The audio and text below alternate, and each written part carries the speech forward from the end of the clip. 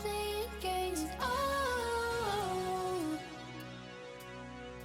adding more fuel to the flames. I know I'm to blame.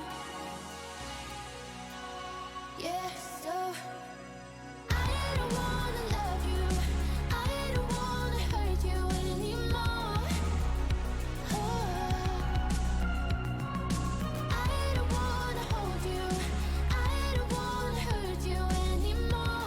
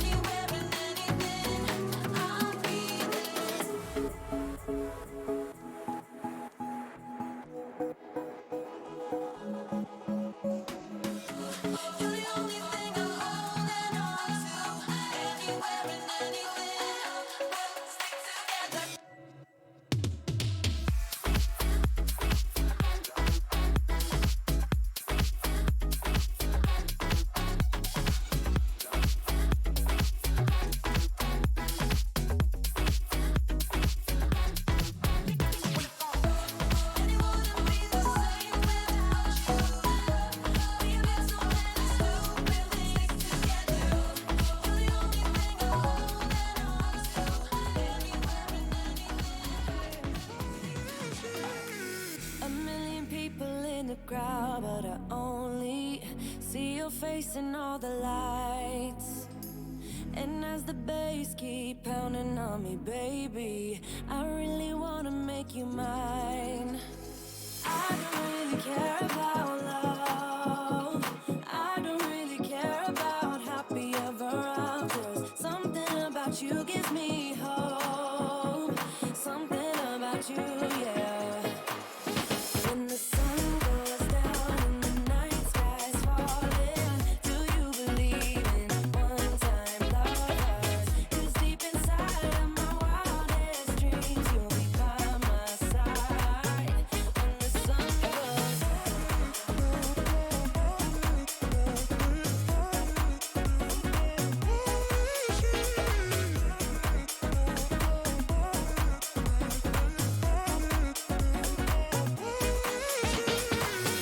city dancing through the night, but I'm not there. You've got me soaring in the clouds. And as the ocean is surrounding me, baby, I'm sure we lost track of time. I don't really care about love. I don't really care about happy ever afters. Something about you gives me hope. Something about you, yeah. When the sun goes down and the night sky's falling, do you believe in one-time lovers? 'Cause deep inside of my wildest dreams, you'll be by my side. When the sun goes down.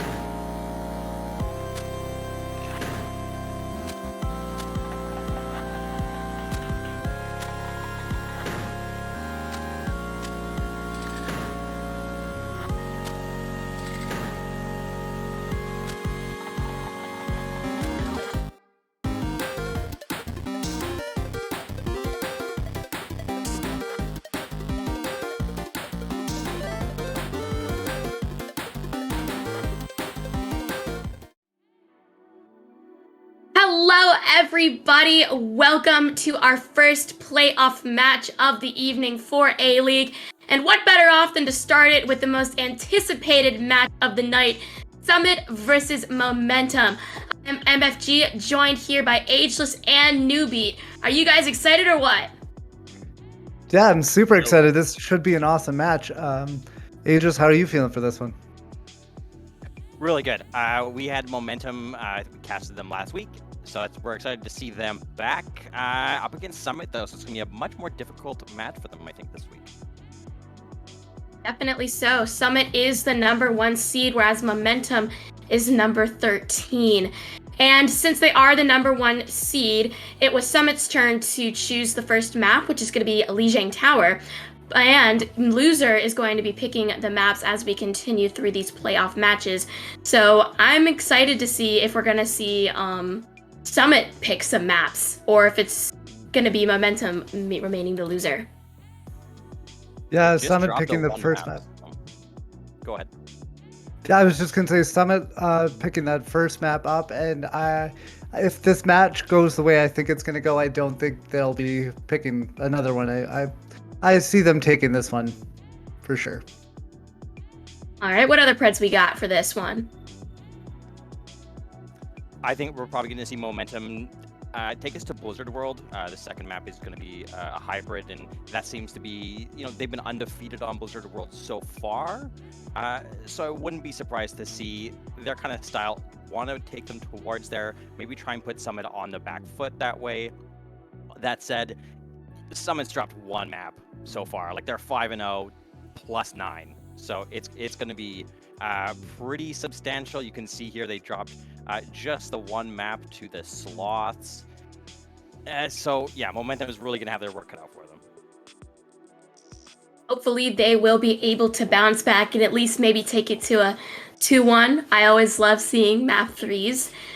But I do think that Momentum does have a little bit of tricks up their sleeves, because just because their record is worse than Summit doesn't necessarily make them the worst team. Obviously on paper, yes it does, but I think that now that we're in the playoffs, the vibe has kind of switched a little, and both teams' mentals have changed, because Summit, obviously their mental is going to be, all right, we're in the playoffs now, we're doing really well, so we got to make sure we continue that. Whereas Momentum's like, we didn't do so hot, but we managed to get here anyway, so let's make it a great run. I do want to note, though, this is a double elimination style, so whoever loses will not be out for good, but, obviously you'd like to prefer making that winner's bracket run. Absolutely. And I think as well with Summit, they have to keep in mind that they did so well during the regular season that that's really not going to matter if they get taken down in the playoffs. So for this season to be a success for them, even though it's been so good so far, they really have to keep it up and keep getting these playoff wins if they really want it to mean something. Yeah, this is definitely not a time where they can be, resting on their laurels at all. I think you're right. I think we might see a little bit more desperation from Momentum. They didn't come in, and as an undefeated team, they're going to be maybe that extra little edge that they need to really pose a challenge. I'm curious if we're going to see that. It is a big challenge. This is a bit of a mountain to climb here for Momentum. They gotta reach the summit. They want to keep going.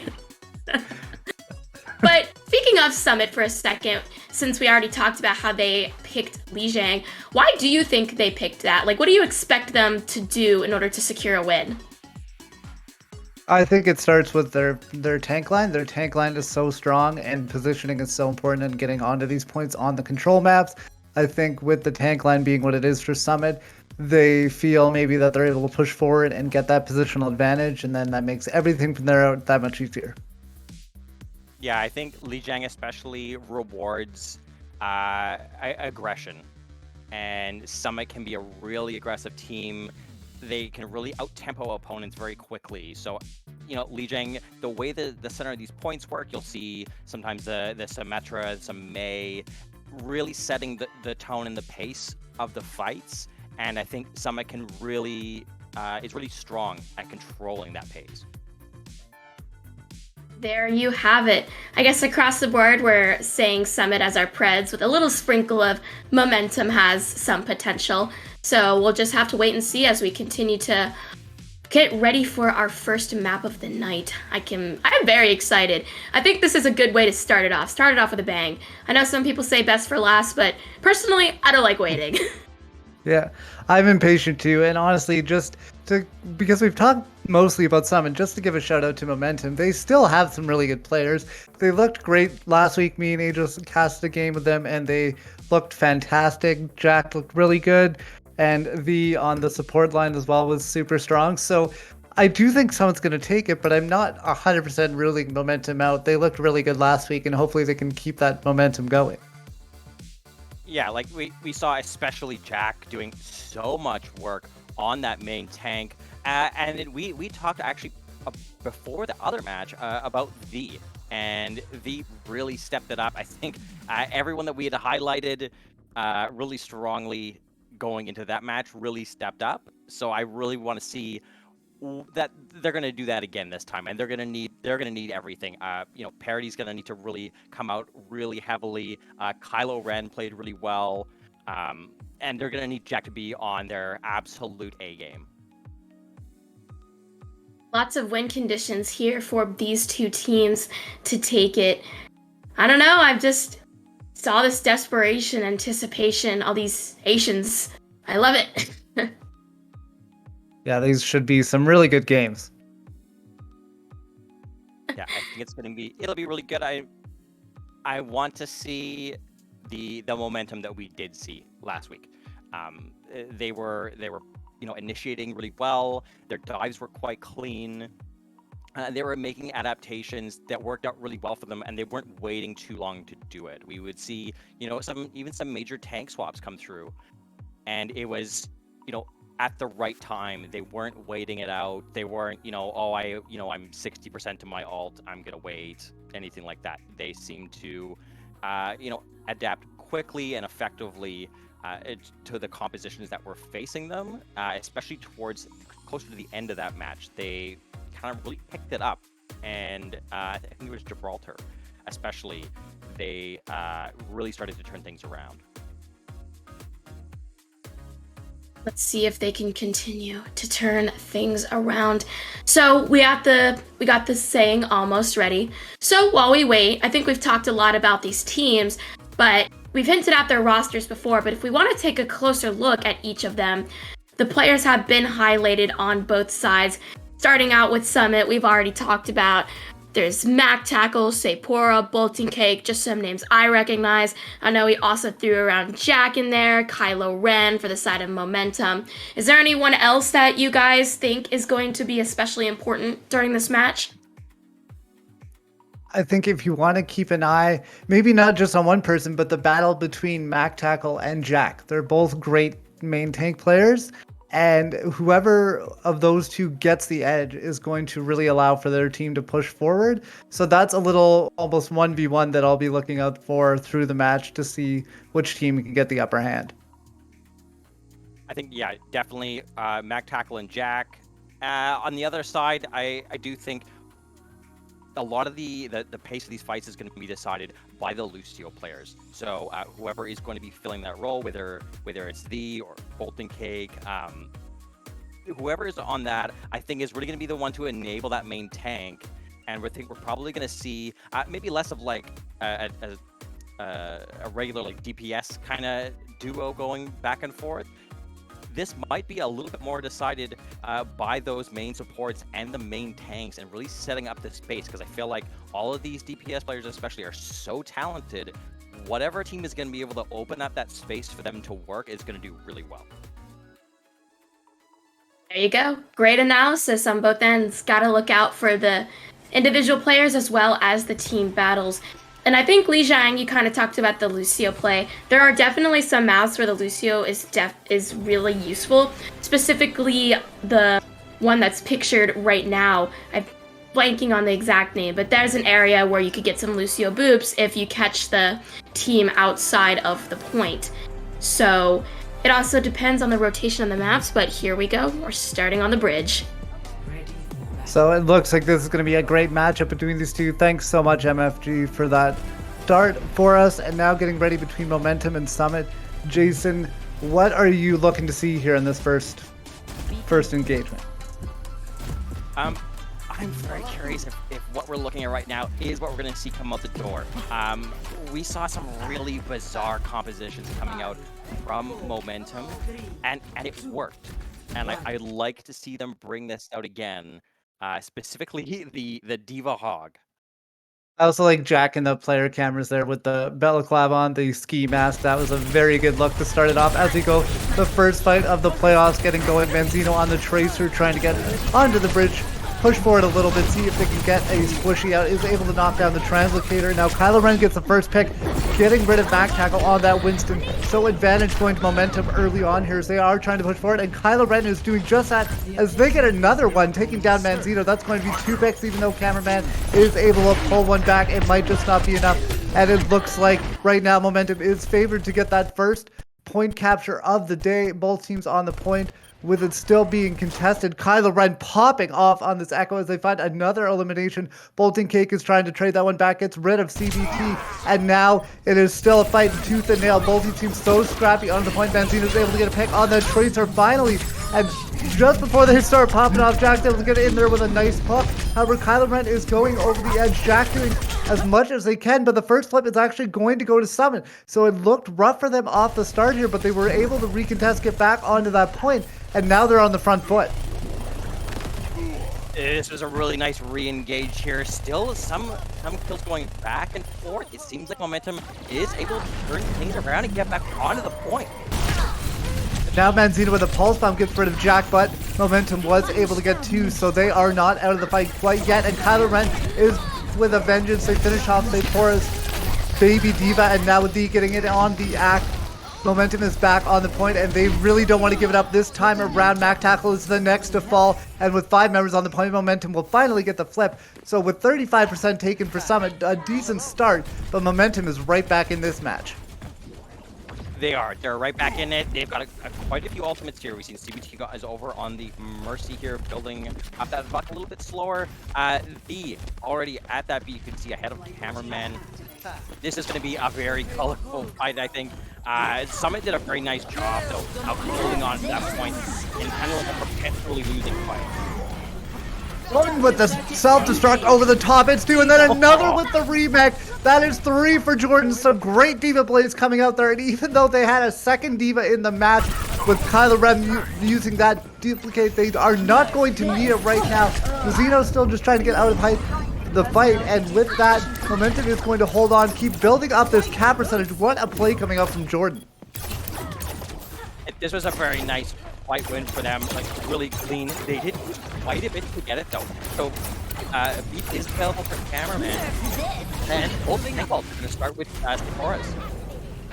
And with the self-destruct over the top, Sephora's not able to find anything, but Mac Tackle is. They get 2 with the Primal Rage. V and Jack both out of the fight. So with that, there is no Lucio speed boost left on the floor for the members of Momentum. And Mac Tackle is getting into the backline and causing havoc. Sends Jordan over the edge. It looks like they were probably just going for a reset anyway as the flip has come through. So Summit back on here, and they will take the lead in cap percentage shortly. One really key factor here is going to be that Cameraman held onto that beat. So they're going to either be able to use this really aggressively if they want to initiate the next fight with him, or they're going to be ready and waiting for Parody to use his DMP. They're going to go with the aggression. With Laura already getting a pick, that is going to open the door for Summit, and now we are starting to see why they went through the regular season undefeated, as they get a bunch of kills in short order, and they're going to hold on. They're now up over 75%. Ideally, they really just need one more clean fight to take this round. This is really nicely played. You can see already Summit initiating with another support ult. And with that, they are going to use the Coalescence from Bolt and Cake to push the members of Momentum back. Kylo Ren trying to get in over the top, uses the duplicate to get onto the point, and start contesting here as the cap percentage is getting closer and closer to 100. Mac Tackle and Bolt and Cake both getting eliminations for Summit, and that will give them the upper hand.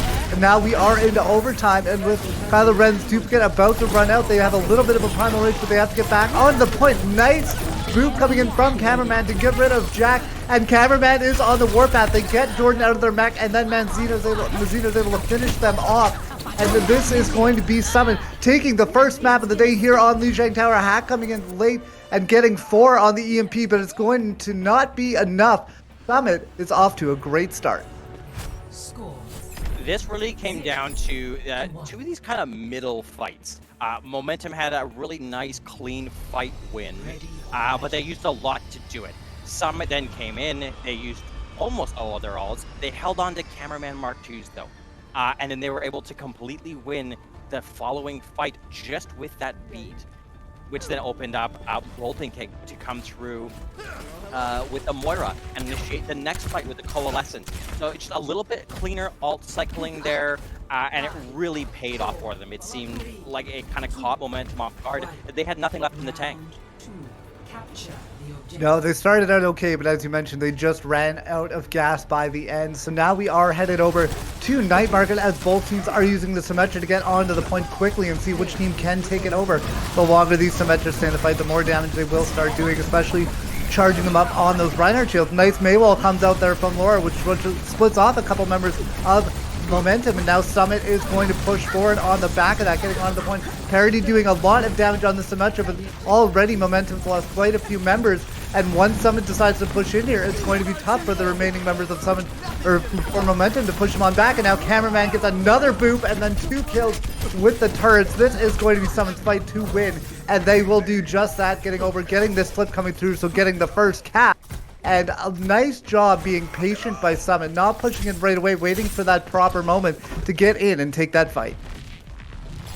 Yeah, the patience here was absolutely key. They could have rushed in, they were down their main tank, and oh, what that was a great play coming in. Jack trying to get in there and put the shadow down. Both sim walls onto the point, so everybody is being sequestered off by those extra barriers now. B getting into the back and taken down by Mazino, who's looked great on the Symmetra so far. Jack getting isolated behind by that mini health pack, and they get taken out next. And Summit is looking cleaner and cleaner as this first map is going on. Time to raise my APM. Now it's going to be tough. They're going to need to displace, Momentum is going to need to displace Summit with this Symmetra and the May completely set up. So you can see Parody's moved over to the McCree. Oh boy, that's a late kill onto the... They are going to be able to get back pretty quickly though on that Lucio. That's a late kill. The shatter came out from Mac Tackle, and luckily Cameraman was finally able to use that sound barrier, and Mac Tackle gets in with a nice fire strike to take out the opposite main tank, and now with the Blizzard on the floor, it might not be enough here as Mazzino was able to get another couple eliminations.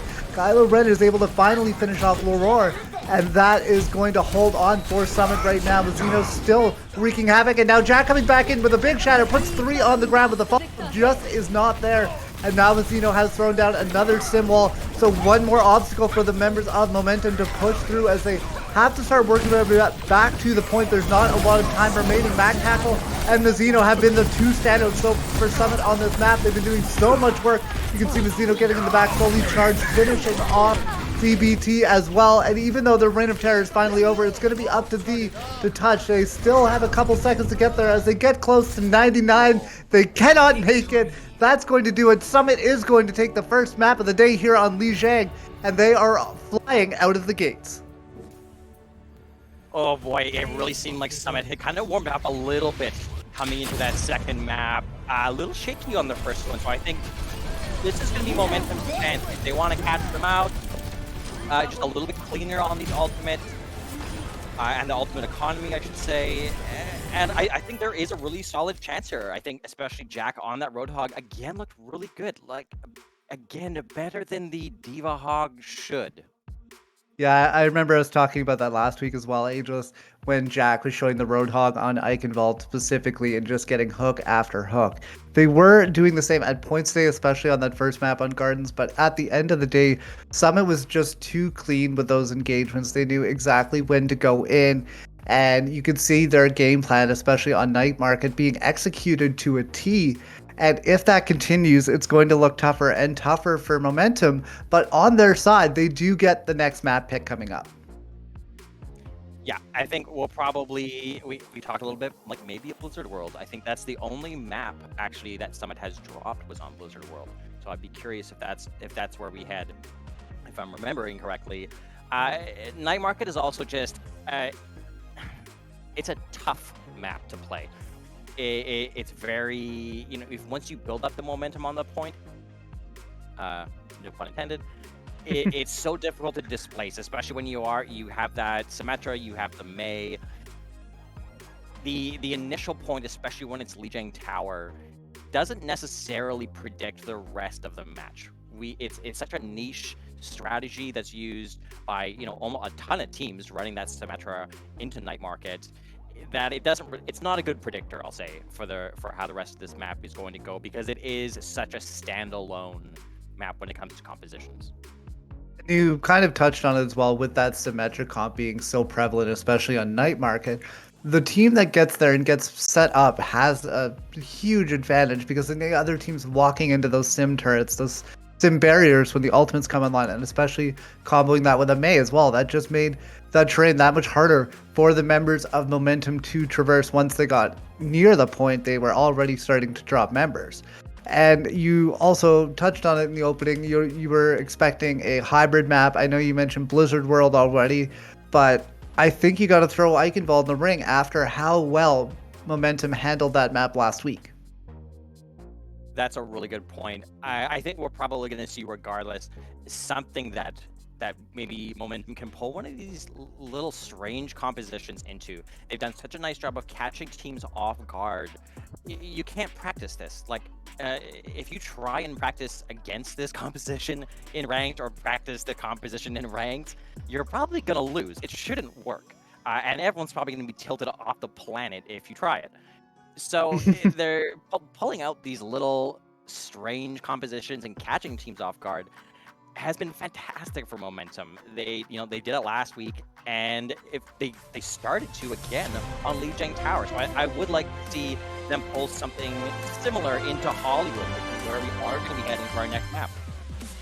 So it just, unfortunately, you were not right about it being Blizzard World, but you were right about it being a hybrid map. So you were kind of halfway there, so I will give you the point for that one. And we can get ready for Hollywood here. Oh, well, I'm really trying to give you something here, Angel. So just I'll take it. Stick with me. But as we get ready for Hollywood, I think like you mentioned about how Momentum tries to get some weird comps going to catch teams off guard, but on the other side of it, Summit is just so well drilled. It's going to be so hard for them to actually catch Summit off guard. Yeah, this is a really clean team. You know, they have faced a lot. You know, they faced all the different teams this season. They dropped one map so far. So this is going to have to work really well for Momentum if they want to have a fighting chance. And, you know, I still think they do. I think these players are really talented, and they're still going to give someone a run for their money here. And as MFG mentioned off the hop, this is a double elimination, so nobody's actually going to go home if they lose this map. But if someone loses this map, they are going to be given their first loss. With it being a 1st to 2, they have to hold on here as Summit is going to be on the attack first. As you can see, Mac Tackle has switched over to the Roadhog, and they get an early pick, asserting some dominance onto Jack. Luckily, Kylo Ren is able to get Sephora out of their mech, so a little bit of a trade come through, and Mazzino coming in with the sticky bombs gets rid of the. That is going to allow members of Summit to get over onto the point as they isolate Jordan, get them out of their mech, and now with another nice focusing beam, Mazzino is going to get rid of the pilot Diva, and the rest of Summit has moved over onto the objective here. They block the resurrection, trying to come out from CBT, and with that, Leroy gets a nice pick from the Widowmaker in the back, and that is going to do it for point A. A great time being posted here by Summit. This is a great adaptation by Summit to deal with this composition. The Diva Roadhog, you know, it does catch teams off guard, but it does leave you pretty wide open for a range of long-range damage. Like Widow, and especially when Lore is on that Widow. It's so dangerous, and having Mac Tackle go for the Roadhog as well, I think it's basically like they're going to take the mirror and they're going to try and beat them in the mirror rather than trying to force another kind of composition. Embrace the chaos. What a stick coming out there from Vamp, however. They're able to get a pick back for Momentum, and now Jack is moving forward, gets rid of Mazzino, but Laura in the back gets a nice headshot onto Vamp, and that is going to allow Summit to keep pushing this payload forward. Mazzino wins out in the battle of the focusing beams as they finish off Jack, and now Laura has walls online, but they're not going to need it right away. They're basically just cleaning up now, getting these eliminations. An interesting duplicate coming up from Mazzino to get onto that Lucio, but at the end of the day, it's going to all work for Summit right now. They are sitting pretty on this payload, and it looks like, at least so far, nothing can stop them. They're just steamrolling now, and, you know, Mac Tackle very much showing that this Roadhog is not just Jack's domain here, landing so many of these hooks, and they're just kind of moving along the payload, have really stopped. They have, you know, walls but Widow's ultimate has been used now, and they're still holding on to this Transcendence.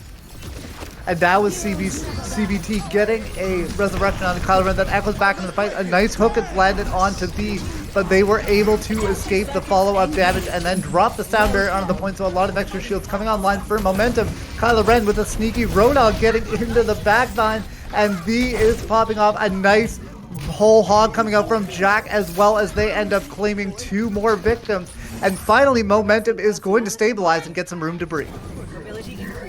What I was looking for was Infrasight. That said, Lore has now moved over to that Tracer. So this is just a really fast-paced style of game here with holding kick on the Zenyatta is really the big difference here, along with Mac Tackle, who's now moved back over to the Wrecking Ball. So maybe looking for a little bit more of that verticality as they come towards the end of point B. And with that, Mac Tackle, we've seen them on the Wrecking Ball before, and they are extremely proficient on this hero, trying to get back onto the high ground. The elevator goes up. Mac Tackle tries to get out of the back. A mishook comes out there from Jack, but Vamp has another pulse bomb online. Self-destruct coming over the top from Sephora, and that takes out CBT, which is a huge high-value target, getting rid of the Mercy. And Summit are pouncing on this opportunity, getting forward. Mazzino once again copying the Roadhog, getting in there, getting on to the point. There is a bit of contesting happening from Vamp on that Tracer. However, they are taken down at the end of the day. And with that, the second point is going to be taken for Summit. They're going to keep pushing forward. They get CBT late on that Mercy.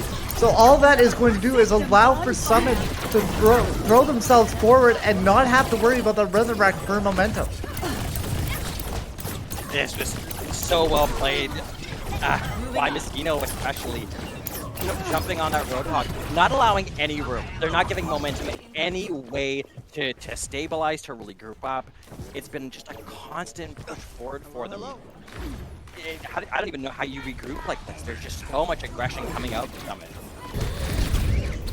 And now, once again, Summit moving forward. Vamp gets down to 19 HP, has to back out and get some healing if they want to stay in this fight. They have earned themselves up to a Pulse Bomb. However, Laura is going to use theirs first and take down Jack. And now Nazino and Laura are getting into the backline. The DPS doing a bunch of extra damage for Summit. This payload is still moving, only a few meters left to go before they push us in the rest of the way. Momentum is going to be able to recontest this. However, they are going to be walking into the minefields that have come out from Mac Tackle.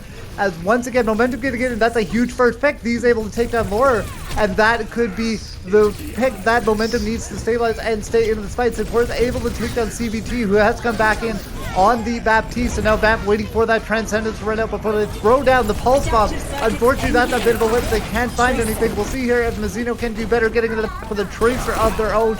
Self-destruct on the point doesn't get anything, but the reback is going to be successful for Jordan, and they take down Sephora in the process. And now with Mazzino getting in onto the point, they're trying to fight forward for Summit, but Summit are losing members. Kylo Ren finally finishing off one of the Tracers, and now Mazzino is back into the fight, but they are deleted immediately by Vamp. So once again, Momentum is able to stabilize in the nick of time before giving up a point, and this hasn't been a terrible defense. They've burned the clock all the way down to 2 minutes. I like this change from Jack moving over to the Reinhardt. They're going to need just a little bit more protection from some of the DPS from Summit. Mazzino has been disgusting. It seems like especially on this Echo, they identify what is causing Summit the most problem. They copy them, and then they delete them with whatever hero was the problem. Vamp once again hunting down these supports with the Pulse Bomb as they take down Cameraman, who is on the Mercy as of right now. Laura in the backline trying to see if they can get a sneaky Pulse Bomb of their own. Right now just doing a lot of poke damage onto Jack, getting them down very low. Nice minefield comes up from Mac Tackle that is able to take down CBT, and now Summit is moving in, and this looks like it could be the nail in the coffin. Sephora is able to finally finish off Kylo Ren, and those mines are just gatekeeping that point right now for the members of Summit as they're able to push forward, get onto those spawns, and that will do it with over a minute left on the clock, which is important. Summit is going to complete the whole map of Hollywood and set themselves up with a very clear win condition to go on in these playoffs. This is going to be really tough for Momentum. Finishing Hollywood can be difficult in the best of times. Finishing with over a minute against Summit is going to be it's going to be difficult for them. I want to see maybe some more changes coming through for Momentum. It does seem like Summit has, made adjustments. They decided to take the mirror there with Mac Tackle, having no problem going toe-to-toe with Jack on the Roadhog. Ready for battle. Absolutely, and now it is all up for Momentum. They have to finish with time in the bank, and ideally more than a minute if they want to really have a chance to pull Hollywood back here. But it's going to be tough. Summit looked great on their attack, and if they keep up this level of coordination, it is their map to lose. Yeah, everything is just going to be coming down to what Momentum decides to do here. They're going to have to pull out something different and show a little bit of a different look, because this Roadhog comp is just, it's not working for them. Someone has made the adjustments. They've identified how the weaknesses in this. We're seeing double main tank coming out to start things off for Momentum. A little bit of a different look coming up for Momentum as they do have the double main tank setup, the Winston Reinhardt. Jack has always looked very good in the Reinhardt, so that's no surprise. Interested to see Jordan on the Winston here, though, as they jump right into that cafe, trying to push members of Summit back. However, Mac Tackle's able to get the first pick. A couple trades coming up both ways, but the advantage looks to be going the way of Momentum. Jack in the back, just swinging away on everybody right now. And with CBT and Kylo Ren both getting eliminations, that is almost going to guarantee most of this point being capped for Momentum right off the hop. So just a very similar start to what Summit had on their attack. However, Summit is getting members close. Mac Tackle specifically on the Wrecking Ball looks like they might want to come in for a little bit of a contest. Besides that, they don't want to get messed up in just going back onto the point, so they're going to back on out of there. And now 5:30 on the clock for members of Momentum to get this payload moving. This is exactly what you want. You need every bit of these. Able to, catch Summit back on their heels and, use this progression. And we saw it towards the end of their last match, and it took them a little bit to warm up in that one as well. So I like this look from them. I like the decisiveness of this play. Yes, we talk about it a lot, Angels, how it's so important that when you decide to go for something, you can commit to that. Mac Tackle has thrown down a minefield, which make it a little bit harder for the members of Momentum. Shatter comes out from Jack as well. Isn't able to do a lot, but that allows for the Diva in Sephora to get caught into that blizzard, and there is a Bob on the point as well. That comes out from the Xeno, but they get taken out. The in the backline is a menace. They get rid of 2 before Bob finally finishes them off. Great plays coming up from Lucio. We always thought that Lee is going to be a strong player for Momentum, and that is exactly the case. Bolton Cake with a nice headshot as they've switched over to the Zen. They punish Vamp on that Tracer a little bit, but this payload's still going here, and it'll be interesting to see where Summit will set up for their next defense. There's not a ton of, or really no, burst healing available for Summit, opting for, a much more damage forward composition. It's working out just fine for them. Definitely a different philosophy coming into this show as we see Momentum on this Lucio Moira, so opting for that really heavy sustain. Unfortunately, Jack was taken down early in that fight. They jumped into the Winston and got punished immediately, and that is what has allowed Summit to finally stabilize here and start getting picks of their own. A nice headshot from the Xeno to get rid of Vamp as well. And now Summit is going to be able to set up where they want and get ready for this next engagement coming in for Momentum. We can see Kylo Ren as well has switched over to the Genji. They put a little bit more pressure onto Mizuno on the Ash. And it seems like they're gonna want to be opting for much faster fights here. Another pulse bomb from Vamp. Now that comes in there, and with that pulse bomb coming out, Vamp is able to take down Mizuno, and that is going to force the self-destruct coming out from Jordan to see if they can take advantage of this. Bolton Cake with another headshot onto Vamp. That Zenyatta has Vamp's number right now. The in CBT, the supports for Momentum getting in the backline, finally finishing off a couple kills there, and with the minefield on the point, Momentum's going to have to deal with that, but looks like they will be able to start moving this payload once again. However, Laura is able to come in and get rid of CBT. That is a lot of healing out of the fight, but V and Jordan are trying to trade this one back. Unfortunately, Jack got low health and ran face first into one of those Hammond mines, so they go down. Payload's going to go a bit forward as Bob flies back into wherever they came from. Mac Tackle's able to take Jordan out of their mech, and this is going to be an important re-engagement coming in from Summit. Yeah, they don't really have any ultimates here. They're coming up with the Lord Pulse Bomb, but Mizuno's just getting these picks, so it doesn't even matter. They're looking to win this in the neutral, whereas Momentum is a ton of ultimates coming online for them during this fight. DBT with some more tickling from that. Moira is able to finally finish off the Doomfist. Laura getting into the backline, trying to get rid of the ulting Jack, and they do just that. He is able to trade one back, and Vamp has been such a great presence on this Tracer. They finish off Laura again, and Mac Tackle, with the seemingly endless amount of mines, throws another minefield onto the point with that Wrecking Ball ultimate, and then finishes off V with a nice pile driver and primary fire combo. So Summit is really trying to hold on to this here. CBT is throwing out that Coalescence, trying to keep their team safely ensconced inside to make sure they are healed up. Mac Tackle's able to take another one down with the minefield, but Cameraman Mark II is back into the fight with the brick, and Mac Tackle has never left, still staying on the point, doing so much damage, gets so much sustain on that Wrecking Ball.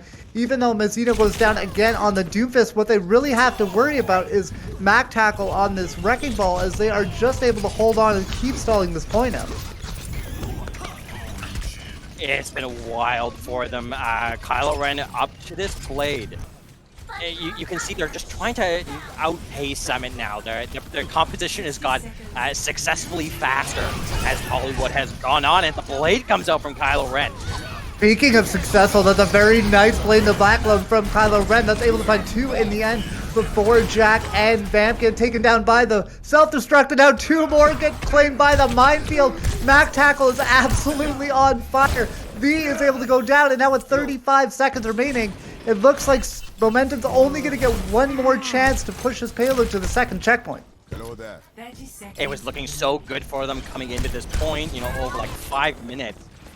Really leading into it, and now Jack is on the wrecking ball. They do have the mines coming up pretty quick, but at this Transcendence could completely undo it if Jack's able to build it up. The Transcendence is going to be so key in this last fight here, and with Bolton Cake having that online, that could be what turns this fight. Laura is going to go right in and finish off Jack, so advantage now to Summit as they are up one. Nice eat on the Pulse Bomb. Jordan is able to negate that ultimate coming out from Laura, but will it be enough? It doesn't look like it might be, because Cameraman and Mac Tackle are able to get back in on the inside, and the Brick is swinging away for the fences. Overtime burning away, and that is just about going to do it. Summit looks like they are going to push through and get through this first playoff matchup. Jack did throw a minefield onto the point, but that's a bit of a consolation prize. That is going to do it. Summit is going to win, take this match 2-0, and move on in the playoffs. This really came down to the pick onto Jack leading into the point. That was kind of their big ultimate that they had ready to use. The Wrecking Ball gets killed before they can deploy it, which left the team a little bit high and dry there, and that's just unlucky. Like, you get picked that fast, there's not a ton you can do there. So they just didn't, again, no gas left in the tank. Just as they got to the end, it seemed like they were having no problems kind of going toe-to-toe, point to point, but it just couldn't be, it just couldn't keep going. And welcome back, MFG, and I just wanted to quickly say I eventually saw your message on the Discord saying we were going to Hollywood for that second map, so I wanted to give you the credit, not Ageless, for pointing out which map we were going to there. Thank you very much for that, but you guys did a great job at casting it. Clearly, we all know Summit has taken the 2-0 over Momentum. Kudos to Momentum. They fought hard. We saw some great plays from them, and they are not done yet. So maybe they'll be like the SF Shock and do a loser's bracket run. So I would still advise to keep an eye out for them in the future, because now we see that, if I am not mistaken, Summit will now go against the winner of Beat Drop Bears and Vengeance, and Momentum is there already sitting in the lower bracket. It's going to be interesting to see how the bracket plays out throughout these next few weekends. We're already starting to see some of the pieces come together. Absolutely, and with that, Summit looks so good in that map, and they have to be favorites to just run the table and go all the way to the finals. I feel like at this point, I feel like that's not even like even though that's pretty impressive to do, I feel like it's not even a controversial take at this point. Yeah, they're just looking so clean, and dealt with some of the stranger compositions that had come out from Momentum that had caught other teams off guard, like that Diva Hog. It seemed like it wasn't even like they persevered and ran what they wanted to run and tried. They just mirrored them and beat them. So if we continue seeing those adaptations coming out from Summit, it's really is going to come down, I think, to comms to try and beat this team, because on an individual level, these players seem to be so versatile in their hero pools, and especially like we looked at Mizzino there. It was like, oh, Jack's Hog is a problem. Okay, I'm just going to be Hog. Okay, and now Jack's dead. Or, Vamp is a problem on this Tracer. Now I'm Tracer. And now Vamp's dead. And it was just a constant kind of one-upping there from Mizzino to deal with whatever was causing the most problems for Summit at that time. I think they did a good job at shutting down any angle that Momentum was trying to take, and that's really what you want to do if you're a good team, because on the surface of, oh yeah, they're a great team, there's so many other elements that we can decipher, and we might just want to let them speak for themselves, because we do have interviews ready with the winners. Hello, Summit. Congratulations on that clean 2-0. How do you guys feel? Feeling pretty great about that one, honestly. Were you ever caught off guard in some of the moments? Because obviously, I think that everyone had a sense that you were going to win. But as soon as you were in Lijiang or even Hollywood, did you ever have little fears of worry that Momentum might be able to sneak up on you? Not really, because Mac is just better at Roadhog. So like push comes to shove, we can just mirror. Yeah, we just mirror because we know we're better at the Epic Hog comp. Not the double main support iteration. We don't have 2 good main supports in because Flighty wasn't here today. We ran the 1 main support, 1 flex support iteration. It just worked out better than their comp, so. There you go. And don't worry, chat, our casters are still here. Their cams are just hidden because of space. But any questions for the crowd, casters? I don't have too much to add on to that. I think Mac just said a lot there by pointing out the little bit of a tank difference at the end. But what do you plan on going forward into the playoffs? Do you plan on changing any strategies, or are you just going to run through whatever team comes at you next? We're good at ball and rush. Sometimes other things too, if we feel like it that day. Yeah, I don't know. We kind of just roll with whatever we're feeling. Yeah, I mean, now the best team's out of the tourney, or they're in the losers bracket now, so we won't have to worry about facing Momentum for a while at least. So we're not worried about any other team right now, honestly. Do you see any changes, I guess, coming through after this map, or after this match? Sorry, what's your takeaway from this match of things that you would want to take going forward? I should have stayed on Hog for longer. That's pretty much my only takeaway, I think. Yeah. A little bit of fun. Maybe some Hog 6-man comp. It's really good. I've tried it recently. Here's another question for you. I alluded to this before, but like I said, if I'm not mistaken, you guys should be playing the winner of the Beat Drop Bears versus Vengeance. Who would you like to see win that game? Vengeance, because they're actually fun to play against. Yeah, we scrimmed Beat Drop Bears once, and they literally had a Contenders player and still lost. So. Oh, leaks. Oh, we can't talk about that. Oh, no, Am I not allowed to say that? Am I not allowed to say it? My bad. No, you're not allowed to say the Contenders coach in too. That's fucked up. It's fine. Oops, we didn't say that. Well, speaking of that contendersness, we will see how they fare within their next match, because I think that one's coming up next. So once again, thank you guys for joining us. Congrats on your win, and we will see you in the future playoffs. Thank you. All right. Thank you very much. And the rest of you, chat, stick around, because we are indeed going to see Beat Drop Bears going up against Vengeance to find out who will be meeting Summit in the next round of playoffs. BPL Season 3 is brought to you by ExpressVPN. Get a discounted rate on the world's largest premium VPN service with a 30-day money-back guarantee. Head to expressvpn.com/BPL and help support our shows.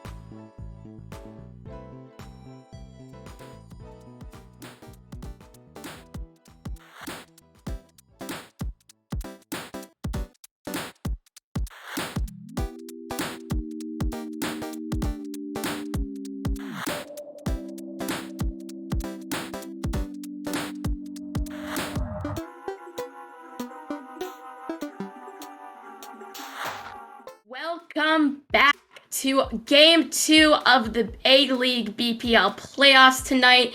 Still me, MFG, still joined by lovely New Beat and Ageless.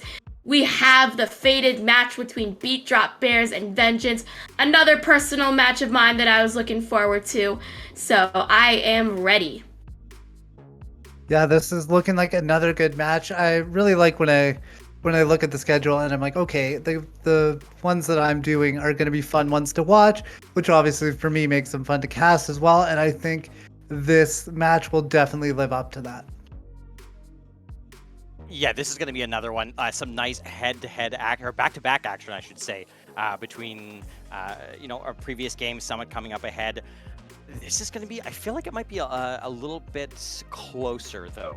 Beat Drop Bear is obviously very strong, but, Vengeance, no slouch either.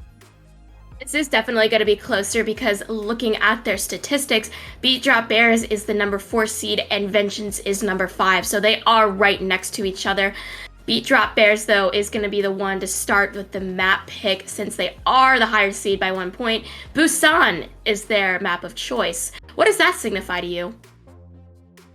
I think when you want to pick Busan, it's a little bit dependent on the sub maps that'll come through. Obviously, Mecha Base is a little bit more closed in, but for the most part, on the other 2 maps, they'll probably be looking to run something quick, like a dive or something like that, to see if they can push the pressure. Yeah, there's so many routes around these maps. Whether it's Mecha Base or really any of them. Seeing a Tracer, seeing an Echo, seeing a Wrecking Ball is not really out of the ordinary for any of them. It really rewards speedy comps, like you were saying, and just trying to isolate and punish rotations. Especially, a lot of teams do like running Rush. These are maps that you can potentially really punish a Rush composition with something with a little bit more mobility, just because there's so many different ways to approach. There are definitely a lot of scenarios to look out for on this map. Diving straight into the rosters for these teams, I think the same goes for every single team in the league. These two, no exception. Players that we need to keep an eye out for, both old and new. Beat Drop Bears, I recognize Peepo, Aquarius, Moopy, Vengeance, I know Cummies, I know Joshin, also Pandemonium, a very cracked support player. Exciting to see. There are definitely some good players on both of these rosters. I mean, once again, I'm kind of looking through the 2 teams to see where the battles will be. And I really do think it's going to be a battle of supremacy between the 2 DPS lines. Yeah, I think Laser and Aquarius have showed, just how talented they are. And it's going to be up to Vengeance to match the 2 of them. And again, I feel like I said this the last game. I did say it the last game. I really want to watch the main tanks because we could see how much pressure, especially in our previous match, that Jack was starting to get, and then all of a sudden, the DPS line for Summit has so much room to work with, and these players are so talented, they'll take every inch they get and run with it. So I think we're going to be looking for the same thing from the Bears and Vengeance, is just creating enough space for those DPS to work, because they'll all do something with it. I think that personally also another battle to keep an eye on is the supports, because like I said, Pandemonium, pretty cracked Lucio, but also on the other side, there are notable contenders that can definitely throw them off guard if they execute their plays wisely enough. So there are definitely bits and pieces to dissect here and keep an eye out on. Another very, very entertaining match to start the evening off. Yes, and it's going to be so exciting. As you mentioned, MFG, like both these teams ranked 4 and 5. It's going to be on a knife's edge which team is going to end up taking it. I'm really hoping this one will be a three map affair because both these teams are well matched. They're close together in the standings. I don't see any reason why it wouldn't be a close match as well. I'm going to agree. It's, it wouldn't be out of the question, and it's always just nice to get that extra map, especially between 2 teams that are so evenly matched. We are almost ready, just finalizing the teams. We've said everything we wanted to say, and just in general, I guess we could do an official prediction. I think I might want to do the underdog here, and since it is closer, it's not out of the blue to say that Vengeance is going to actually take this one. I think that's a good prediction. Honestly, you could go either way. For me, I kind of have to have a tiebreaker. Beat Drop Bears are a bit higher in the standings. In my opinion, they have a little bit of a cooler logo, so that is going to be something that's going to weigh them a little bit higher. So I'm going to take Beat Drop Bears, but I will hedge my bets by saying it's going to be 2-1. Both teams are going to pop off. It's going to be a banging match. I just want to say that I noticed that Vengeance has what looks like a hamburger in the middle of their logo. So. Oh yeah, it's from Redemption Burger. It's got some history in it. So, I feel like maybe the Beat Drop Bears, maybe the logo isn't better. There's the Redemption Burger and Vengeance here. So. We can talk about that later. Maybe it's because I haven't had lunch yet. I'm gonna go with Vengeance here, just to balance things out here, because I feel like it's no fun if Newbeat and I agree on anything. Man, I wish I had a burger for lunch. Yeah. I guess as we wait for the match to get in, since we've covered all the bases. What do we have for lunch today, chat? I had a bento box with chicken, rice, and salad. I'm going to say as well, it was close. I actually had a burger for lunch yesterday, so I was just a day early on that, I guess. So that's why you moved on to Beat Drop Bears. You got the burger out of the way. Yeah. Okay, fair. I did not have a burger yesterday. I'm gonna go with the Redemption Burgers here from Vengeance. I think if we're heading into Busan, it's really going to open up a lot of different opportunities here. Specifically, if we go to like City Center, we might see, some of that long range hit scan coming out. Maybe a little bit more of that dive. To be honest, like we came into this pretty well versed on especially momentum for our previous match.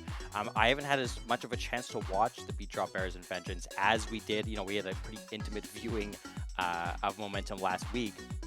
So I am really excited to see what these teams do. I've watched some of the matches, but not in as much detail as we had for momentum. It's always fun to be caught by surprise because, yeah, I don't know how this is going to go either. I'm in the same boat.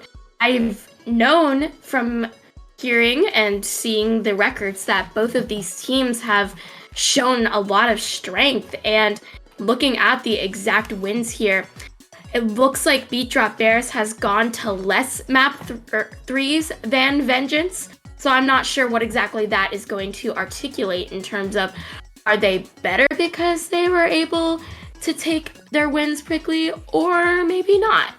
We'll have to keep our eyes peeled. But yeah, looking at our match history specifically, we can kind of get more of a cleaner sense. You can look at Beat Drop Bears. They've only won once on map 3. They only have that one time 2-1 record against momentum, funnily enough. And then if you look at the other side, Vengeance has actually done it twice. So you could say they have a little bit more experience in that third map, which maybe could pay dividends down the line if they need to draw on that experience if we do go to a third map today. Definitely having those longer matches, having a little bit of practice there. We've seen teams that are known for going to that map 5, or in our case a map 3. It can really go a long way. Being able to rally, especially back from a lost map, is really important. Once you lose that momentum, you feel great going into your next map having won the one previous. So a team's ability to maybe get completely rolled on a map and then bounce back and win the next one is really, really key. And I think from what we've seen from these two teams, there has been, as you said, a few map 3s here. So it might come down to like team captains and the mental game here, as well as just general communications. Communication is definitely key. We don't talk about it as much, and I feel like it should be addressed more, because that's really the backbone of compositions and execution. Because if you have an on-paper composition in terms of both players and heroes that seems to be the dominating one, but you can't group up together and cleanly win a fight, it's not really going to help you no matter how many people can play which hero. So comms will definitely play a big role in that. Exactly. I think you said that perfectly, right? That's why we play the games. That's why we don't just look at them on paper, say, who are you? Who are you going to play? Okay, you'll probably win. Yeah, that's why we play the games. We've seen upsets. We saw upsets last week in the play-ins. This wouldn't be as big of an upset, obviously, as some of the other ones we've seen in the past, but it can still go either way. And as you mentioned, it's communication's kind of that one thing that will separate one team from the other if everything else is more or less even. We saw that in the previous match. We saw Momentum winning some pretty clean fights on Li Jiang, but they had maybe overinvested a little bit on their ultimates, and they ended up, way behind in the ultimate economy, where Summit was coming back, and it was their turn to use ultimates, but they were able to hold some back. And whether that was intentional or not, it sure seemed like it was intentional. It looked intentional by how well it worked. They were able to hold on to Cameraman's beat and hold on for the next map, which then they were able to cycle into Coalescence for the fight after that. So it really came down to comms, and I think really came down to comms for why Momentum was running out of gas towards the end of both maps. They were going toe to toe. They were having some successes there. 5 minutes coming into Point B on Hollywood. It just seemed like they weren't able to get the wins that they needed without investing quite a bit into them. And that's, they just ran out of steam. It is unfortunate when you see someone run out of steam, again, with the joke of the running out of momentum. But in terms of this match, we are almost ready, just a few seconds away from beginning. But now we get to yap even more about, let's go on a tangent. Let's go on MFG patented tangent for a second. We've already talked about lunch, but now let's talk about the holiday season, because everyone's got Thanksgiving coming up. But for all of our Jewish viewers out there, Hanukkah is also early this year. Yay! Nice. Normally, since it follows the Jewish lunar calendar, it differs. One year was actually on Christmas Eve. Now it's on the 29th of November. See, look at that. You come here to be entertained and to learn, because I definitely did not know that. So that's really, really cool there. As well, I'm actually, just so you know, Aegis and I are both Canadian. So we had Thanksgiving a few weeks ago. We've already done our Thanksgiving, and it was good. But yeah, happy Thanksgiving to all the Americans out there that celebrated, and happy Hanukkah when that comes as well. That's a fun little fact there that I'm definitely going to keep in the back of my head going forward. Here's another little MFG fact. Did you know that in the United States, during the original Thanksgiving, seafood was actually very prevalent on the plates, because the Native Americans, the food around the area, they had oysters, they even had lobster. So if you think back, it's not far-fetched to say that they were there. It makes perfect sense to me. I'm also a history major as well, so I did kind of know. I did know about the oysters. I didn't know like all the different kinds of seafood, but I definitely have heard of the oysters before. But yeah, that's pretty cool. We love the. I live on the coast, so we got to start incorporating that into our Thanksgiving dinners. I guess it's probably a little bit more difficult where you're at New Beat, landlocked. Yeah, we don't get a lot of good seafood out here. Like, my parents are from the East Coast, and they always talk about, oh, how good the seafood is. And I'm like, I live by the mountains, so I'm good with like hamburger, steak, something like that. I'm not much of a seafood person myself. You're there for a good old redemption burger. Exactly. I do like hamburgers, but I don't really like the classic LTO burgers, the lettuce, tomato, onion. I actually like mushroom Swiss burgers, where you do Swiss cheese and cooked mushrooms. Those are good. There is something that I know, like, we can't do it up here. It's actually against the law, but in the States, they do like medium rare hamburgers. Wait, that's against the law? It's in Canada, you have to cook them to a certain temperature, so any burger you get up here is going to be well done. I've heard of that as a standard, but I've never heard of that as a law. As far as I know, there is a law where you have to cook it to a certain temp, so it doesn't make you sick. Blah blah blah. Obviously, you know, in the States, you can get like a medium or a hamburger, which for me is like the best thing ever because we don't get them here. So if I'm cooking them at home, it's gonna be like a little bit undercooked compared. But yeah, it's not something. I was like in my 20s the first time I had like a, you know, a medium rare burger or whatever, because it's just not a thing here. And my God, it was so good. You learn something new every day, chat. There you go. The Canadian like food safety laws are a lot more strict. I've had burgers in the U.S. that like a good vet could save it. Like it's almost still mooing. So looks like we are heading here to Busan. Gonna dive right in here as we see you got these nice new cameras coming out for the teams here. This is really well done here from BPL. Absolutely. Ooh, shout out to Aquarius for the Tanjiro profile picture. Okay, I'll bye. Yeah. Absolutely. Shout out to that profile picture and also to just production. These player cams are super cool. We saw Wi-Fi come in real close there for a second. There he is. Just coming right on in as we're getting ready for downtown here on Busan. And now that we are seeing these two teams kind of getting ready to attack, we are seeing variances in the comps they're running. Gumi's is running the Winston, whereas on the other side you got Peepo on the Reinhardt. Yeah, pretty standard rush comp coming out here from Beat Drop Bears. So we did talk basically ad nauseum while we were waiting for the team to get ready about how this is going to be a really mobile composition, and then Beat Drop Bears coming out like running that straight rush. And they're coming right in with the Mei wall going up. It wasn't able to sequester anyone off for the moment, so Cummings backing up with that Winston, getting very low on HP, down to 2. They have to get out, they have to get this midi, they have to get any HP they can right now. Cummings getting very low. And now you can see Joshin just pushing forward on this Reaper, making it tough for the likes of Beat Drop Bear's tanks, just pouring in all that extra damage as now the initiation has gone over onto the point. Pandemonium is able to get rid of an immortality build, but nothing more for the moment. Joshin just trying to pump in those damage, break those shields. But Beat Drop Bears has got the first cap of the match as they are holding up now on the point, and with that Reinhardt, they are going to be tougher to dislodge. Easter has to throw down the window right away, but they get taken out by Joshin, who's getting in and putting down so much damage with that Reaper getting another kill, and Bingo following that up, and a very nice engagement coming in by Vengeance. They come right back in. Cummings is able to get an elimination at the end as well with the help of Joshin.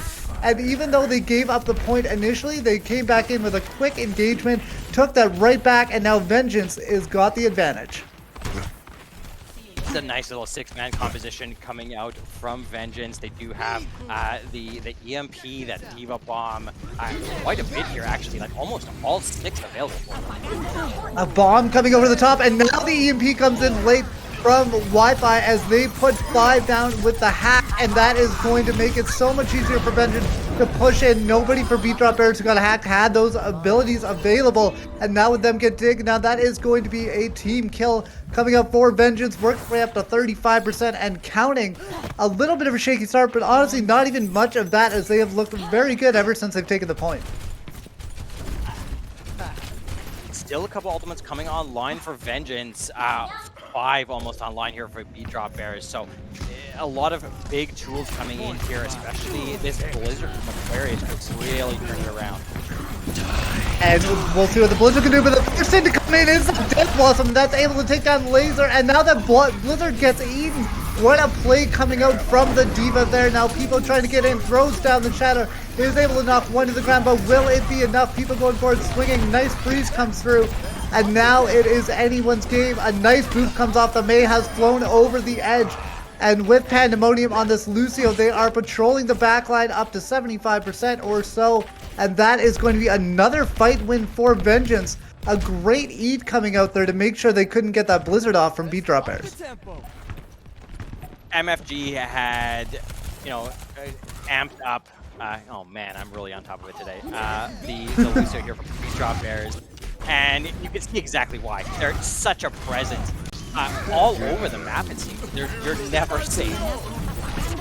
And now there is a Deadeye on the point from Laser, and the EMP comes out shortly after. Another great EMP from Wi-Fi as they essentially cut the Wi-Fi off, and now there's the Shatter coming in from Tipo to try and answer one back, but unfortunately the Death Blossom comes out from Josh, and that gets 2. And with people going over the edge, that's going to do it for round 1. 127 for Vengeance, and they are off to a great start. This is really big here. You would expect Beat Drop Bears having this Reinhardt, having the shield, able to produce a little bit more burst damage up close in this rush composition, completely taken by the 6-man coming out from Vengeance. And I think this really came down to, again, ultimate usage and a couple really nice eats as well.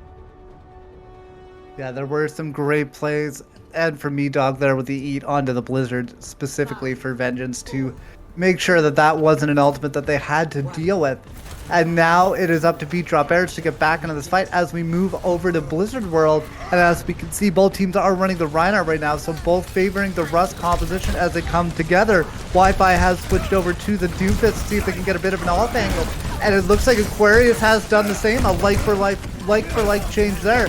Wi-Fi has to get back up, getting low on HP as Joshin has switched over to the Sim, trying to get charged up, get some of that extra damage in, as well as Laser. They both get rid of some immortality field, and Tyler's able to get the first picker as they finish off Cummies, and that will allow the members of Beat Drop Bears to move forward, and they are doing just that. Meester's able to get a pick onto Josh, and they are now up 2, and making sure that this will not be wasted. Pandemonium with another kill.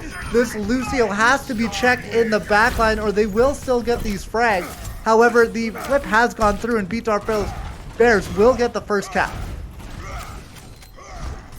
At Matrix up for Meester. Probably see this used pretty aggressively to start things off here as Wi-Fi is moving off the Doomfist onto the Cassidy. And Vengeance has to be careful here because they will be walking into this amplification matrix from current Master that has already been, from Meester that's already been popped out, and now Aquarius once again getting in the backline.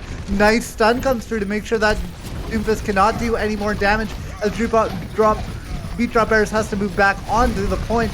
People has another shatter online. However, Wi-Fi is able to get the first kill. They take down Aquarius, and now that Cassidy is pushing forward and getting those picks. A nice play by People to get that shatter through the sim wall of their own team and get rid of Kami's once again. And now Dog's able to trade one back, get rid of Kern Master, and there is a self-destruct onto the point. So Beat Drop Bears holding tight to this point so far.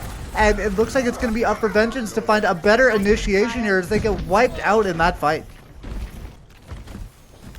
This is going, quite differently for Beat Drop Bears here. I think a little bit maybe tightening up of the comms as well. Lasers look so good on this Symmetra. I did find it curious that both teams have gone over to the Now we have another window coming up from Meester, building up those ultimates in a blink of an eye. Tyler's able to finish off Cummies once again, and now the meteor strike came out from Aquarius, but it wasn't able to find much, but it allowed the rest of the team to push forward and do this damage. They're up to 85% cap percentage. Vengeance has got to find someone to clutch up very quick, or they're going to lose this round 100-0. One more fight coming back up as we're plus 90% now, and Vengeance has to make their way to the point, and they are going to be running into this sim wall from Laser. Nice teleportation there. Gets Vengeance up to the high ground here. They are going to have to touch. Do get a touch there.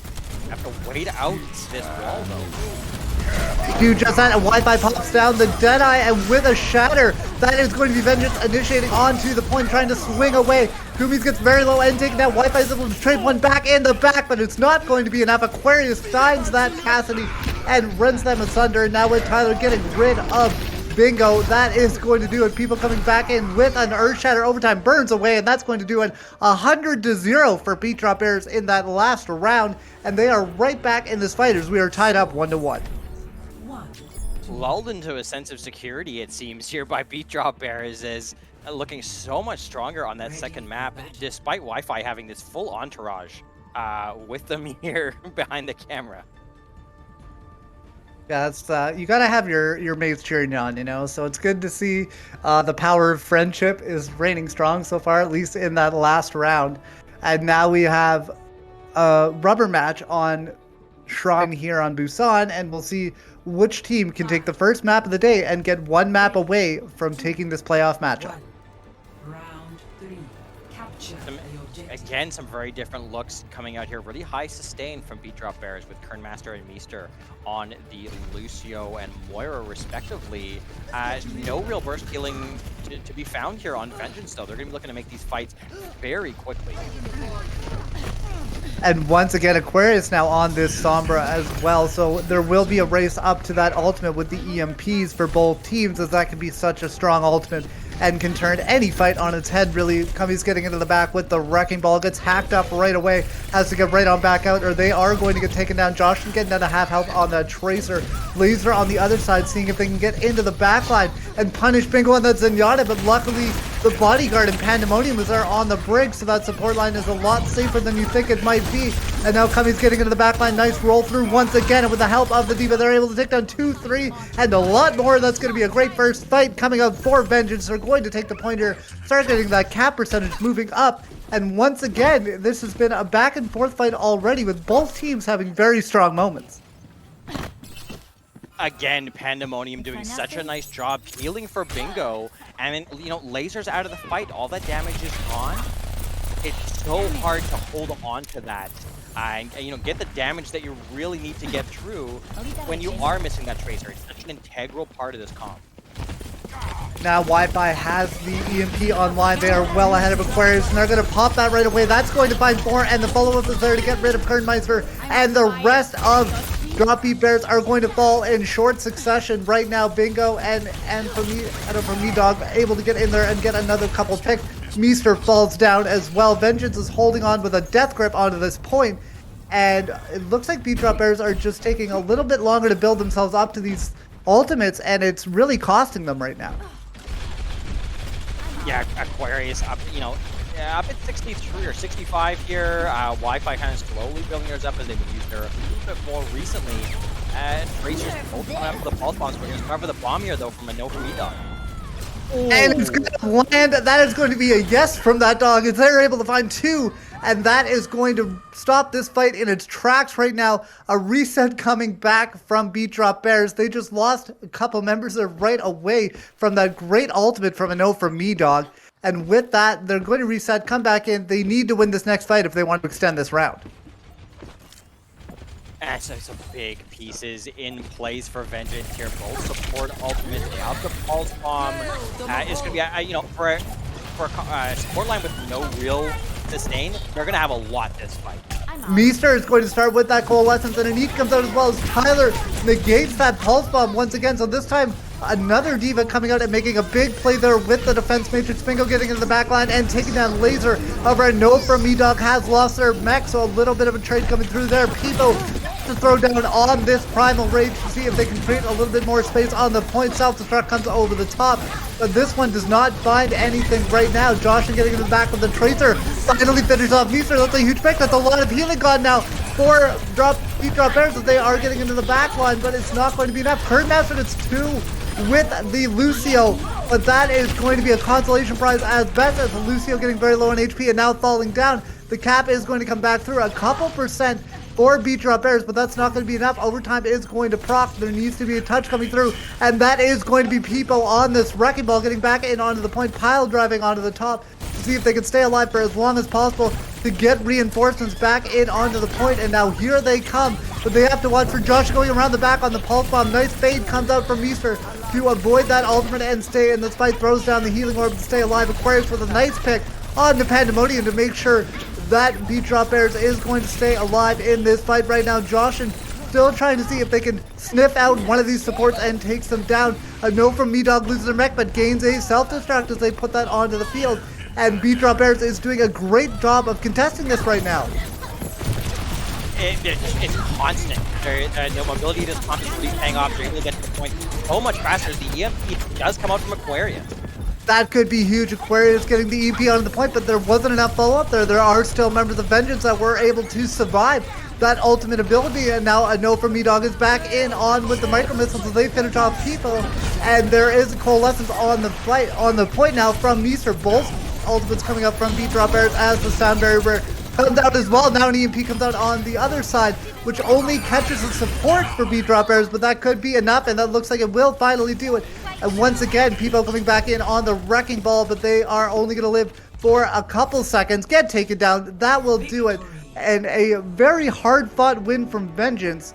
The cap percentage there really isn't going to show how close that last fight was. Beat-Drop Bears, if they had been in control of that point towards the end, I feel like that would have been a 99-99. It just went on for so long and so well stalled out from Beat-Drop Bears to finish that off. It was Joshin gets in there, deletes a couple. Kernmaster, nice boops to finish it off. It just wasn't enough to pull it back. Yeah, it was a very close fought fight in the end. We saw multiple people use 2 different ultimates in that last fight. That's how quickly they were able to build them up and get them back into the fight. So off to a great start. We wanted a close match, Aegis, and that's what we got so far. Yeah, and you're as a really good point. I felt like we saw like entire alt cycles happen in overtime for both teams. You know, even the slower building ultimates like a beat were coming back online towards the end. So really well matched, and it's coming down to like the real small micro plays and misplays from either team that's really the decision maker. 100%. So with that in mind, as we're getting ready for the next map coming through, Aegis, what do you think we have in store? I hope more of the same. That was fantastic. It's so close. You know, they both took a map, and then the last one was right down to the wire. I'd like to see more of this rush composition coming out from Beat-Drop Bears. It seemed like they were really comfortable on it. It also seems to be, you know, it was their choice of coming out on Busan. So that was their initial choice to come out as a composition. I think we'll probably see them pick a map that is going to reward that. Absolutely, because it is Beat-Drop Bears' pick as we are going into the next map here shortly. It is going to be important that they pick something that they can really run here. It seems that they favored that rush composition on Busan in a lot of moments, so I imagine they're going to want to pick a map that does exactly that. As I'm getting word, it looks like we might be going to Eichenwald for our next map. Which makes sense. You know, first and last point of Eichenwald especially are really rewarding for rush compositions. The second one, you know, point B, can be a little tough up in the castle. There's a lot of high ground there. But once you get through point B, you know, all of point C is just like a big long hallway, which is, you know, we see a lot of teams, even if they're running a really mobile comp in point A and B, they will make the swap over, especially to that Reinhardt for the third point, similar to Nimbani. Mm-hmm. And that is going to be tough, I think, for Beat-Drop Bears, because I've seen them play Reinhardt in the past, I feel like, and I feel like Cummings is a really good Reinhardt. I know they play a lot of Wrecking Ball as well, but they are a very solid Reinhardt, and that's going to be tough to walk into, but both teams have put out great plays so far, some nice EMPs, some nice sound barriers, and I can't wait for this next map to get going here, because it looks like everything is living up to what we want it to be. It's going to be tooth and nail. It's going to be a knock 'em out, drag 'em out fight the whole way through as we get ready for Eichenwald. Yeah, MFG was dead on about Pandemonium. I just want to touch on that. The Lucio play especially was fantastic. Such a difference maker there from Pandemonium. This is, you know, if this could very much be on Pandemonium's shoulders, especially on this rush composition to get Cummings and Cypher, Ready for battle. you know, where they need to be and control the pace of these fights. Yes, and then if we get to point B, there's always the, you know, the Lucio Bridge of Death where the boobs can come through. But it looks like off the top, at least, Pandemonium is the only one blocking in on the Lucio so far. And Beat-Drop Bears, which we saw a bit in the last round as well, are going to go with the Brig Zen combo for healing. So we're going to have really different philosophies coming into this. Vengeance is going to be looking to drag this fight out. They have the sustain from Pandemonium and Bingo. They have, you know, Cypher, Kumis, Joshin. This is just a very high sustain composition. Beat-Drop Bears, completely different philosophy here. They're going to be looking to make these very fast fights. And you can see in the player cams there as well, the members of Vengeance having a good time, laughing it up a bit. So you know they're in good spirits after winning this first map, as we can see what Beat Drop Bears wants to do on this first attack, rotating around to their left-hand side to see if they can get a bit of an angle on the members of Vengeance, who have just backed up into the hunting lodge for the time being, to see if they can wait out some of the damage coming through from the members of Beat Drop Bears. Joshin on the Mei now, looking for a spot where they can maybe split somebody off with that Mei wall, get somebody isolated so the rest of Vengeance can pop in and take them down. Aquarius at the top on the Echo, just seeing if they can get a little chip damage in, but so far, Vengeance is going with a bit of a metered defense, trying to back up and absorb some of the aggression coming through for Beat Drop Bears, and now they finally move forward onto the point. Kumi's getting low with the Immortality Field just to come out for Bingo to keep them alive and well, trying to take a couple swings, but at the same time, they were able to take down people on that Wrecking Ball, so the first pick going the way of Vengeance, and that is going to force Beat Drop Bears to back up once again, not fully disengaging, still trying to do some chip damage, but they are waiting for that Wrecking Ball to go back in as a whole, and there it is. Ab Matrix comes out on the other side from Bingo, and Meester follows it up with a Transcendence of their own. Try and make sure that extra damage from the Ab Matrix doesn't take anyone down. Kumi's in the backline getting low, getting the aid of another Immortality Field. That one was perfectly timed from Bingo. However, in the end, the Reinhardt is still going to go down, and with that pick on the Rhine, this has to be the chance for Beat Drop Bears to start earning some cap percentage. Nice blizzard onto the point from Josh in here, and they are able to take down Curtain Master, so that Mercy out of the fight, a lot less healing. Obviously, that Resurrect not available, and with Bingo getting rid of Aquarius, it looks like Vengeance is going to hold on to the point for at least a little while longer here. With people getting low on the Wrecking Ball, they have to back up, and a lot of eyes were on that self-destruct coming in from Tyler, so nobody from Vengeance was caught out. Now a minefield coming out from people high in the sky. Pandemonium is going to put out a sound barrier of their own to make sure that does not catch anybody off guard right now. Kernmaster throws down the Valkyrie to try and get their team healed up. Another Matrix coming up from Bingo.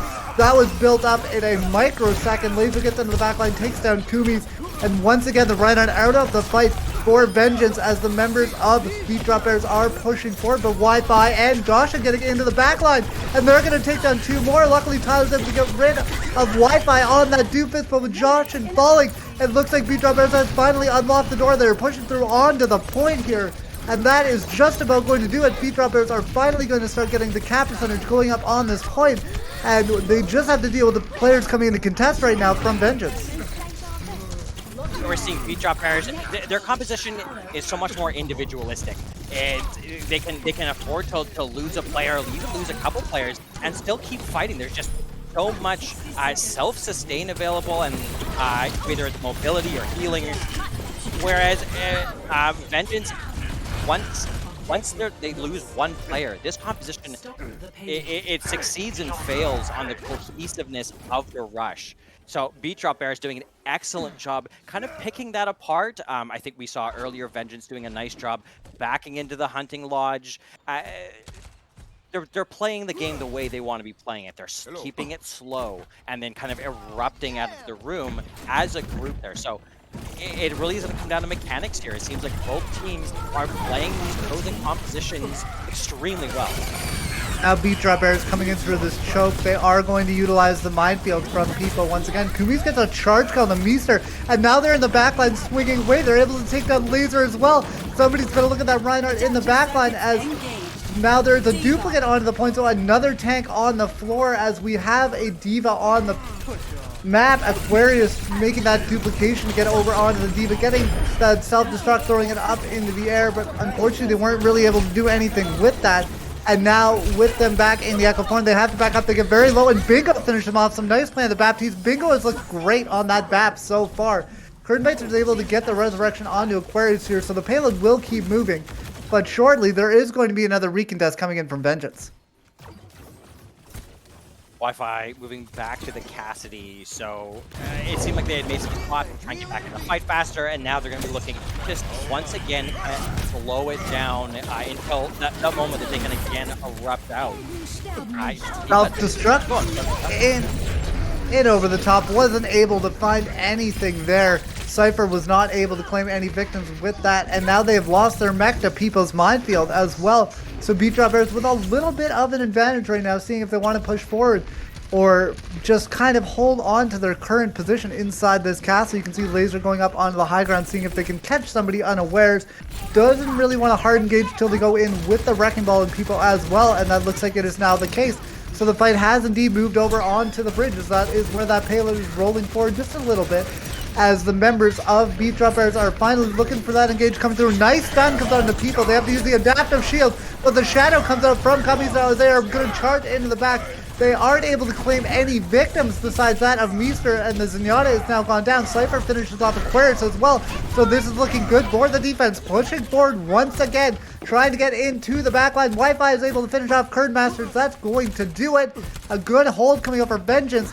And Aegis, we've talked about this before. It's so tough for the attackers when they get stuck at this point on Eichenwald, and now they only have 40 seconds left and only a couple ultimates to get this push through. And, you know, Beat Drop Bears, this composition can take a little while to really stage their dive and stage their attack move. Vengeance is just going to be a steadfast defense here. I think we'll probably see Tyler start things off with a bomb, and here it comes. That bomb comes over the top, but the members of Vengeance were able to get out of line of sight, so that bomb wasn't able to do anything. Unfortunate for Beat Drop Bears. They're still going to have to go in pretty quick here. Laser has built themselves up to a pulse bomb, with Josh on the high ground, seeing if they can hunt down that Echo. Unfortunately, they are unsuccessful, and Mage just comes out near the point. Bingo has popped that ultimate once again, and they have helped finish off people. And another nice seed. Cypher's able to get rid of the pulse. I guess these pulse bombs look delicious today because the defense are eating them left, right, and center. Aquarius is able to get in and get rid of an immortality field, but it might not be enough here. Cummings going forward once again. No fear on that Reinhardt. Finishes off Curd Master on the bridge. And now we are in overtime, and there's not a lot left for Beat Drop Bears to throw at Vengeance. And with that sound barrier coming out as well from Pandemonium, that will seal the deal. Round one is done. A good defense coming up for Vengeance. They've set themselves up with a very clear win condition to take this map, take this match 2-0, and move on in the playoffs and send Beat Drop Bears down to the lower bracket. Initiating match. It's unfortunate. You know, Beat Drop Bears, this composition should have been thriving, I think, a little bit more on this second point. The verticality really makes a big difference here, but Vengeance did a really nice job of balancing out the weaknesses of that rush composition. And, you know, wanting to stick together, and it's a little bit harder, especially on that Reinhardt, to have a consistent high ground presence. They did a really nice job of it, though.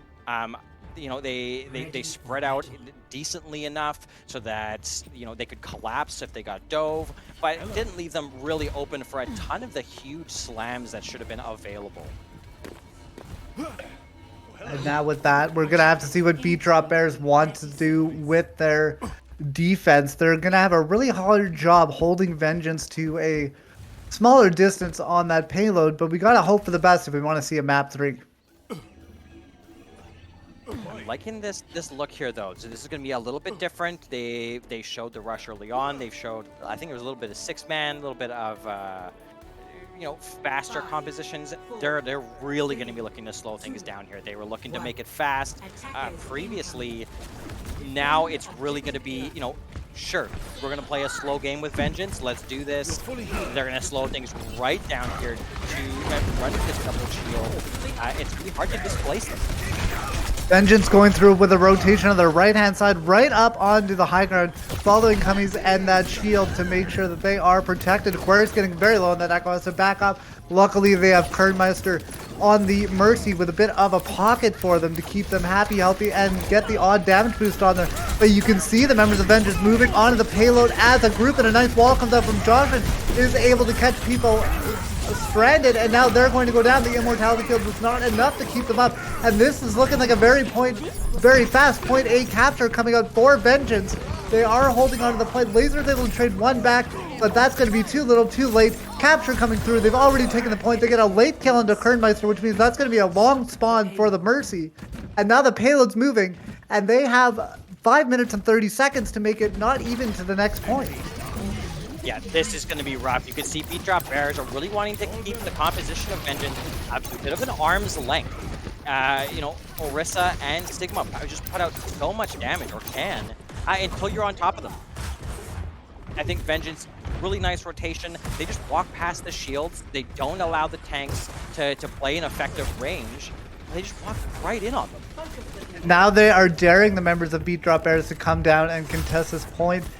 Waiting inside the castle right now, not really wanting to fully engage, just holding on to the payload, moving forward slowly. And now here they go with the speed boost from the Lucio, and they're able to get in and just run right over Tyler. Just absolutely running right into the team with that speed boost. And the members of Beat Drop Bears, specifically Tyler, weren't ready for that one there. Now a Blizzard comes out right in front of the payload, and the eliminations are coming through for Vengeance. They are looking like all the momentum is on their side right now, and they only have about half a point left to go. And if I was a betting man, I'd be putting my money on them to keep this up. 4 minutes. This is substantial, and this is again on Pandemonium and Cummies have been doing such a nice job. You know, calling these engagements here and goshing with these Maywalls as well. It's really forcing Beat Drop Bears into positions that they don't want to be playing in. This will be an ultimate fight coming out, and Muser's able to take down Wi-Fi after they pop the Deadeye. That could prove fatal for this push. Vengeance is falling apart right at the end. A lot of ultimates used here from Beat Drop Bears, but they still were able to keep a couple in their pockets. Probably wanted that Blizzard back at the end, but that was the Echo, so they were getting out of Echo form, so that's totally fine. Beat Drop Bears, my apologies. And with that, I'm glad I'm not a betting man, because Vengeance was just stopped in their tracks. Yeah, and they're kind of back to the drawing board here. They're going to have one ultimate available. I guess it's just an initiation on probably here. Just again exploding out of the room though. Wi-Fi gets that all-important first pick, but it's a battle of the Cassidys now. Laser's able to trade one back with help from their friends, and even though Cummy's able to get one, it might not be enough as the spawn advantage is in the favor of the defenders. And with that, members of Beat Drop Bears have to get onto the point to make sure they are contesting at the payload and getting very close to that golden blossom victory. Now Kumis gets rid of Tyler. They're out of the fight. Laser once again trades one back, trying to hold it together with that Cassidy. Kumis trying to get out of dodge. A nice disengage with the charge to get out. They were down to 15 HP. Wi-Fi trying to fight for their lives, and then is going to go by the wayside. Once again, Beat Drop Bears holding on here, but it looks like it's going to be another quick engage coming in for the members of Vengeance, getting onto this payload quickly, with Pandemonium trying to force members onto the payload, trying to stay there, but they are going to pay with their lives dearly. And once again, Vengeance is kind of back to the drawing board here. Starting to build up to these ults. They still have 2 minutes, so this is still plenty of time. They can play this really patiently. They have the Blizzard here from Joshin, which is going to be a big tool if they're going to need to use here, as well as this window from Bingo. So ready to do a little bit of shopping here as the Deadeye comes out from Laser. The Deadeye wasn't able to find anything through that Maywall. Also, the Animatrix comes out, and that's proving huge. Pandemonium's able to take down one of their ultimate supports. And with that, Kumis is pushing forward. There's a Blizzard on the point as well. That is going to do it. Vengeance is going to push its payload in and punch their ticket to the next round of the playoffs. Just an absolute eruption from Vengeance. They're so patient. Letting Beat Drop Bears especially, take so much space, start surrounding them, and then you can just see them, just overrun a single member, and then that was just behind the videos. You see Meester, going toe-to-toe with Wi-Fi's Deadeye there. Really well played. That was an awesome play at the end, and great job from Vengeance. Ladies and gentlemen, we have an upset. I said it was the underdogs, and I was right. Vengeance really took that kind of by surprise. I don't think any of us expected that to be so clean, even if we did predict that Vengeance was going to take the victory. Yeah, it was an upset, and I didn't even get my 3-map match. They didn't even need 3 maps. They just did it in 2. And congratulations to you two on the correct preds, and I'll just have to try to do better next time, I guess. I was just here for the burgers, so I'm glad that worked out. I look really smart now, so thank you, Vengeance, for making us all look good. I think it was just a really clean play there. They played Rush as well as you could have, I think, into the composition that Beat Drop Bears was running. They let them walk right in. And then, every time they got close enough to strike, we saw them just kind of come out of this little room that they had, waiting on all their cooldowns to come through, and it just deletes somebody. And it just happened again and again. They let everyone get just really comfortable, walk right up to them before they made any real movements. And I thought that was really nice, patient play. Execution was definitely there, and you got to give that credit to him. Maybe it was the comms that we were talking about before. That's why Vengeance was able to do those clean plays and engagements. And now it's going to be Beat Drop Bears who are going to be the ones who are going to have to do better next time, as they have now been knocked into the lower bracket. Looking now, we have officially created our first 2 matches for our second part of the playoffs, Summit and Vengeance, and then on the lower side, Momentum and Beat Drop Bears. I think that these have created even more interesting matches. Particularly, though, I'm excited to see Momentum and Beat Drop Bears there. After both of them coming off a loss, they must be very fired up to win. 100%. That was a great play from Vengeance. And unfortunately, this is the trouble with playoff brackets sometimes. You can see Vengeance going up against Summit next. That's going to be a tall order. Yeah, that's going to be a tough next one to go. However, Beat Drop Bears has looked really good this season. So Vengeance coming out there, I think Summit's definitely going to get an idea of what to look for going into that match. It seemed like they were kind of just able to take the mirrors and win. And that was, it seems like Summit's strategy was just kind of beat you at your own game. Vengeance running a really tight rush, though. The patience and the execution was perfection there. So, I think Summit will definitely have a little bit more of a challenge on their hands going. Well, let's go ahead and talk to Summit's now current opponents. We have interviews from our winners. Special treat, especially because Wi-Fi from we also have Cummies and Pandemonium as well. Hello, everybody. Congratulations on the win. How are we feeling? Very good. Oh, very good. Casters, don't worry, they haven't disappeared. Any questions for our victors? I think my question that I thought a lot of times during that match is, did you expect it to be a 2-0 in the end? Yeah. Yeah. Absolutely. I'm going to do the 10 minutes. Why wouldn't we expect it to be a TO? They're a bad team, so they just win. Okay. Well, were you scared at times? Because you expected it to be a 2-0. No, not even scared? Not at all. Why would it be scary? No. All right. How about this? Are you now scared of who you're going to be playing? Because since you locked in your spot, you're going to be playing Summit. Nah, we played him close last time. We played him close last time. We fixed our mistakes. We beat him this time. Easy peasy. Yep. I love the confidence. Any other final thoughts? I'm going to ask, the rush composition that you guys was so clean and allowing the Bears to come in really close, up to the door before you would kind of erupt and delete everyone in front of you there. Is that a conscious choice to bend but not break? Kind of, especially in the hunting lodge on Eichenwalde. Is that something that you would plan in advance? Yeah. It's like we know that the ball comp is very good at very early poke. So if we don't allow them to take early poke and we let for them to walk in and feed into us, then we just all right, guys, we're playing the rush comp and it's very good at killing one person when they're directly in front of us. So let's just wait for them to walk and feed, and then we kill them. Easy. There you go. Wi-Fi, care to tell us who's behind you? Oh, yeah, who's all behind me? Oh my, there's so many people. Oh my god. There's so many people. There's Georgie, we have Gus, Paracelsus, who the fuck, fucking Sticky, Dubu. Who are you? Some other people. Who are these people? They're your fans. You just won a playoff match. They are there to see right you. There. Well, thank you guys again for joining us. Congratulations on your win. Wish you luck against Summit next match. Thank you. Bye-bye. Bye-bye. And stick around, chat. That is it for us as a trio, but stick around because we've got another fantastic trio coming at you to cast the last matches. First one being Whirlwind versus Fallout.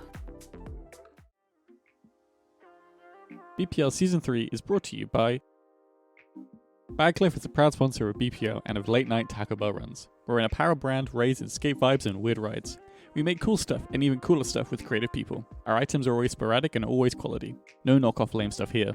We take our time and don't release anything until we're completely happy with it. So check out our sizzling pizza collection and our 2 spicy collabs with Basically I Do Work and Trevor May. And since this is an ad read, we should tell you that you should go to bagcliff.com or tweet a taco gif at us at bagcliffbrand.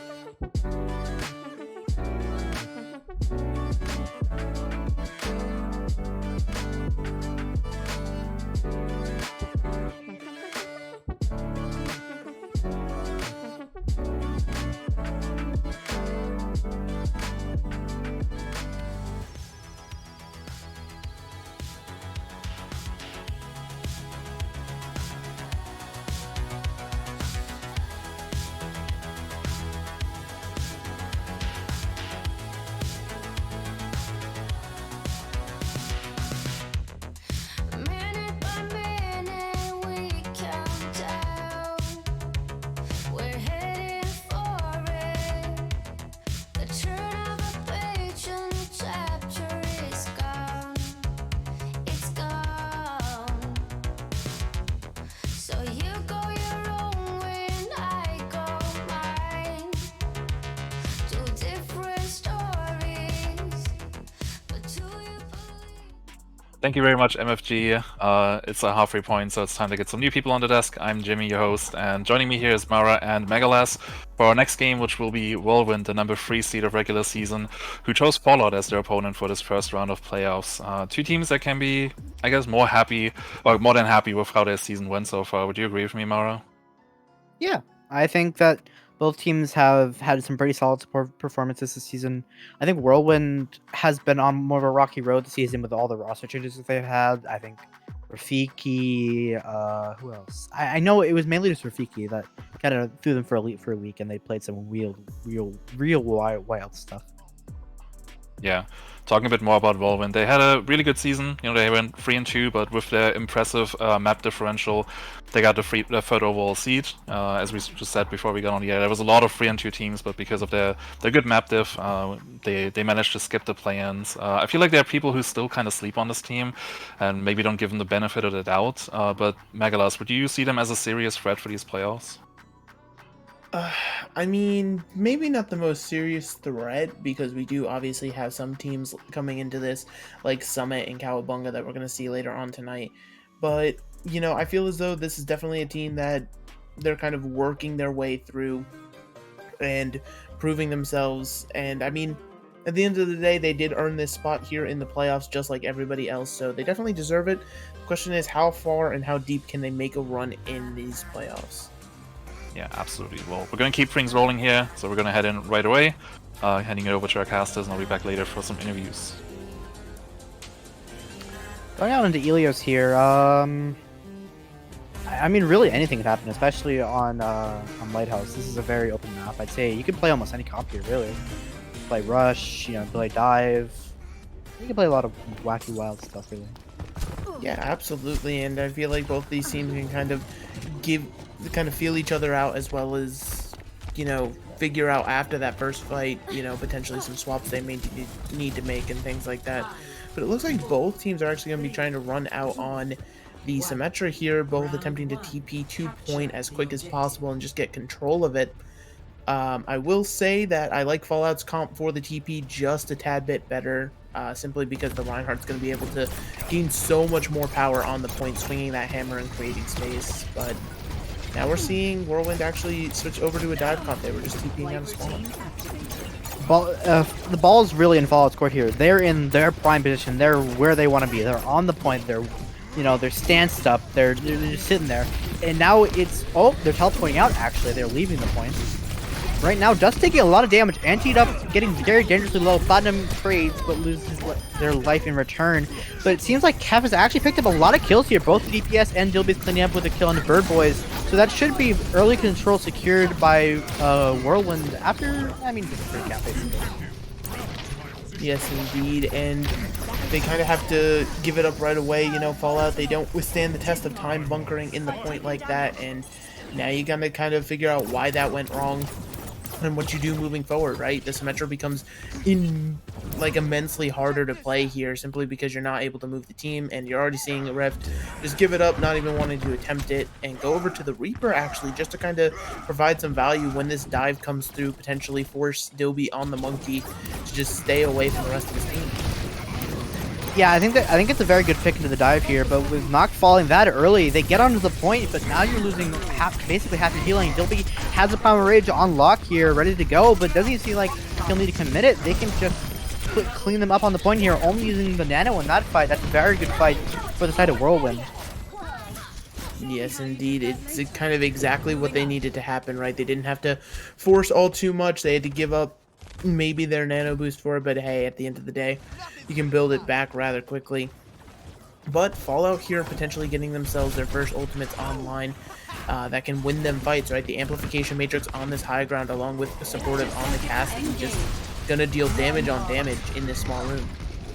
Oh, the duplicate's so unfortunate. Barely manages to fall off the edge there. Now you can't get any value out of it. And Kef is just sitting there waiting for the shame to end. And that duplicate finally turns off here. Supportive on the high ground with a Noon here is going to be a lot of the difference maker here. But falling so early, they managed to get onto the point and drop the window from Bird Boys. Dust and Georgie Boy both have their ultimates now. Shatter comes out onto Dilby and Widerf, and they fall just immediately after. And that should be a control for the side of Fallout here, and they're actually in a pretty good position right now, I'd say.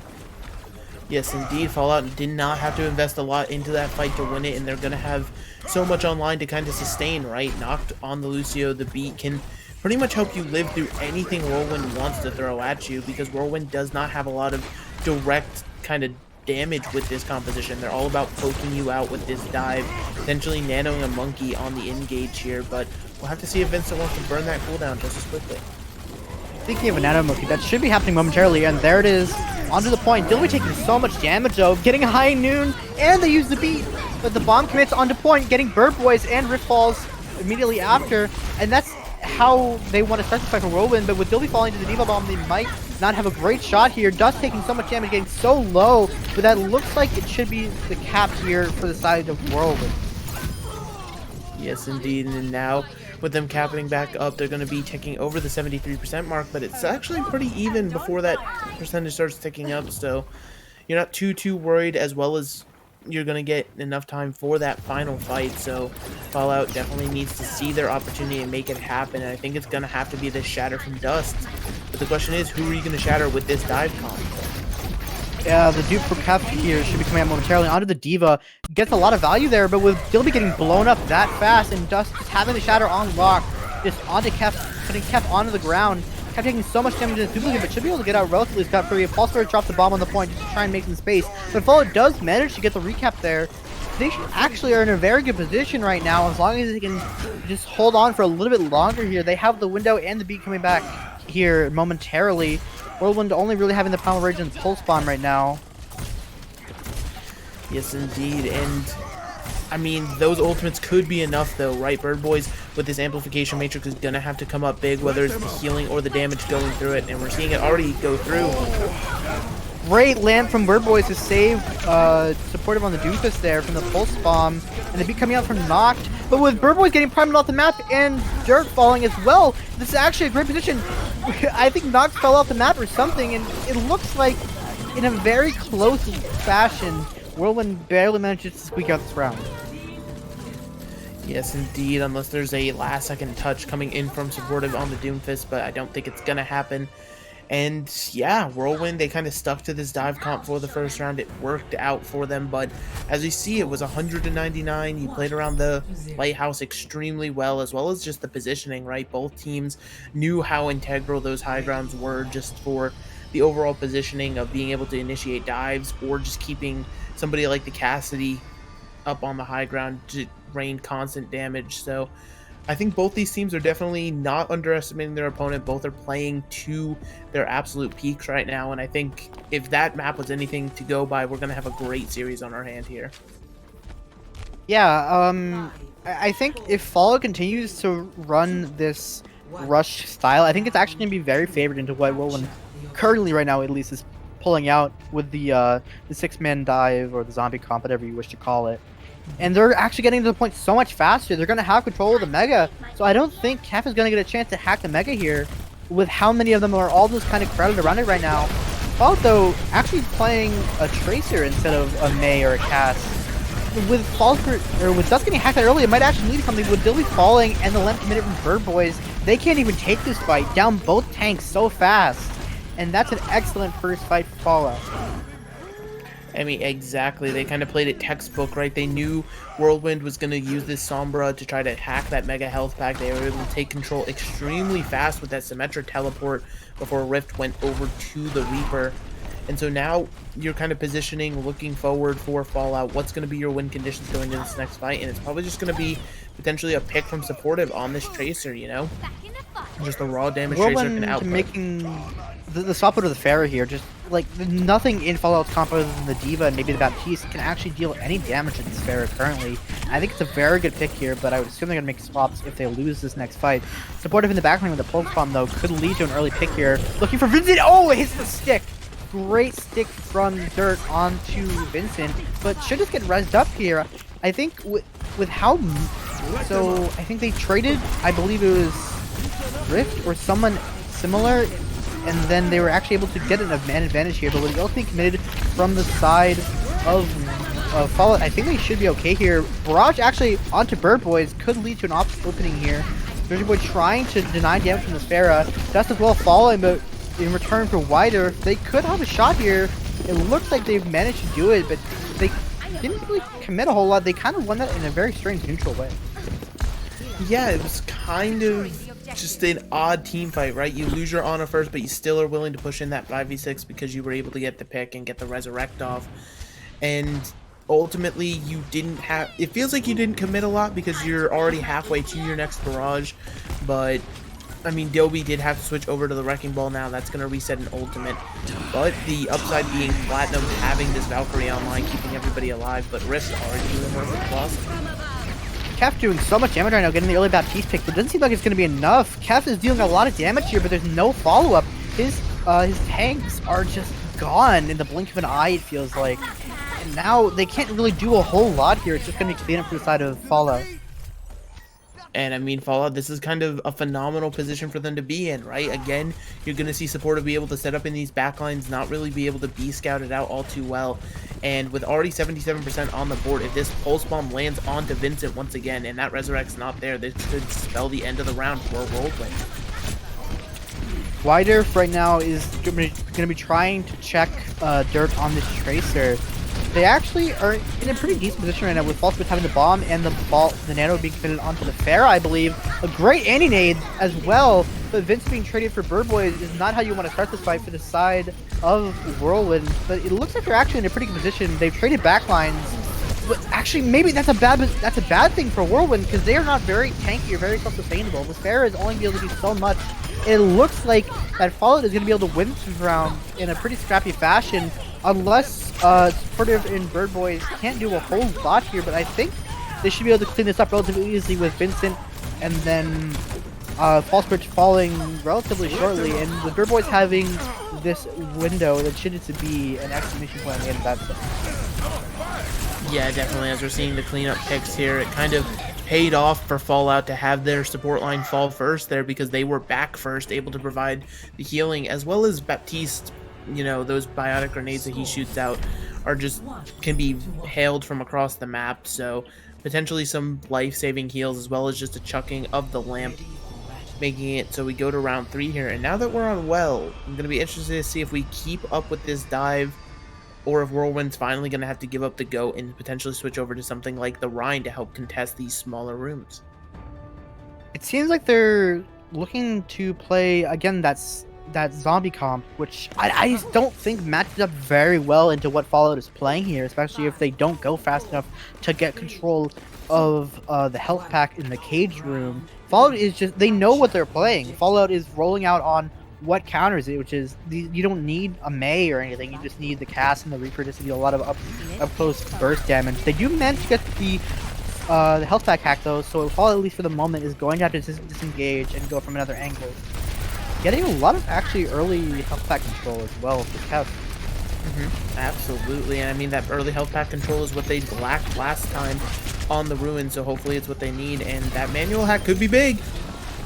Oh, the manual hack into the boop from Platinum is actually a great start here, but with Vincent and Dilby falling rapidly there, it should just be a one fight for the side of Fallout here, especially with, unless Kif in the backline actually manages to pick up 2 or 3 there, but it should just lead to an early EMP here and not much else. I don't think they can win this fight. They do manage to get first control, which is nothing to sneeze at, really, I'd say. It's at least denying them per second chance, but they're actually committing here. Georgia Boy is so low in the fight right now, and Dust as well. They managed to wrestle that back in a very poor position with the spawn advantage that they have.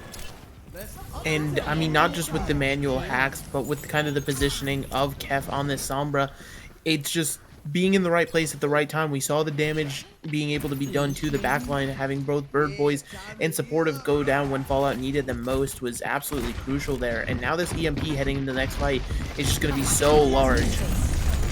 It's the Reaper and the Reinhardt, which I mean is just a free pick onto the Reaper here, unless the lamp. Oh, the lamp! The lamp keeps him alive. That's an ability that's in the game, and the Shadow from Dust is now really massive, picking up 3, and that should be a one team fight for Fallout. I mean, exactly how they want to do it, using one ult. Just one big ult that's not going to get any value anywhere else. And that's kind of the scary thing about the Reinhardt into the Winston, right? Is the matter of there's nobody to stop that shatter if your bubble gets broken. And it seemed like Whirlwind wasn't really even expecting the shatter there. You know, they just seemed to be like, oh, the Reinhardt attack, not worrying about it. And now we're seeing Whirlwind, though, posture up for this dive, but unable to dive as Bird Boy setting up the amplification matrix and making False Source start this one off. False Source falling that early is just, it's the sign of retreat there. They can't engage that without the D.Va into this comp. The D.Va is so important for keeping Dilby alive here, because Dilby is just going to get melted otherwise. But Fallout right now is still in a very good position economically, having 3 pretty impactful ultimates, I'd say, but Whirlwind having the Coalescence here might actually have a good shot, at least for the start of this fight, with the sustain advantage, unless Noct pops the beat in return. I mean, yeah, I mean, the Coalescence is going to be massive, but seems like Rift's wanting to pop this Deadeye extremely early on the Cassidy just to kind of create space, and now we know the Sombra is. Oh, and the Flash Fan onto the Sombra. The Bird Boys and Dust getting traded out very shortly here. Dust taking so much damage in that corner. The Coalescence providing such an advantage for them. Bomb being committed from False Bird just to get back into that mech there. And this looks like it's Fallout trying to retreat here. I don't think they should really take this fight. Maybe squeeze out some extra percentage, but unless you can get more good picks like that, I think you really just gotta hit the button that leaves you here, and Noct is kind of just standing on point. Yeah, I mean, and as the Lucio in that situation, you just kind of have to accept your fate. Oh, potentially trying to get out here. Oh, Noct! Oh, that's not good. That's not good. It's a little bit of a stagger there, and it's still recoverable, though. You know, only 70% now on the side of Whirlwind. You have enough time to get your Lucio back in the fight. And the question is, how are you going to engage this fight again? Is it going to be another huge shatter from Dust? Ooh, speed, Death Blossom onto Bird Boys there. No lamp, no problem. Both of the supports for Fallout have fallen here, and now it's just Whirlwind having the ball in their court. They can play as aggressively as they want here because Fallout is in a very poor position. Just having the Shatter and supportive having the Death Blossom are going to be the win conditions here. Honestly, if Kef hits this EMP though, that just doesn't matter. And here it comes out onto everybody except Nox crucially. So now it doesn't matter. It's supportive in the backline with a Death Blossom. Gets hacked though, ripped with a High Noon, picking up 2. And it looks like Fallout is going to win this map, or at least be in a very good position to do so. It's glass fight territory for the side of Whirlwind here. And I mean, like you said it perfectly. The EMP hit everyone it needed to except for Nock. Just the phenomenal positioning from the Lucio to get that beat drop, keep the whole team up and healthy through the duration of that EMP. And when it was over, Dust dropped the Shatter, the Deadeye coming through, dealing the damage. And now, final fight territory, Vincent going to have to be the difference maker with this Coalescence, but I don't know if it's going to be enough into the Amplification Matrix of Bird Boys. Honestly, I think it was a bit of an overinvestment from Fallout here because they don't have anything in response to this Coalescence, but they're doing so much damage that it really doesn't even matter. The sustain advantage, it doesn't matter because they're just getting bursted down through the window, through the bomb. Fallout wins map 1 in a very close fashion. And I mean, the close fashion is an understatement to say the least. Both these teams slugging it out in the ring so far. And I mean, it's just phenomenal plays from both of these teams, right? You're seeing the positioning as well as the coordinated play. It's not just something you'll see in like a gold game where everybody's running their head into the wall. No, these teams are truly trying to make a difference as well as just coordinate towards a better tomorrow for their team. But that was just map 1. I mean, we still have potentially 2 more maps in this series, and I'm just pumped to see what these teams are thinking, especially moving forward.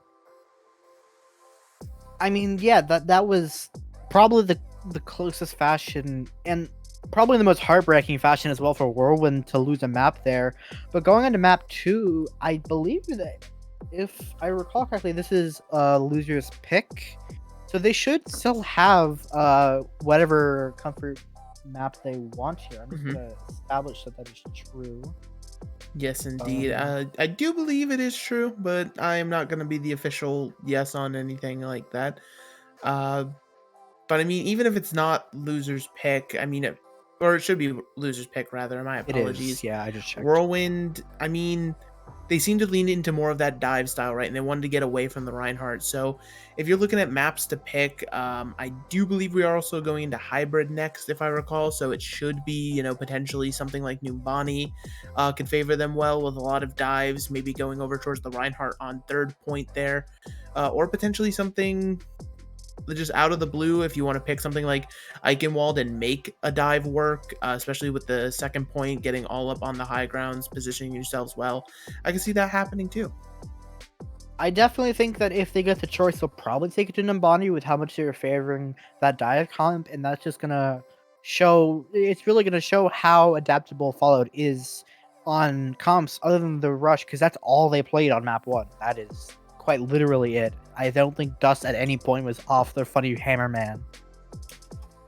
I mean, yeah, but at the same time, with the work that Dust was putting in on the quote-unquote funny Hammerman, I mean, do you really need to swap, right? You are able to constantly provide value. You know, maybe that first round doesn't go your way, but at the end of the day, the Reinhardt was well supported and did everything it needed to, so I feel like it's going to be on Whirlwind to force Dust off that comfort pick of the Reinhardt. And even then, you know, Dust is no slouch when it comes to characters like the Winston or potentially the Wrecking Ball if we need to see it. So I still believe that we're onto something here. Yeah, it's really just going to entirely depend on the map pick here for the compositions that either of these teams are going to run, I'd say. But, I mean, yeah, it just all depends on these teams, and then obviously it's a big decision to make, right? You don't want to head to loser bracket too early. You want to give your all into every single second you have here, and just continue to fight it forward. I mean, who knows what they could pick at the end of the day? It is just kind of up to them to deliberate. And if you're Fallout, though, even if you lose this next map, you have such a huge advantage already. You have the first map in the series. We're still going 1st to 2, so you only need 2 maps. So even if you can't close it out on Whirlwind's map pick, the deciding tie-breaking map, that's 100% your choice. The Fallout's already got a huge advantage to continue this run deep into the playoffs here, and it's what you love to see.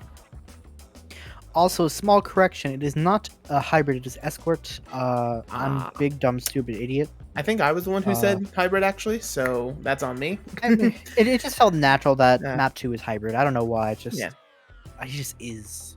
I mean, it kind of, it's one of those things where it feels like going from just capture points to a capture point plus payload to just payload. It's like that smooth transition. Yeah, but I never really thought about it like that, actually. Yeah, it makes it a nice smooth transition, but you can smoothly transition the payload on hybrid or on escort maps as well. So, I fully expect to see Dorado, just because the map tends to lean itself towards that dive composition, or even if it's not dive, it's more of a double shield-esque map, and really Reinhardt just kind of struggles on that map simply because there's so much high ground and so much you have to do, and being so immobile down on the ground, he's not able to do it all. But, I mean, at the end of the day, it is still Whirlwind's pick, and we are actually going to see it. Actually, no, we're not seeing it. We're seeing live from NYC. I think this is a LAN that a bunch of people are at. Yeah. Have a nice little viewing party. Yeah, they're currently watching. There's a couple of lads there. I see Ahi. I recognize Ahi, and I recognize Spooky as well. I see Spooky. And they're waving somebody over. Who is it? That's Dust Overwatch. He's away. That's why this Wi-Fi and strategy. And then I think that's Paracelsus in the back there. I can recognize some people. I'm smart. I'm intelligent. Is that Georgie on the right? I don't know. From what what I'm being told by Jimmy is that Georgie's there, Ahi, and Pomku is also here. Oh, we got rock paper scissors on the stream. Hold on. Rolled easily. No wait, I realize why Georgie is there now. I made the connection that Spooka is in. Dang. Yeah, absolutely. Wait, and this is not escort. Yeah, this is. Well, I feel like we've been double lied to. Curious. This is Blizzard World. Yeah. Yeah, Blizzard World, and I mean, it supports both of these teams. Oddly enough, if you think about it, right? Obviously, there's a bunch of high ground to take on a dive composition like Whirlwind likes, but a Reinhardt can still do solid work here and just kind of exist as a low ground warrior. But heading into the map right now, we obviously see our defenders already locked in on this ball composition, and the question is, will Dust be staying on the ball here, as we're seeing the Sombra kind of scout everybody out, relay the information to the rest of Whirlwind to be like, hey, this is what's going on, and the Zenyatta is just executed immediately.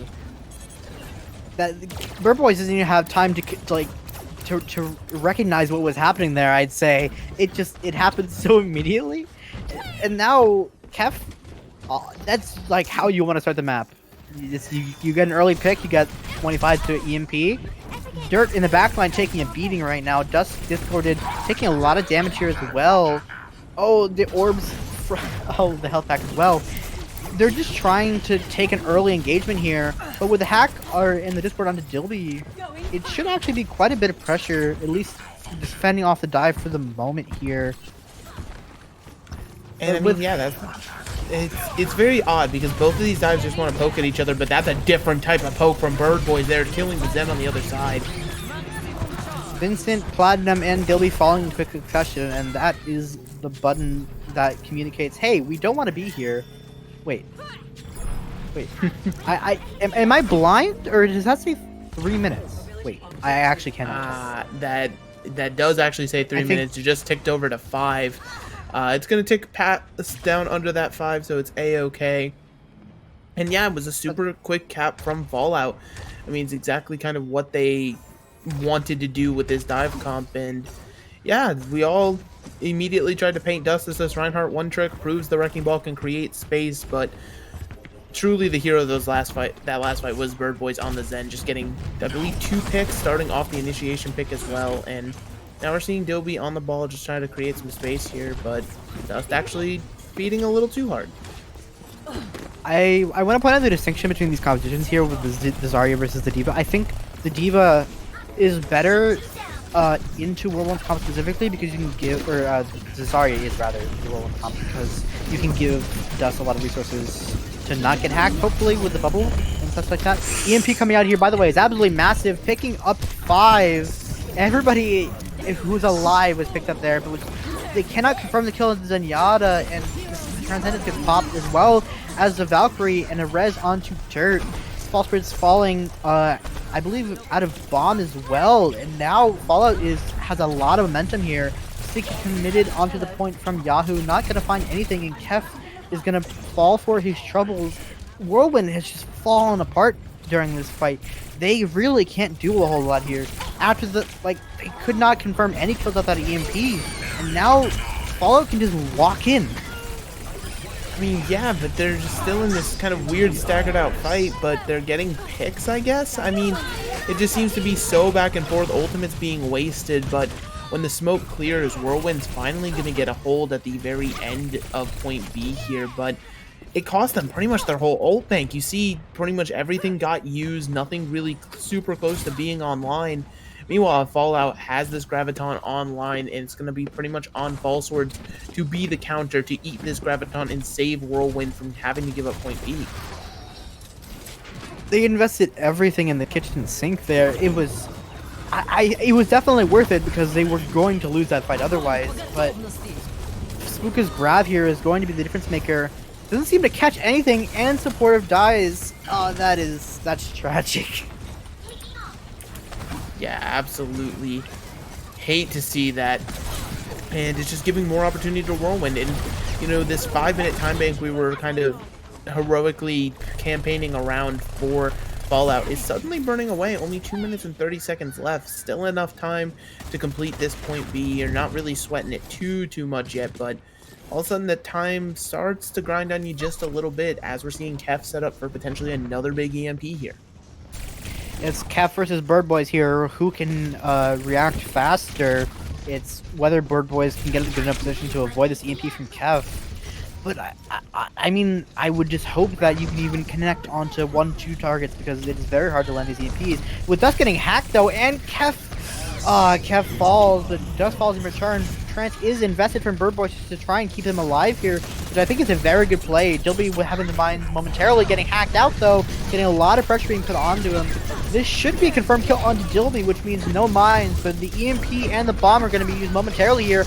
Bomb connects onto Dirt, but Dirt picking up 2, and that is not good. Losing the Zen there is tragic for the mid-fight. But with EMP coming out, there's no follow-up onto it, and Toxicity does not get hit either. So that means that he can use the rally. I think with the rally, they should win this fight in the long term, but Fallout had to use quite a bit here. The Transcendence could be invested from Vincent onto the point here just to try and lead to something here. Getting very close to it, gets it off, and Bird Boys does fall in the backline due to a hack in a Discord. It looks like Whirlwind has actually won this fight with that late Transcendence from Vincent. The later this portal is always better in Overwatch.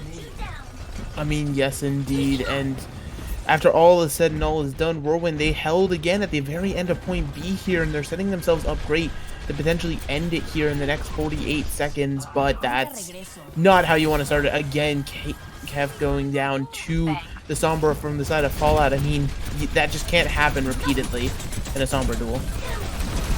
They were just ping-ponging, contesting the point so well, but with Platinum and Vincent falling and the EMP committed from the side of Fallout here, it looks like they will be able to cap point B on the knife's edge here with about 20 seconds remaining out of their 5-minute time bank.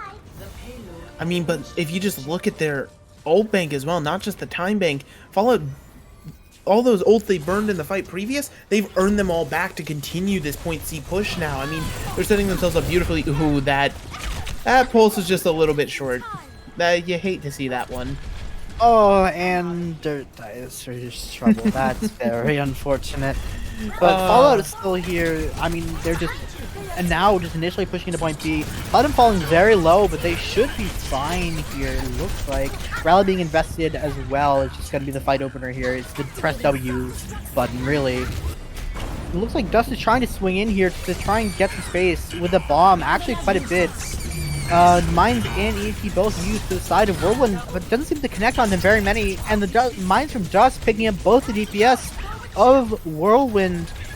Now Fallout is in a very good position having this rally for this last fight here. Dust getting very close to dying in the Discord on him, but should not fall that fast, and it looks like and the stagger onto the Brigitte as well is tragic. You cannot lose platinum like that. They're in a very bad position here. Yeah, Whirlwind needs to reset so quickly, and that kill right there might be actually the thing they needed to just be able to breathe as they re-engage here. And finally targeting down the Zen. Bird Boys isn't going to shoot free, and now this fight finally goes their way.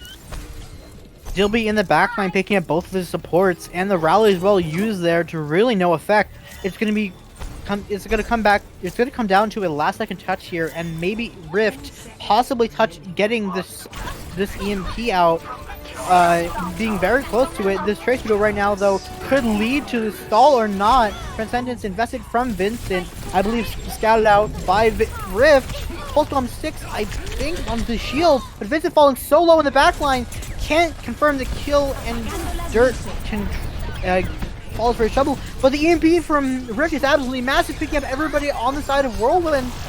Both balls being turned out here, but with the Brigitte alive for the side of Whirlwind getting very close to that rally, they might have a shot here. Falsborn investing the bombs to try and keep themselves alive for a little bit longer here. Bird Boys falls with the EMP, and the Transcendence is the EMP is invested here. Slam coming in, and the rally that should be the round one for the side of Whirlwind in a very close manner. But it looks like they should be able to win this with the closer spawns and the later ults used.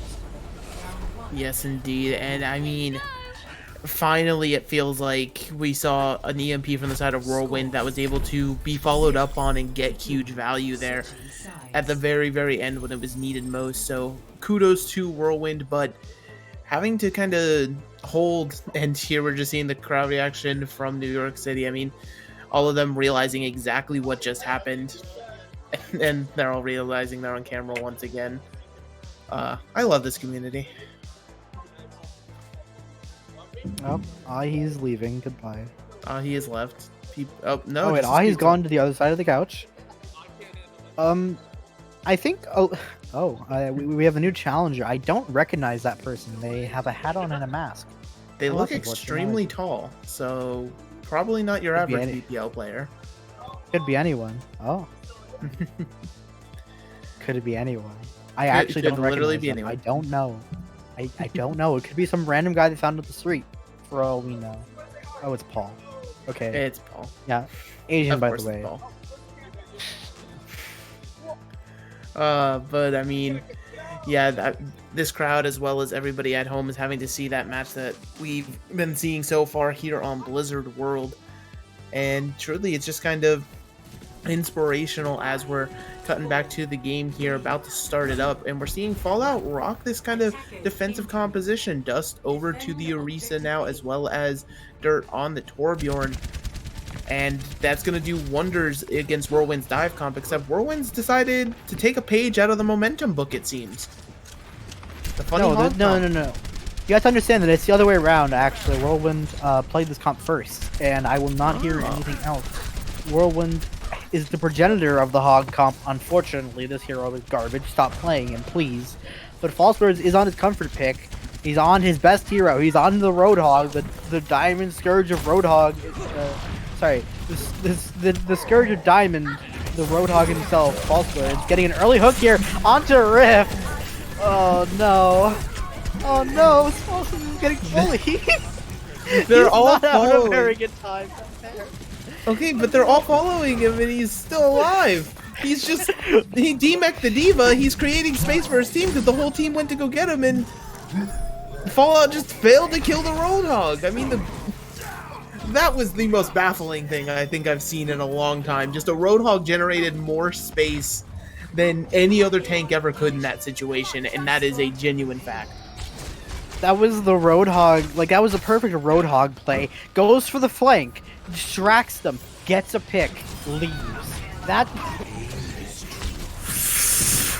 Ooh, that headshot's just absolutely devastating. Oh, and he's still there! He's still there! They have families, Yahoo, please! Yahoo does fall pretty late there, though, but Whirlwind is gonna have control of this high ground, which is exactly where they want to be with the Soldier and the Roadhog and the Sigma and the Zen. This is where they want to live. This is the homeland of this competition. It's the high ground.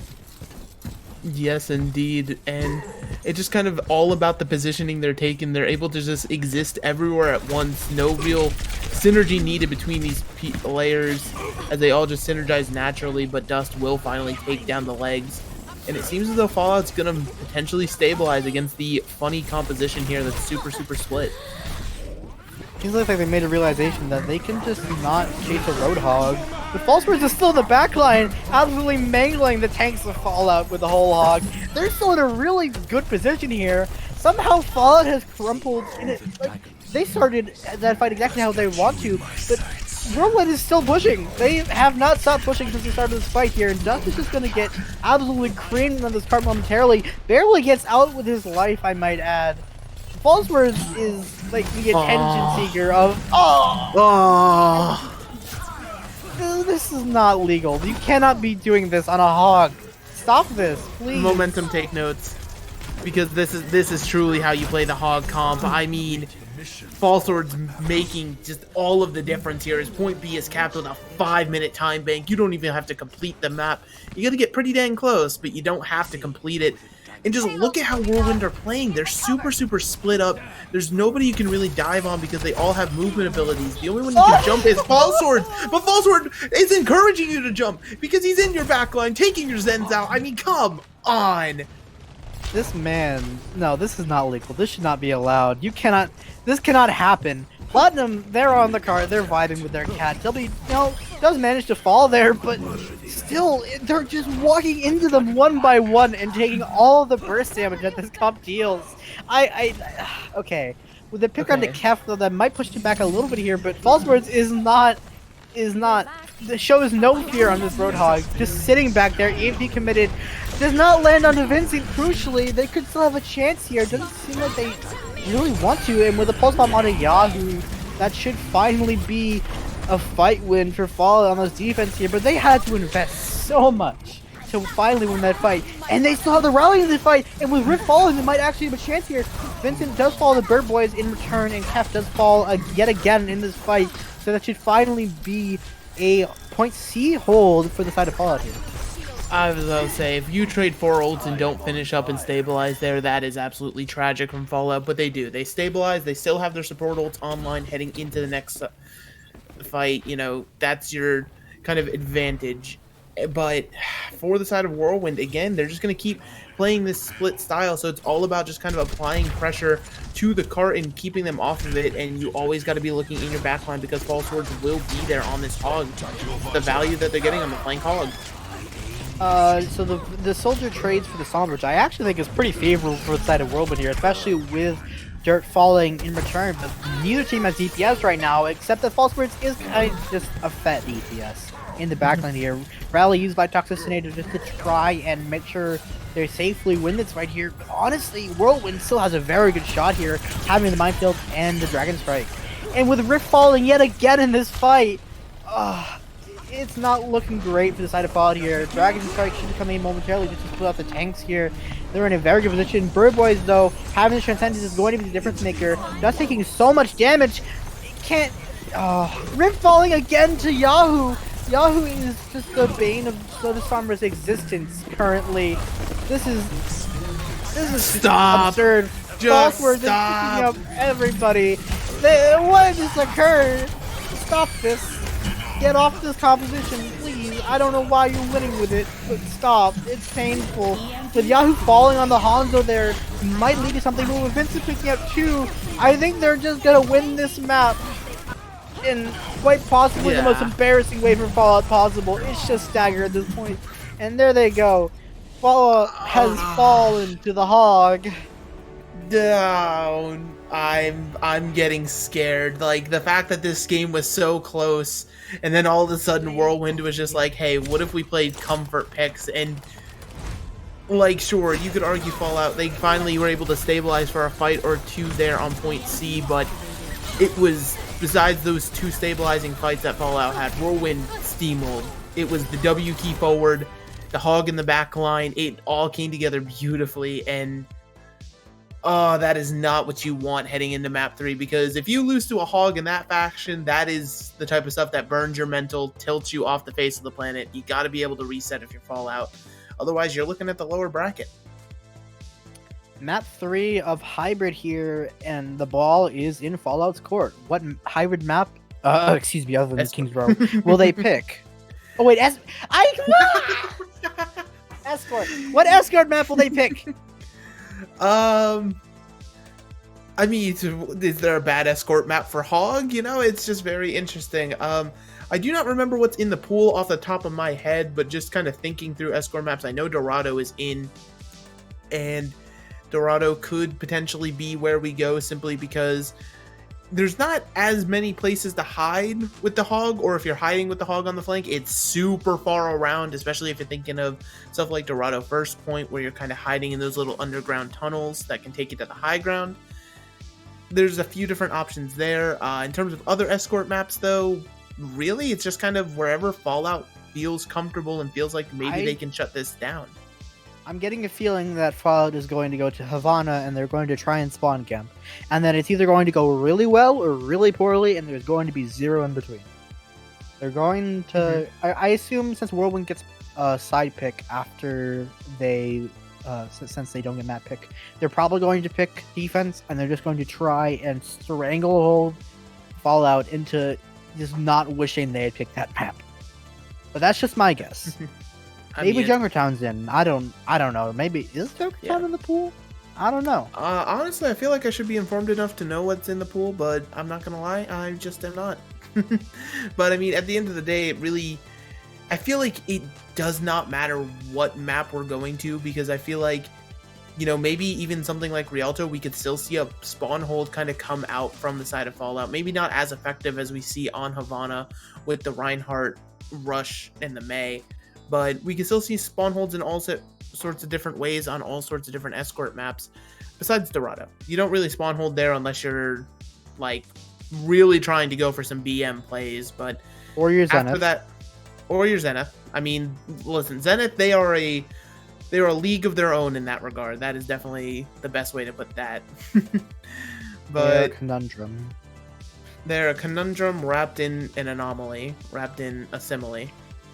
But yeah, I mean, both of these teams kind of know each other's playstyle now, and I don't think either's really scared of the other, even with all the Hog antics that were going on that last game. I feel like now that Fallout knows that that's a look that can come out, they can be a little bit more prepared for it and a little bit more ready in terms of just their overall game plan. And I feel like both of these teams just kind of have to calm down, reset the mentals, make sure you're good. Because if you're too hype or not hype enough right now, this could completely throw your team's dynamic off.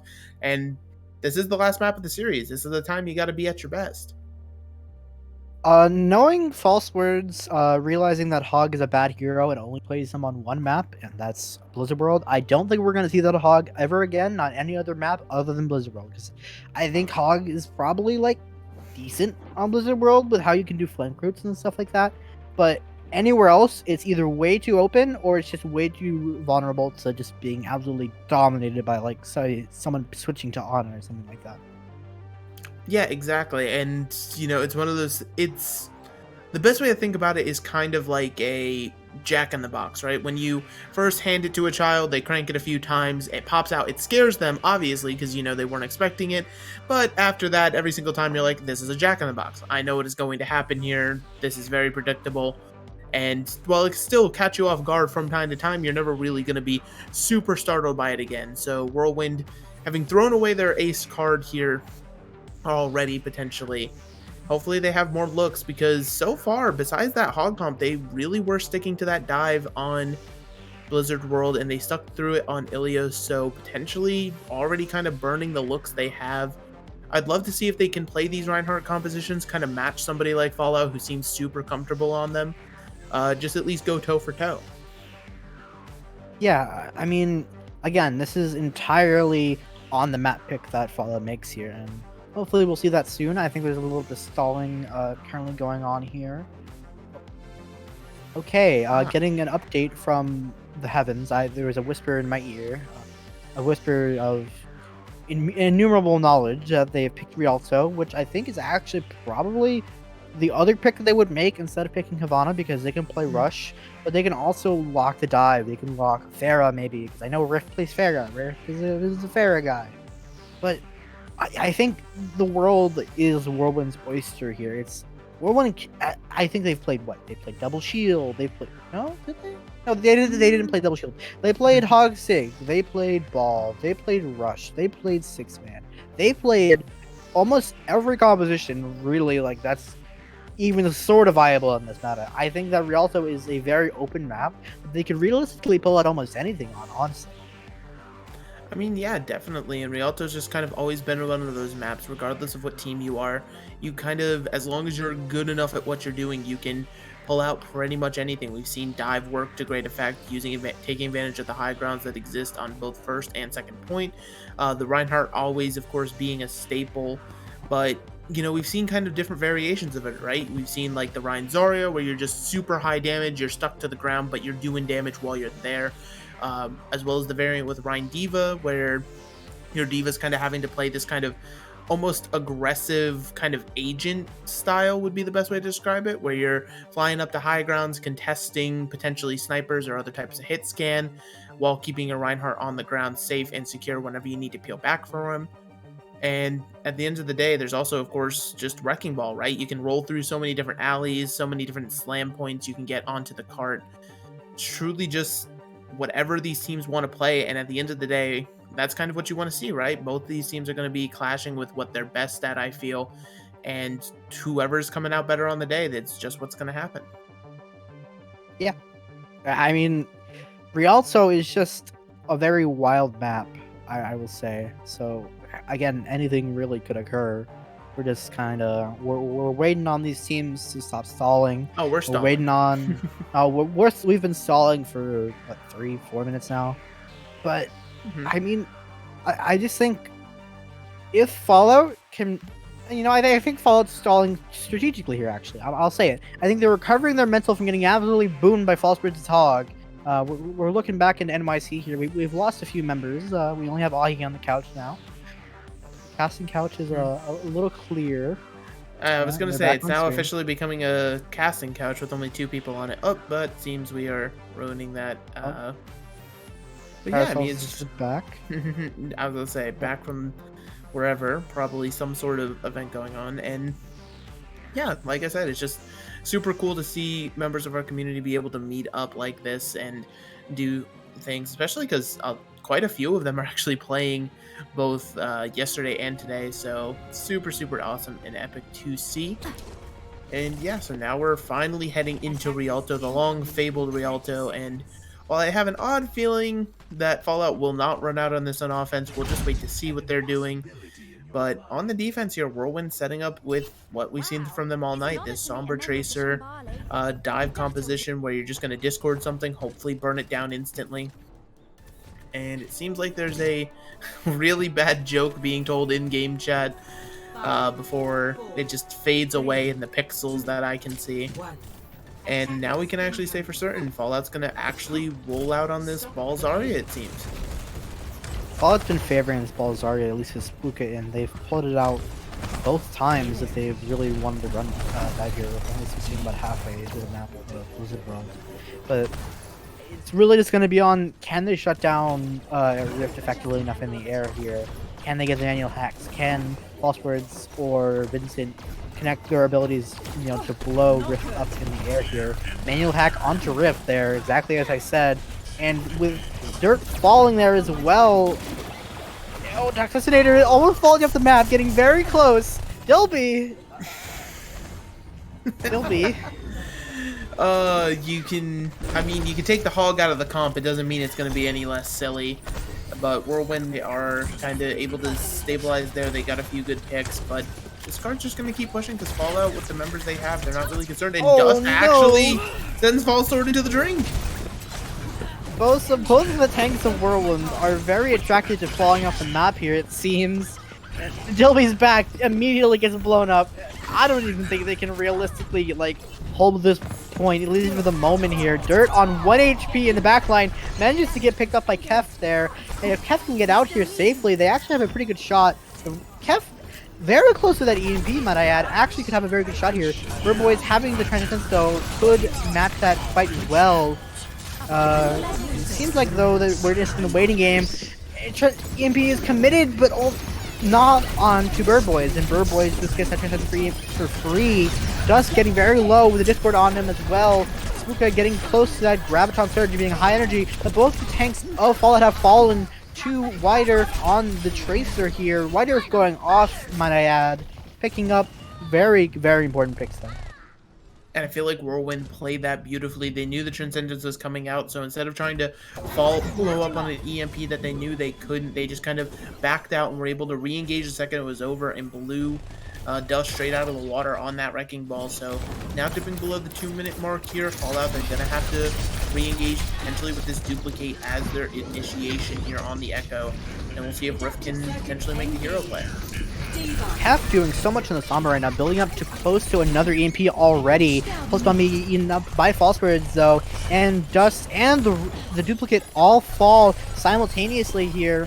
And I don't even think Fallout really should push this, even with the res coming out from the Valkyrie. Rift falling so low in the air right now, getting so much pressure being dumped onto him. And that's just another disengage for the side of Fallout here. Seems like they're trying to make some stops here. Going over to a rush, which I definitely think is going to give them a better shot here, but with Spooka falling that late, it's going to take them even longer to be able to actually re-engage in this fight. Yeah, but I mean, they're at a minute, so at most they're getting 2 more fights, and they're pretty much guaranteed to lose this next fight because they have nothing online, and Kef is probably lying in wait with this EMP. The downside to Rush is you're staying grouped up for the EMP to just do all its work, but they actually TP straight to card. Very good TP from the side of Rift there. Bomb committed into the Mega Room. EMP coming out, connects onto 5, but the 5 that you want. That piece getting hit mainly, but they're not killing them fast enough, and Vincent and Kef fall very crucially. I don't think they can win this fight. That TP from Rift just absolutely saved them there because they didn't have to take any poke out in the open here. White Earth is maybe going to get some last minute stall here, but that's really going to be it. White Earth is on point alone, and that should be a cap. Oh, and the Transcendence investment from Vincent just a hair too late. And now they're getting staggered from the shatter from Dust, assumingly. That, I mean, disengaging there is what Whirlwind needed to do, but that was such an overinvestment. You thought you could make it, Vincent, but unfortunately too little too late. And now Whirlwind positioned up on this high ground, potentially going to have to try to jump onto a target and kill it, but Whirlboy's already building the amplification matrix, and the TPs are helping them take high ground again. Fallout. These TP plays are massive from them. Pulse Bomb used by White Earth onto the lamp, I believe, or lamp in response here, coming out. Actually a pretty decent start here if they can engage before that lamp comes back up. Supported in the backline with the Deadeye here. Does get picked off pretty early though, so it looks like Whirlwind has a leg to stand on this fight. The Shatter connects onto no one, unfortunately. Dust getting absolutely several lead right now. Getting so much CC being put into him, but with Dilby falling in trade for Rift, actually not the greatest for the side. Oh, but the boop from Dust and from Toxicinator actually boop the rallying brick off the map, and now they have the beat here that they can commit. They're in a great position to hold at least for the moment here. Plus, having to commit the bomb to at least try and do something here. Spooka does get demexed with the EMP coming in from Kef, but Whirlwind is in a very slippery slip right now. But it looks like with the pick that they're getting, they're actually barely able to scrap out this fight. It's super scrappy, as you said, but they come out on top with it. Whirlwind, you know, going into this next fight, they're going to have to pretty much have a miracle occur, because all they have is this Transcendence as well as the Minefield to kind of live through the carnage that Fallout wants to ensue with these teleport plays from Rift. And look at this, again, you're just assuming control of high ground for free! And Vinci gets blown up instantaneously there. That's tragic. They've switched sides essentially with this positioning. Whirlwind is on the attack here. They have the high ground. This is where they want to be. Inside of Fallout, Mine's committed, but with the wall coming out, not much is going to come of it. With supporter falling in the backline though, that might change here. They'll be taking so much punishment in the backline right now, getting so low. Getting moved off the map by Toxicinator, in fact. Kept on the Sombra. Actually manually hacked Spooka right now. That could be a free amount of ult charge here. Dust, you don't have to do it to Vincent. Vincent's having a horrible time in these last 2 fights here, and just barely yet again Fallout barely managing to cap here. Vincent getting rezzed up, actually using the Transcendence as well. That could lead to them being able to out-sustain all the damage being put out from Fallout here. With the B coming in, I don't think that's going to be enough. the beat coming in at a very timely fashion here, and that should be point 2 cap for the side of Fallout. It's in overtime, but that cap does come through. And Whirlwind now kind of seeming to make a few swaps. Vincent immediately going over to the Baptiste, realizing just not having fun. Dust so far forward into the opponent's old spawn, just looking, making sure nobody got that forward spawn. And yeah, I mean, Whirlwind now switching over to the rush themselves, potentially going to use this EMP as their best engage tool to just go in and gain some ult charge. Lamp being used too early by the side of Bird Boys there just leads to a couple of free picks here. Even if that, since that EMP didn't connect, that actually would have meant a lot, since he would have been able to throw out the Lamp at least. But with Dilby being turned out here and Falsewood's falling out of mech, they might have a shot here. The Sim character dealing so much damage right now. Someone needs to shoot those, and it seems like that has occurred. And now, at least for the moment, Whirlwind is holding it. Yeah, and it's super, super kind of important that Whirlwind gets that fight there and specifically wins it, simply because you're resetting all of your ults by switching over to the rush, so you kind of reset the ult tempo of the game entirely with just your EMP. And look at this, you're already 50% to another one. Phenomenally well done at Kev for building this, but Fallout on the other side, Dust is going to have this Shatter be looking to weave it between Dilby's shield. And the question is, again, if Rift could set up another TP play here, it could be massive. Seems like they're trying to favor it here. The window should be coming around this corner here. Shatter hits should hit very shortly. So much pressure being put onto Dilby, but Dirt is shut out in the backline. The wall comes out as well from the side of Rift. Bomb is used by Falsers just to try and make some space, get the mech back maybe, but absolutely no value. Shatter comes out absolutely huge, picking up the Lucio and the Sombra, who are both so close to their ultimates. Now they may not even get back to the cart with them. I don't even think they can leave spawn, in fact. It's going to be close. Wait, the pin on the Bird Boys, though, is absolutely massive. They can manage to get back on the cart, but it seemed like it. And Fallout cap Rialto in overtime. Yes, indeed, they cap in overtime, but they do cap at the end of the day, and that's all that really matters, because now Whirlwind, the ball is completely in their court. Just to force overtime rounds, you have to cap, right? Time bank doesn't really matter on escort maps unless you're able to get a ginormous time bank, something like 5 minutes, but otherwise it's pretty negatable, any sort of time bank advantage you could have. So Whirlwind, your key to victory here is just kind of figuring out the best way to cap this point. Is it going to be continuing to rely on these Sombra EMPs to win you fights? And you're not even really consistently winning fights with that. So do you need to go to potentially starting off on that rush of your own? But they're in attacker spawn, so they're not locked in yet. But I will say they're already hovering this Hog Sig. I honestly, I get why they were on this Sombra there. They had the EMP. They were stuck. They had the EMP from playing on their dive comp. So they said, you know what? What's the point? Why would we give up this insane ultimate ability? You know, to be able to switch to a Mei. Like it doesn't matter. It's a really good ult, and you only have minimal change, especially since Fallout themselves were not playing a Mei, so there wasn't really any advantage gained from it, besides just being able to support Dilby better on the Reinhardt. But now it looks like Whirlwind is deciding to pull the ace out of their sleeve yet again. They're pulling out the Hog. Pulling out the Hog, but this time they have the Echo kind of just being the main focus, right? First we saw Fall Swords being the one to initiate, but now we're seeing Kef actually take this forward positioning with the damage boost, and it's kind of prime Echo play, right? You're going to see these first two corners get given up as per usual on Rialto offense and defenses. Those first two corners are really none too important to most teams, and Fallout, we haven't even really talked about them. They're on a dive comp instead of this Reinhardt. I think they kind of predicted the Hog coming out here, though, with Bird Boys being on the Hog instead of getting out. I actually think it's a very good choice, being able to respond to the Hog a lot better, because he's anti-him, and then, oop, he's gone. Wyatt, though, being the one who's gone, Foster's in the back line, just getting bullied by the tank of Fallout. And that is the first fight won for the side of Fallout there. Yeah, and as we talked about in between maps there for a bit, once you realize your opponent has the capability of pulling out the Hog, it's no longer surprising. Fallout, they played that perfectly. They're positioned far enough away, and ultimately the hook didn't really deliver the kill that Fall Swords was looking for, but going to give it another go here, still on the Hog, halfway to that full Hog potentially. going to try to get that one online and just create space or get picks with it. Monkey is the name of the game here, though. Getting a lot of pressure just being put onto Dilby in the, I guess, the mini room, I suppose. With the rock coming out onto Spooka, that might actually lead to a kill here. Doesn't seem like it's going to confirm onto anything. Bob coming out in here from Rift as an engage tool, I suppose. And now they can just able to walk in the backline really for free. And with Platinum not being on that Mercy anymore, there's not a whole lot of support for Kef beyond the brick packs. And Kef kind of just gets plunked out of the sky by Rift on this Ashe.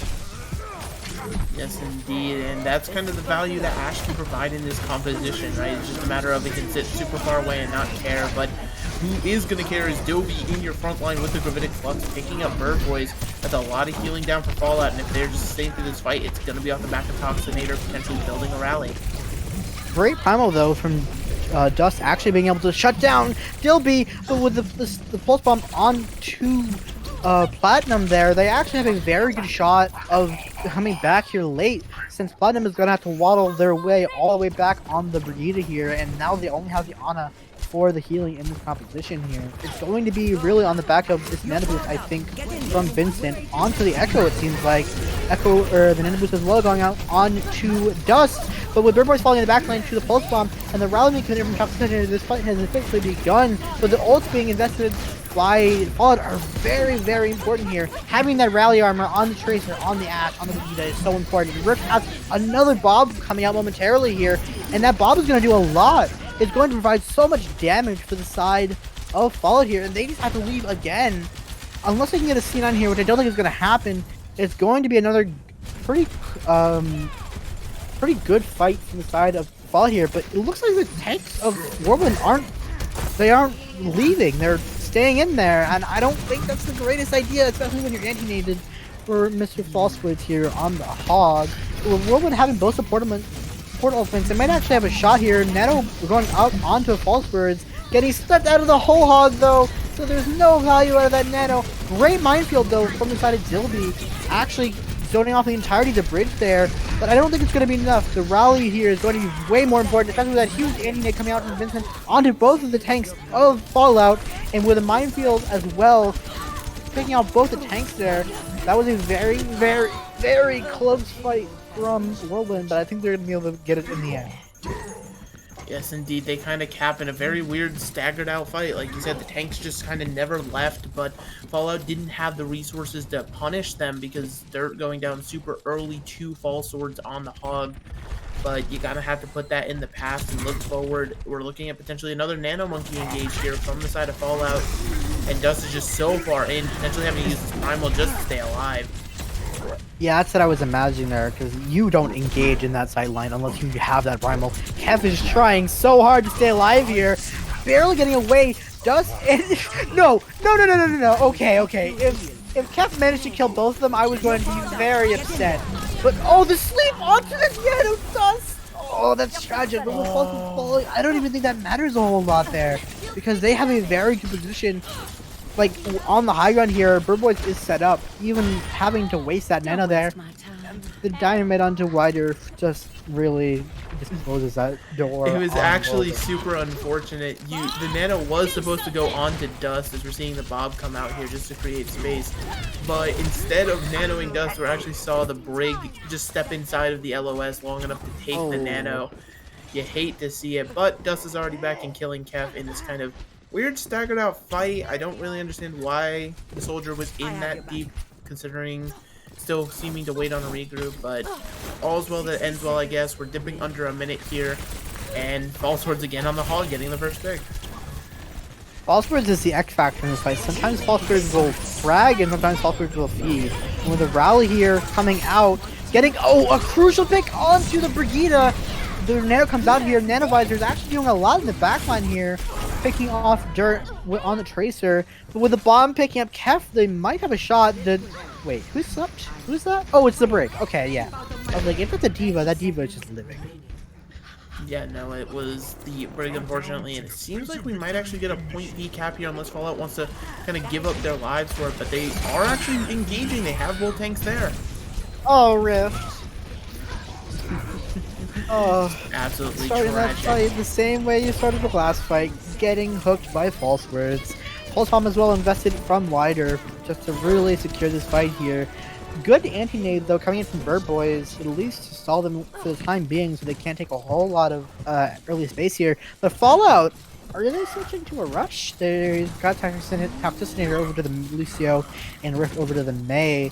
I assume they're just trying to be able to use the rest of these ultimates here, supportive going over to the pre or cast rather as well. But the nano boost is going to be very important here onto Dust just to keep him alive. Dust taking a lot of early damage though. Crucially does not have that primal rage yet and gets it as I say that. Gets slept, rallies from Platinum. Into making the switch over to the Baptiste. I actually like that quite a bit here to be able to use that lamp. Rally invested early from Platinum. Gets a lot of good early HP advantage here. The nade from Bird Boys is absolutely insane, picking up 4. And with Dilby falling, they cannot even fathom pushing this, I would say. Yeah, you're gonna have to reset, but now if you're Whirlwind, you're starting to worry about that time bank. You gave up that fight there pretty much by resetting all of your team's ultimates, knowing you had to. And now we're seeing Fallout actually give a little bit of space. I wonder if they have some intentions of swapping themselves. Yep, Dust going over to the Reinhardt now being sped out of spawn. You give up a corner for it, but that's A-okay. And now Dust maybe in a little too deep with that pin. Crucially though, Whirlwind doesn't have a Mei, so Dilby is just going to get cyberbullied. And with a bomb coming in here from Spooka, wait, Wider from with a High Noon though picking up 2 in return for his life. But at least for the moment, even with that nade coming in from Bird Boys, the thing is here, Fallout has to make a very, very tough decision. Do they swap Bird Boys onto the Baptiste and give up the Nano, or do you commit onto the Ana and then lose the Immortality Field? It seems like they're favoring the Ana here, which is completely unjustifiable. But with the early window coming in from Vincent here, wait, no, you can't win that fight like that. Dust is just walking at them, and with the Blizzard coming in from Rift, it seems that Fallout in the end has won the longer fight, and there's will they shatter. Whirlwind got so close yet so far. So close yet so far. Fallout, they started in our play-ins round 1, you know, all the way down there, and now we're seeing them continue to push forward on this kind of miracle run that they've been pushing so far. You love to see it. Whirlwind put up a valiant effort. I'd say these two teams are definitely the closest in terms of skill that we've had, and that was just a phenomenal match from both teams, even though the result maybe didn't go Whirlwind's way. Yeah, but I still think they played that very well. I don't know about tilt swapping into the Hog there, especially into the comp that they were playing. I feel like they wasted a whole lot of time playing into that double bubble there with the into the Ana, especially into that Hog. It's just Hog gets absolutely deleted by Ana most of the time. Yeah, can I just say I'm such a big fan of this player cam edition that we have this week. It's been great seeing some live reactions from the players. Also, shout out to Bird Boys for that very creative trash talk we saw on Rialto there. It was definitely cool. But yeah, let's talk a little bit about Fallout. They won this match, obviously, but we haven't really had the chance to talk about them yet on the pregame. As we saw again from them, they're really good at adapting to certain situations. They've turned this game around, took it 2-1 on Rialto. What do you guys think has been the reason for their success lately? I mean, I feel like it is just that adaptability, as you said. I mean, even when they drop maps, drop rounds in those certain situations, they are able to quickly pinpoint, hey, this is why this went wrong, this is the adaptation we need to make, and they make it perfectly, and they're able to continue executing just at a super, super high level. And I mean, it truly takes a large amount of teamwork and coordination in order to be able to do that. So, I mean, full props to Fallout. They've been doing it well, and hopefully they continue to keep at it. Yeah, that was. Yeah. They showed a lot of adaptability there, but I think there was obviously a crucial X factor, not X factor. What is the word? I cannot think of it. But they did not adapt very well in Blizzard World, as it was very. I'd say it was quite apparent. But I think that they managed, realize, hey, we can just play Ana into Hog and we can win. Oh. Yeah, and talking about Whirlwind, they moved down to the lower bracket, but they definitely didn't go down without a fight. It was very, very close here on Rialto. If you're either Zenith or Cowabunga, which will be our next game, whoever will lose that will face Whirlwind. What should you prepare for when you face Whirlwind tomorrow? Hog. The false swords Hog. Yeah, I mean, Hog definitely. as well as Whirlwind, they kind of showed a lot of that dive style, right? They loved playing that Sombra, engaging off the EMPs. And also, they kind of knew when to kite really well as well, so maybe making sure you don't over-engage. But at the end of the day, Whirlwind, they're still a scary team, even when you know what they're doing. So I would not consider that an easy match for whoever's going to have to deal with them in lower bracket. Yeah, definitely. We also had a new player on Whirlwind. Just wanted to mention real quick. Platinum, they joined the team this week, and have definitely been really good on the main support. I was very impressed. So I think Whirlwind's in good hands there, and yeah, I wouldn't count them out yet. I think both these teams have definitely a lot of potential in these playoffs, and this match was really close. I kind of expected it going into it. I was hoping that this would be the closest one of round one, and they definitely delivered. It looks like we're currently getting ready to get some people from Fallout to interview. I see a lot of people there. I think Solomon's still currently sorting it out, so we're still waiting on that. Is there like any player on Fallout or Whirlwind you guys wanna highlight as like a really good performance? I feel like almost everyone on both teams was really good. Yeah, Bird Boys on the flex support. Bird Boys was doing so much on the Ana, on the Baptiste, on the Zen, especially on the Zen. Very, very good responses to the EMPs of Kef, but also just getting very, very good picks on the Ana, you know, when they realize, hey, we can just play Ana, getting absolutely massive anti-nades there. Committing to the Ana, especially at the end there, when they were in a full-on rush mirror, was a very ballsy pick, and how they played it out was very good. Dust just kind of walked in the backline with a nano run. Yeah, absolutely. I think it's just the same for me. Bird Boys truly living it up on the flex support, enabling their team to do exactly what their team does best, which is just run it up mid. And so you'd love to see. Seems as though our interviews are coming in now. Yeah, we got Georgie Boy, Toxic, and Bird Boys here, and Dust as well. How you guys feeling after your win? How's a close match? Easy clap. Easy clap. You're gonna say easy clap after that. Wow. I was stressing the whole time. It was fun. Bro, I don't know if you saw, but I carried. Okay. Yeah. Okay, but I mean, were you seeing Brad on the brink there? Yeah, I saw it on the couch. Didn't you see? You didn't see me on the couch? I carried. Did you eyeball? Yeah. That's crazy. Yeah, how was it playing? Because you, Dust, and Georgie Boy, you both played basically in the same room from New York. Like, how was it playing together with your teammates, probably for the first time? And it's fine. It was fun playing. Did you like a boost of confidence? Or? Yes. Move this way a little bit. Yeah. Playing on land, it was a lot of fun, man. We've just been bugging around. Like, when people are in their warm-ups, we've been bugging them. Like, Ahi came over and gave me some mid-map coaching, which we didn't follow and still won. So, yeah, it's been a lot of fun. You see Paul, by the way, he's right there. He's left now, but yeah, it's a lot of fun. We've just been exploring the city, you know. Glad Yeah, it's been great seeing you guys all come together. That's what BPL is about, building a community, and so it's been great seeing that little player meetup there in New York. You guys have been very impressive since the play-in started. You had that 2-1 against Ruination last weekend, which was an absolute banger match last weekend. Now you had a really close game against Whirlwind.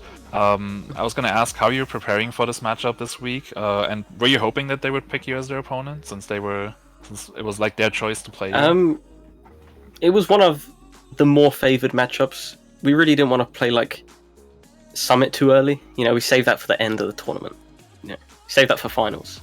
But I think it was one of our more favourable matchups, to be honest. And then they played some comps that we weren't actually expecting, because I thought they were only going to play monkey stuff, and then they played ball, and they did it pretty well. But so props to them. They played something that we didn't expect. Were you expecting the Fall Souls Roadhog? A little bit, but I didn't expect it so much. There was more hog than we were expecting. Also, if I may add, our warm-ups and our scrims for this week might be the worst we've ever had, like, the whole season. Yeah, maybe I didn't do too good of a job with the scrims this week. We may have canceled the ego scrim. And then the last one would have been a 2.7, and it canceled on us halfway through, but yeah. Yeah, today's practice wasn't great. Well, yeah, this week's practice wasn't great, but at least we performed on the day. So. Yeah, we had a really hard scrim yesterday, though. We had a really hard one. Oh yeah, the half scrim. 2.7. Maybe if you were Atomic. Yeah, yeah. So you move on in our winners bracket, and you're gonna face the winner of our next match, which will be Zenith versus Cowabunga. Who's your favorite opponent for that one? Who do you wanna face tomorrow? Zenith. Yeah, we want to face Zenith. They have a lot of scrim books, so. Wait, what happened to the? Yeah, the bracket's lying. No, the bracket. What have we done? The bracket Wait, is Mickey yeah. lost the win. I posted in the chat. How are you We so didn't follow the surprised? script. Yeah. You were supposed to lose. Oh, see, Yeah. someone pinged me about this. I'm like, what the fuck? It's fine. What do you mean? It's like, oh, no, I see what you mean. Definitely Yeah. not fine. There's two of us. I followed the winners and lower bracket. Wow. Okay. Oh, Like, never mind. if Okay. I were to say why, like one reason I might want to play Cowabunga is so I can beat Chase's ass into the ground and prove everyone that guy is dog water. True. No wins, No hose. no host. Played on TXT, like does it get any worse? Yep, absolutely. You were on Hog and All, buddy. You can't really say much.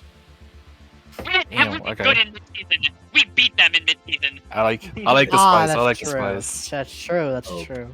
Big. I enjoy the PXP. You know, shitting on them. You know, multi-season Boys. spice. That's what we love to see.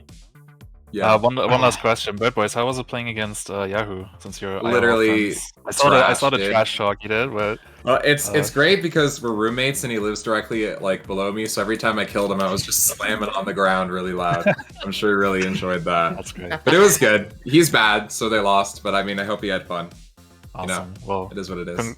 Congratulations, guys, on the win. I love to hear the spice talk. The trash talk is great.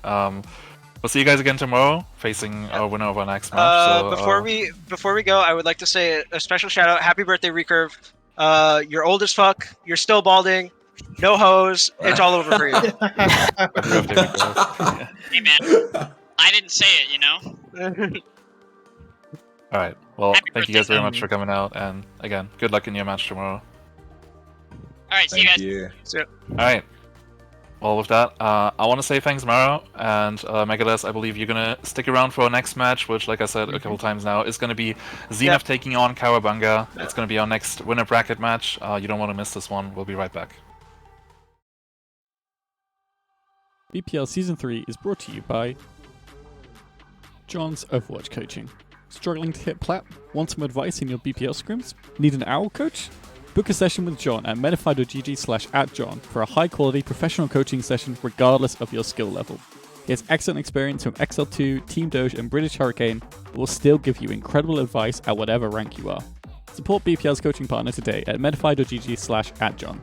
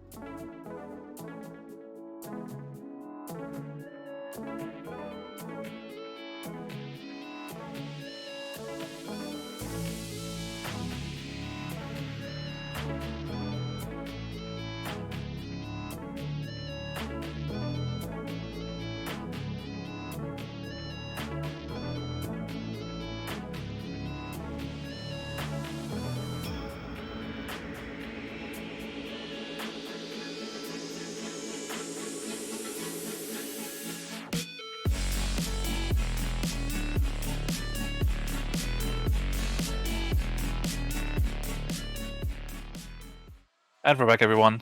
Joining us now is Chicken as our new play-by-play caster. And we got up next Zenith versus Cowabunga. Two, I would say, the biggest surprises this season for our playoff bracket. What do you think, Chicken? I think, two very solid teams. A lot of people coming into the season were worried, like, Seal CEO, B-Leaguer, should he be a captain, got kind of carried by Bunny's branding, for being honest, love you, Seal. But, he made a solid team. He made a good roster with Chasey. Clap has been, really performing well this season. Gavin, a flex warrior, just, main tank player, always stuck on the main support. Poor guy, he's like myself, we're just too nice to say no. We'll play anything. Flex lords, I think if you had told anyone after the player auction that Cowabunga would get the second place overall, probably would have laughed at you, but their season has been a huge success. They've consistently won against some of the top teams in the league. It's thanks to players like Chasey, who personally I voted for MVP, so I'm very excited to see him in the playoffs. Mega, what would you say has been the reason this team has been so successful? I think you also have a funny story about one of the main supports, right? Yeah, I mean, I feel like it's just kind of potentially just something you may not see on the field, as it were, or in-game. Just kind of the coordination they have as a team. They're all just kind of very chummy, get along well, doing what they need to.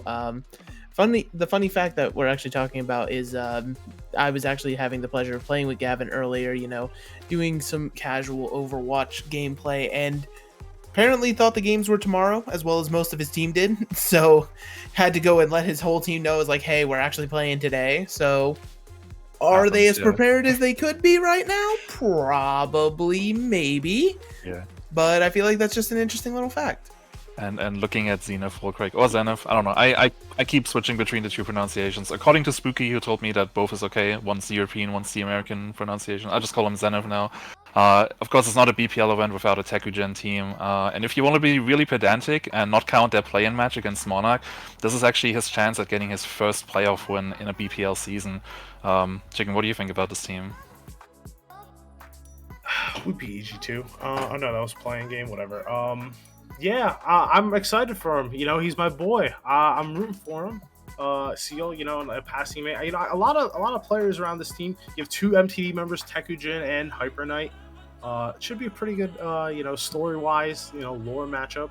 I think it's really interesting, but I don't know. I mean, who's gonna take it? I'm not exactly sure. Maybe Tekugen's team. I know Teku and Azu have been really good together this season. Strong deep tank line, and Lexus had a great season as well. And even you got to throw in Will, Grunt Fadak. I mean, he came in that 1 week. They did lose when he was on the main tank, but boy, did he have a show. I'm just all about flex players. I love players who can just flex on all roles. I think that's very admirable. And we have the player cams. I love the player cams. Oh especially my god! From Azure and Lex, is that a Pikachu cosplay? I don't know, but definitely good job. We're heading in Busan's first map. Wait, Chasey's bald. Chicken, Nicholas, take it away. I mean, Chasey's bald. I was more looking at the other side. Tekugen had the shades on, ready to rock and roll. I mean, I don't know. That's some Giga Chat energy you are exuding right there when you come into the showroom ready to just absolutely dominate. And I think, is that a Garfield cosplay that we're seeing over there? Yeah, I'm correct. It is actually Garfield, which makes it even more based. Good job, Bingo. I don't know. It's looking good here, though. But it looks like Zenith want to come out on this ball, Tracer comp with the Echo. I like it. While Cowabunga wants to come in on a very anti-dive, Torbjorn McCree comp, or sorry, casting comp. This should be a very interesting matchup here. If they want to play point here, they should really try and, bunker down and play down. But it looks like Bonesaw is in already. They are pushing in. It's the big stickies. And now they're just backing up, playing this poke, trying to get a lot of damage in. So, but Zenith knows this. They play the poke as well, trying to stabilize a little bit before this fight. They are all really low right now. Tekugen does go down, and now this is going to be a really hard engagement here without their main source of disruption. Big helpful, and Bonesaw gets caught out. Clap gets the very final kill, but Jam looked like they're beaming him down. Clap gets another kill, and this is looking really good here for Cowabunga. I mean, yes, indeed. I feel like that went exactly as the simulations predicted. Cowabunga has the comp that will poke out the dive before it can dive. Zenith was on the dive that could not dive until it dealt with all the poke. and went exactly according to plan. Going forward into this next fight, you see some switches. You see Lex hopping over to the Hanzo now, and Aurora is actually going to be going over to the Mercy instead of the Brig, so hopefully providing some damage boost for both Bonesaw and Lex, but Takugen, not the way you want to start off a fight. Yeah, just completely bodied, trying to go for some disruption, but they are able to get out the lamp and 2 ultimates. I don't really think they needed much of it. They already had all the space in the world, but they have Azu and D-Mech, and now this is just super rough here. It looks like Bonesaw wants to come in with his Duper Risa. They do get the res onto Bing Bong. Azu does drop in the end, but Bonesaw clockwise does go down from Lex. Lex has to be their star carry right now. Gets another pick onto Jam, but their picks are still coming in on the side of Cowabunga. Clap gets 2, 3 maybe, and Chasey with the cleanup, and this is just just rinse and repeat here for Cowabunga, and looks like Zenith knows this. They want to make the comp swap. What are your thoughts on them going full rush here? I feel like full rush is definitely a play you can make, but I feel like you're doing it a little bit too late. You're going to be entering final fight territory, and all you have online is really this Transcendence. It's why you're seeing the Zenyatta stay despite going over to the rush comp. And the Bongo and Molten Core committed means that Trans is already forced, and I don't know how long the side of Zenith will last. Yeah, this is a massive zoning off from the side of Clockwise on this high ground, making sure everyone can really push them. But the fight is on the point now, and it is last fight already. There is no more ultimate. Oh, Zenith is getting cut down by Clap on this high move. And then Azu trying to go for this cleanup, but also gets picked off. The point is, looks like it's going to get flipped on the side of Zenith. Zenith will make out in the end, but Chasey decides to commit the bomb, and now makes a bunch of space here. They want to commit. Clockwise does go down. Bonesaw has made the swap onto the Doomfist. Chasey going down on these squishies and gets one, and I think boop the other. Oh, Gavin got the boop onto Azu, and now this is suddenly winnable. It's only Tekugen here against Hyper Knight and Chasey. Chasey's playing the distance, doesn't want to die here, but Bing Dong has come back, and there is a nice bit of support and speed for Tekugen on this point. Aurora, she gets low, but oh, Tekugen gets picked off by the side of Jam with this massive window, and now this is just at the end of the line here. Are they going to be able to touch? They have 25%. This is going to be so hard for them to win this map, but let alone just keep it going. Azu does get the touch, keeps the point going. Bonesaw comes in for the assassination onto Jam, but does live. Now Aurora also goes down again. Now they are bunkered down onto this point. They do get really low. Jam has to heal their team, but doesn't matter. Ooh, Tekugen commits the shatter, but only gets Chasey, and Chasey won't even go down, and this is looking catastrophic here. Azu goes down as well. Chiclap comes back in from the high ground. Lex trying to poke out, but it won't matter because no one will touch. And I mean, I feel like the rush definitely was the play from Zenith. You saw the potential it was getting. They were just zoned out at that point there for just a little bit too long, and that overtime wick burned away. But yeah, when they switched over to the rush, it truly kind of seemed to benefit them more. They at least were getting some fights, wins, finding advantages where they needed to. And Cowabunga, meanwhile, they just kind of were able to stay stable on their composition here. Clap doing phenomenal work on the Cassidy, always seeming to be either in the back line or in the front line needed, exactly where they are needed, dealing the damage, using the Deadeye to secure those kills as well. I mean, we're going to see another round like that. I'm hoping we're seeing Zenith swap it up again here, and it seems like they're wanting to run the double shield now, potentially just another composition they practiced. I don't mind this either. They have the Hanzo to really pressure out the enemy, you know, if they're expecting the double shield. But it looks like both sides are going to be having to bunker down this point. I like this rotation of Cowabunga more, taking the low ground.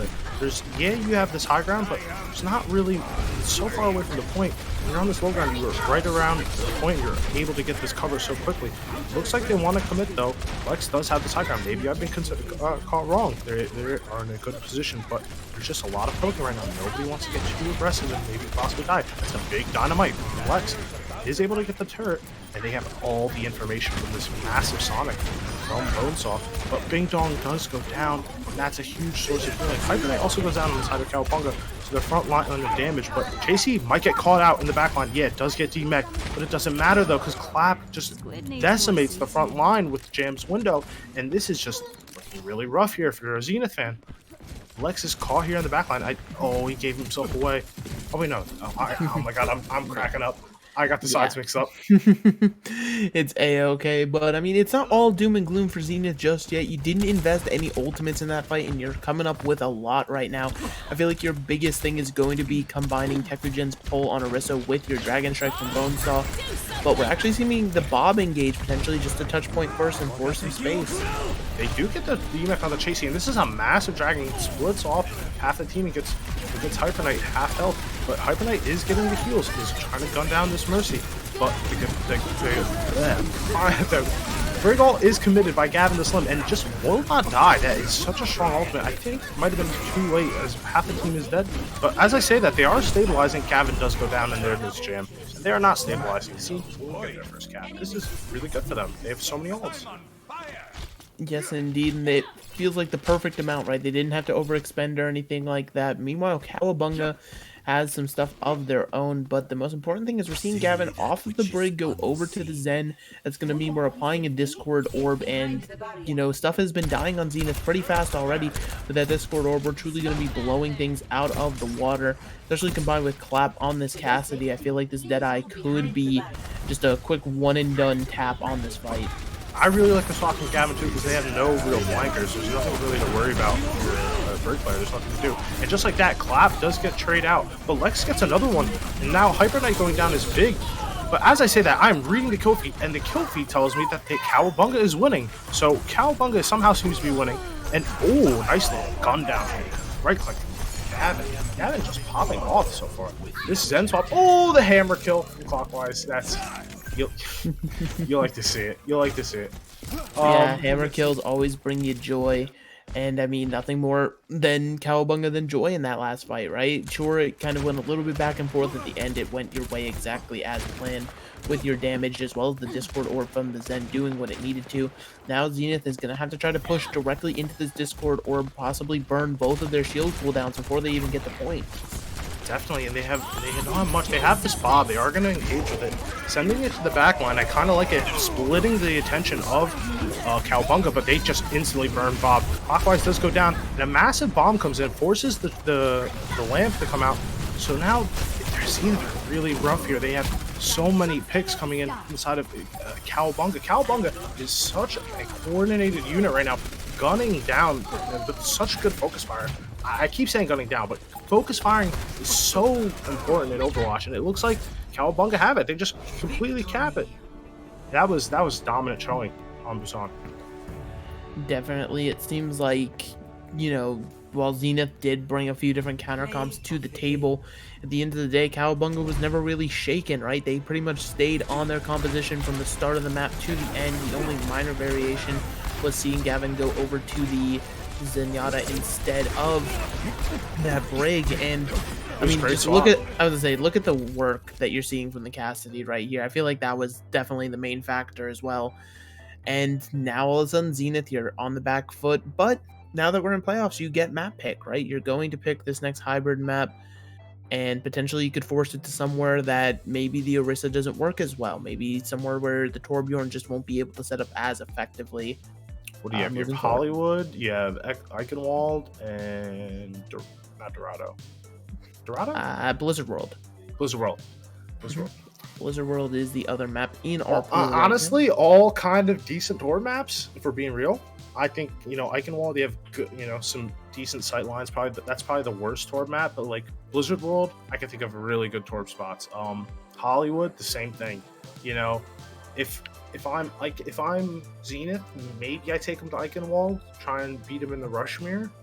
But you know, I feel like hybrid, especially in this map pool, there's a lot of good looks here for Cowabunga. The Cowabunga, their strengths really shine on the hybrid maps in this map pool. So I think this is going to be a really uphill battle here for Zenith. I hope Teku can win his first playoff game. I'm rooting for you, pal.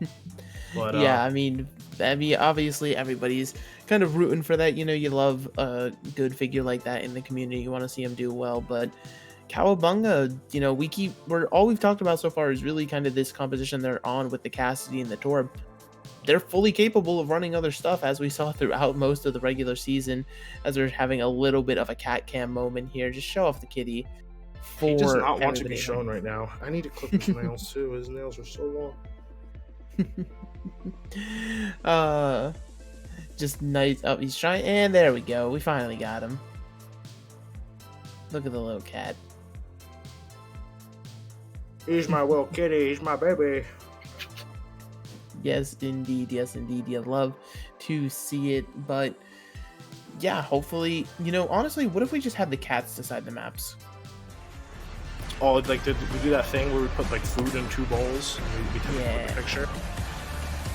Well, I don't think we'll need the cat actually for this map because it's already been decided, and as you called it, Chicken, we're heading to Eichenwald, the German castle, home to Baldric, I believe Reinhardt's compatriot's name was, who made his final stand in this castle. And are we going to see the Rush Mirror potentially? I mean, currently we're seeing Cowabunga kind of hover it. Obviously, they're already on the defense, so they're having to leave spawn. So, are on this Rush Mirror potentially ready to match Zenith, but Zenith maybe Zenith are not running Rush. It is not. It is not a Rush Mirror.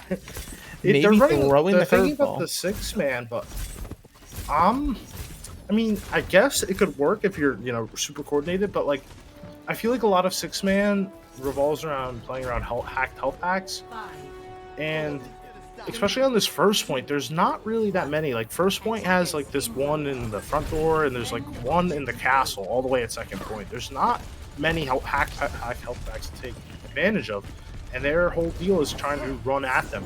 But that's exactly what Cowabunga's comp wants to do. So it's very interesting to see. They already have point presence and are halfway to a second tick. They're already getting the second tick.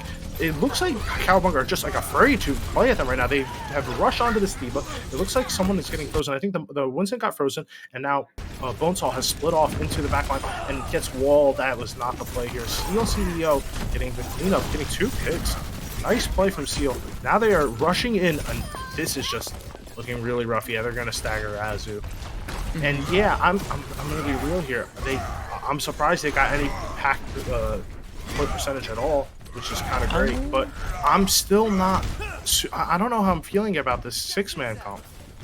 I mean, I honestly think the 6-man could actually work, especially once you start getting ults online. You're able to cycle the EMP from Magnolia rather well, but I feel like they played that fight beautifully. Instead of taking the fight, they just simply went straight to point with the enhanced speed that the dive comp has, and now they're going to be engaged on with this Blizzard. I don't know if it's going to work out well for them here.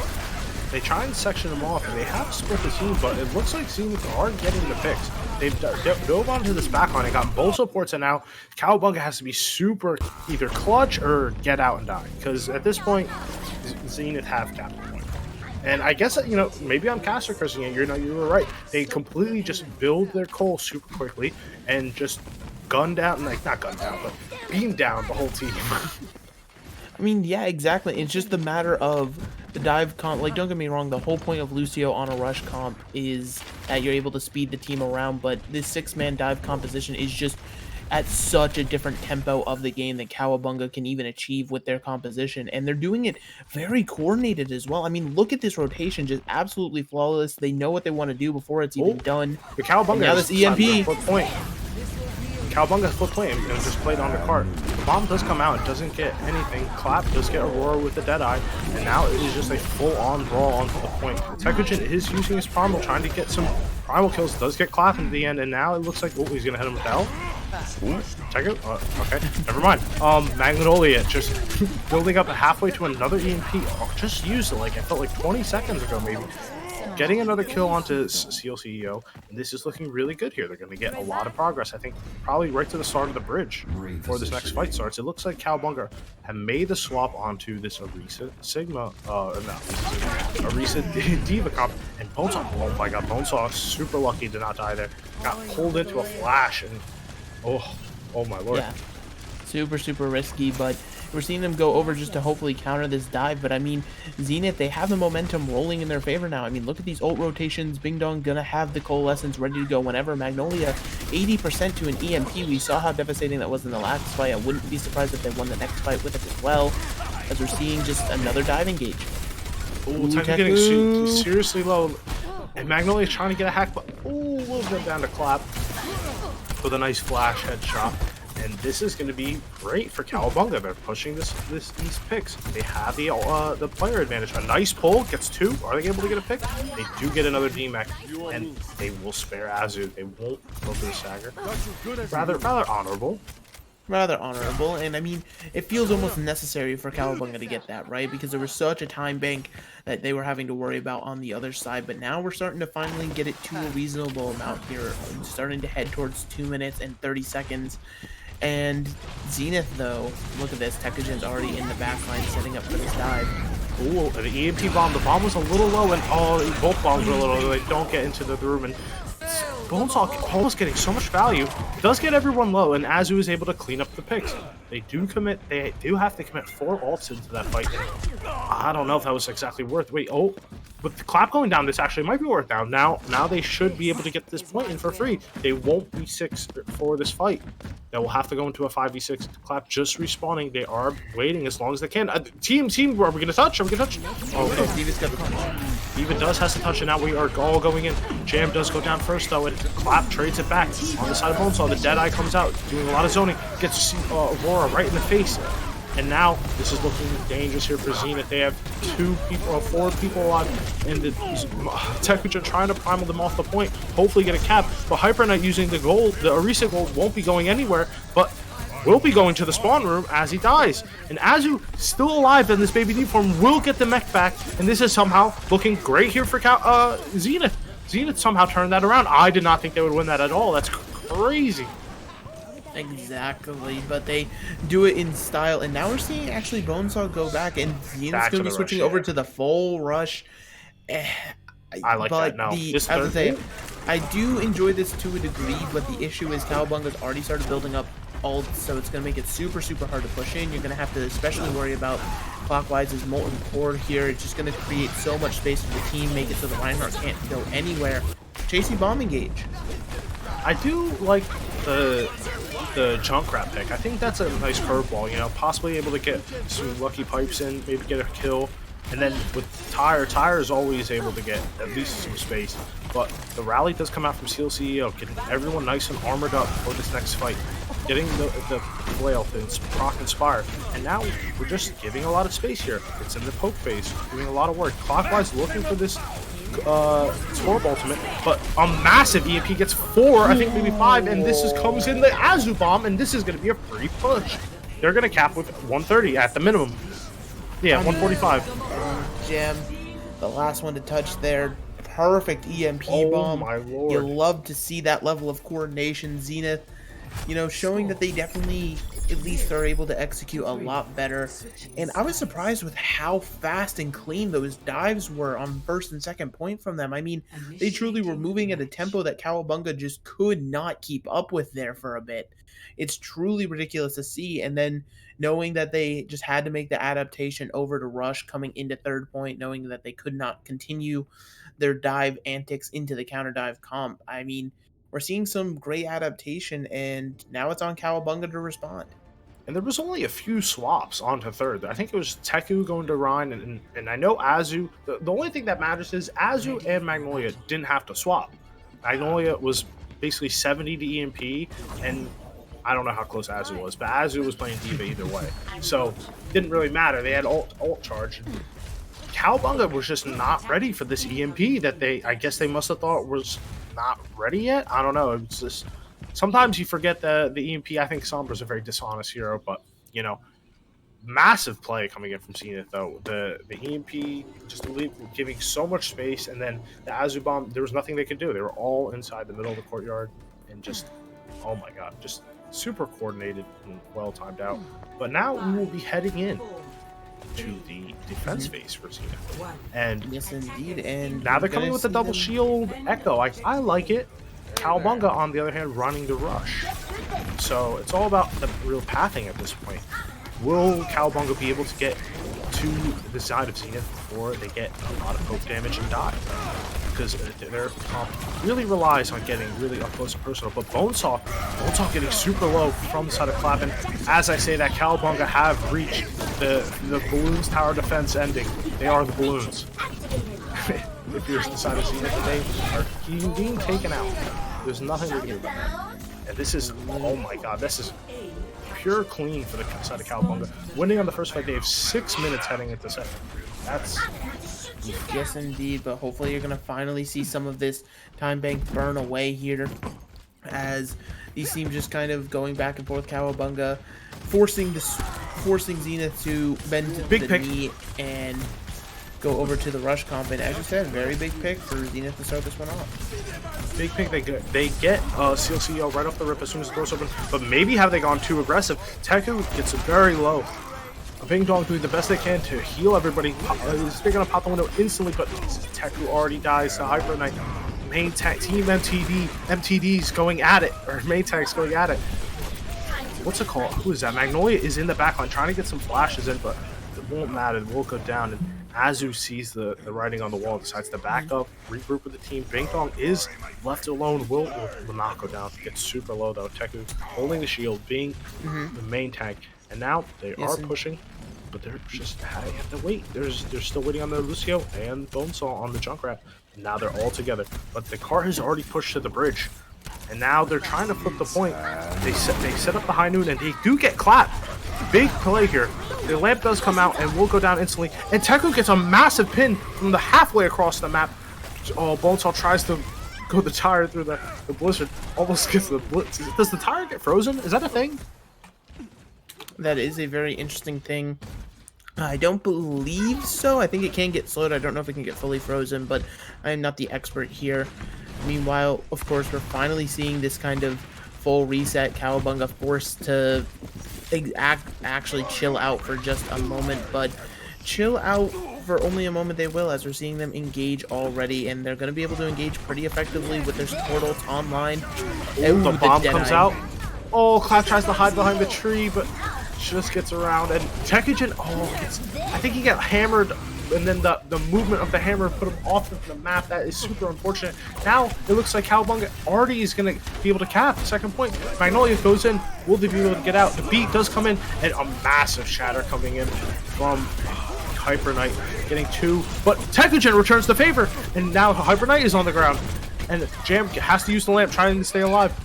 Does Cowabunga touch? I don't think they've touched yet. Chasey is on the point, DMing, do the best, and they will get the second point. Yes, indeed, it finally goes the way of Cowabunga, and they have a huge time bank to work with.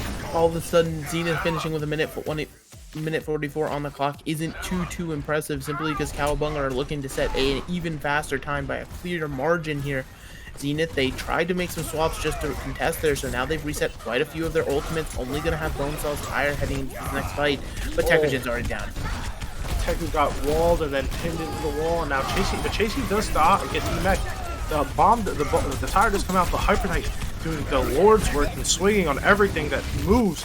Won't be able to save Jam though. Jam not getting around the corner in time and will die to the bomb, and I think this is going to be the backup button for Cowabunga here. You don't have your main source of heals. Hyper Knight gets walled and then frozen and will go down. And just the speed these two teams are playing at, even though they're both on the rush compositions, it's so fast, so intense that you're not even really giving either team a chance to breathe. You're both going in, but right now the advantage is in Cowabunga's favor. They're going to have Shattered as well as the Blizzard here. I think Azu's going to have to be the hero here, trying to eat this Blizzard, otherwise it could spell disaster and a huge time bank. Oh, and a massive bomb. Chasey gets 2, and the DMEC, and the lamp, and then Remax, and then gets Bing Dong, and all that's left is Aurora. Aurora going into the point. Aurora, you have to touch the point. We'll get Flash, and then Solo May ulted, and she gets forced off, and Cowabunga putting a statement saying, what you can do, we can do better. Yeah, and that just truly was just Zenith constantly being on the back foot there. Necessarily nothing they did too wrong. It's not like there was a crucial misplay that happened every single fight or something. It's just the matter of Cowabunga was on their doorstep before they were ready for it every single fight without fail. And now Zenith, they're going to have to be the ones to attack first again. And you have to kind of wonder, do they try to go back to that kind of 6-man dive composition where they were able to set the tempo a lot better, or do they just try to increase the tempo of their own rush? I mean, at the end of the day, who knows what they could be running because they're in the attack or spawn, but our defenders, they've proven that they can play the rush really well. I think they're ready for anything Zenith can throw at them. Cowabunga, you stick to what you got, and you got it pretty good. Cowabunga saying, you know, we have the better rush. play us in the rush. But Zenith saying, we don't know if we can run the rush, I think. And then now they're going to play 6-man. 6-man, you know, they didn't look bad. You know, they were able to path to the point super quickly and get so much progress. And it kind of took Cowabunga off guard. They weren't able to really get any point presence back, and they literally let up like 2 ticks for free or something like that. So hopefully they can. I don't know if they'll be able to get away with that again, but you know, we'll have to see. Point heads we'll out. Have to see, as again it's just going to be the 6-man and potentially looking for a person to dive this time instead of running straight to point, because Cowabunga's playing back knowing they want to go to point super quickly. Bonesaw going for the TP and then Teku jumping in, but Hyper Knight gets a massive ping on the Bing Dong, but it doesn't matter. Bonesaw has just completely sold. Excuse me, sorry. Oh my god, I just burped. Bonesaw has just completely sold out Chasey on the flank and got him. I don't know what just happened. I burped and then all of a sudden Zenith just ran away, I guess? I don't know. Yeah, so Zenith had to give up the fight there simply because Bing Dong, their main source of heals, did fall, but now they're engaging this dive again, and the hack target comes down to Lucio. And COCO does go down rather quickly, but it doesn't really matter for Cowabunga. They don't have to really rush around that much. Bonesaw commits the Wraith already well by himself, and oh my god, Teku almost got walled in there. But they do have so much to the point. They've gotten over 2 ticks for free. They are at 91%, and Azur's trying to burn down this run, and it doesn't matter because the whole team will go down. Now, this is looking great for Zenith. I've said this once before, and I'll say it again. I think the going first with less time might be an advantage sometimes. If you, at this point, if you're in overtime and you win one fight, it's just so tilting if you're on the side of Cowabunga. Every fight is just further damaging to the mental. So if you're on the side of Cowabunga, you really want this to end super quickly. Definitely, but you don't want to end it too quickly, right? I mean, you know the overtime wick is going to start burning soon because it's forced. So let it be forced, but you're going to actually commit this Deadeye from the high ground, and Clap's just free firing. Oh, Clap saw the whoa, but wait, Azu gets a 2K, and then the B comes in from Aurora, and now they're all over this point. They've ult on, and now they should be winning this fight. Clap does get a free flash fan somehow, and Magnolia will go down, but that's not bad. They still have the EMP for next fight, and they dumped everything. And I understand that. You don't want to lose this fight. CHQ, but this is great here for Zenith. They should get it to at least the bridge at this point. It looks like Cowabunga wants to go to this high ground. Magnolia will already be behind them because they're coming from spawn. This should be a massive EMP. The bomb comes in from Chasey, so does the EMP, but Bonesaw already goes down to Clap. And the EMP does get a lot, but nobody's able to follow up on it. They're all on the point. And Clap comes from behind, using the Deadeye refresh to reload, just wants to click these heads. Does get Azu. Ooh! Gets the whiff onto Magnolia, and that shouldn't be a problem. There only is 2 on point, and they're both very low. So, oh wait, so is the side of Cowabunga. 3 of them though, but the numbers advantage will be in their favor. And Azu does go to DMAC, and Guys does COCO, and that's going to be it. They're going to be on the bridge.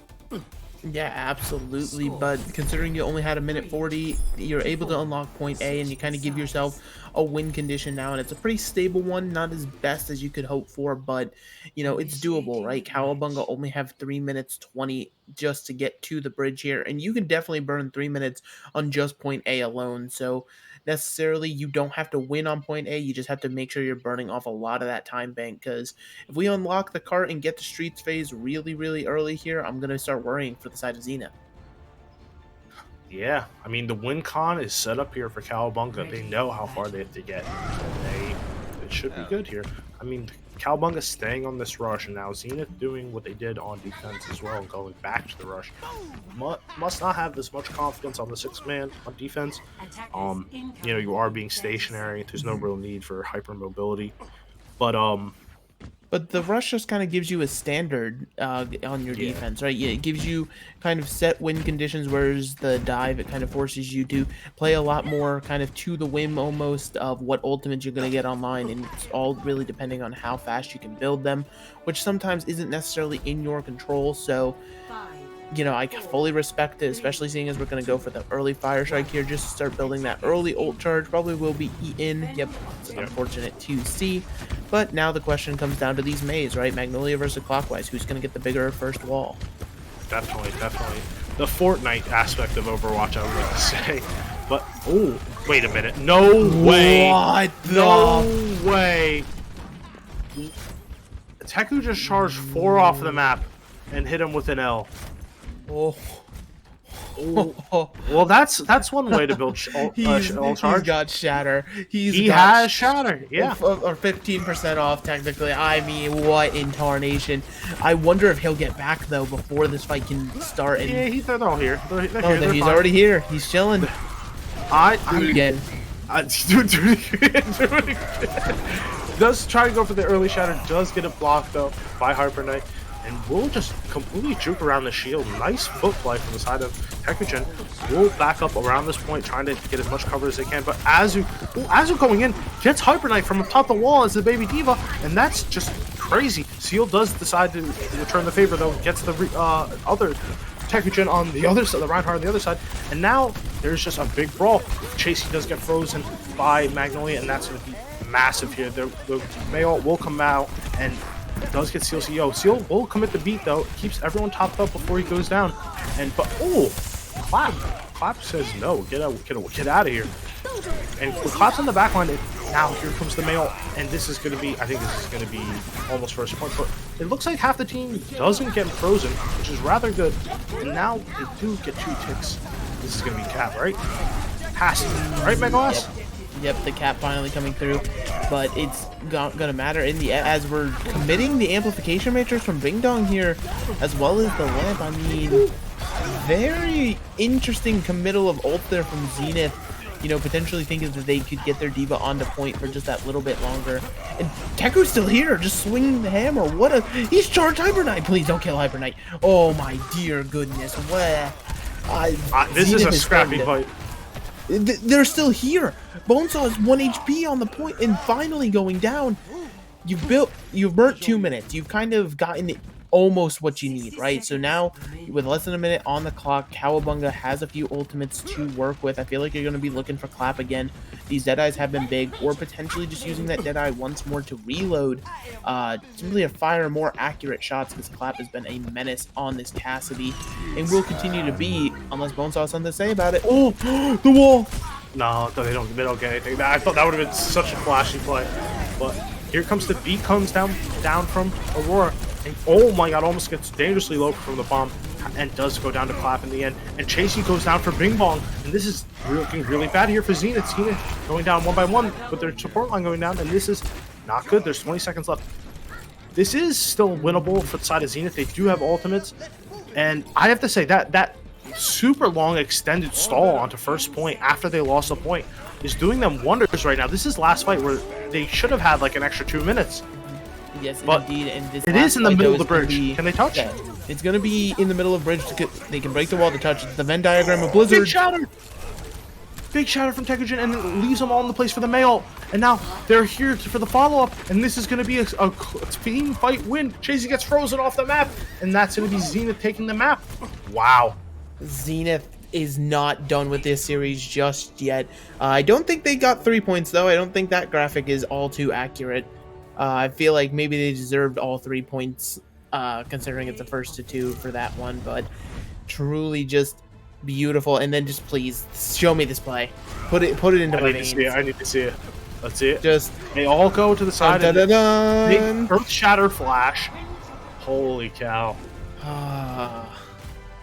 My captain. Honestly, that last round, that last kind of defense from the side of Zenith, like, it was Teku just doing some nutty plays. It started with that, but there were so many times Teku just kind of let go of the restraint, went in, and just was this super aggressive, terrifying Reinhardt.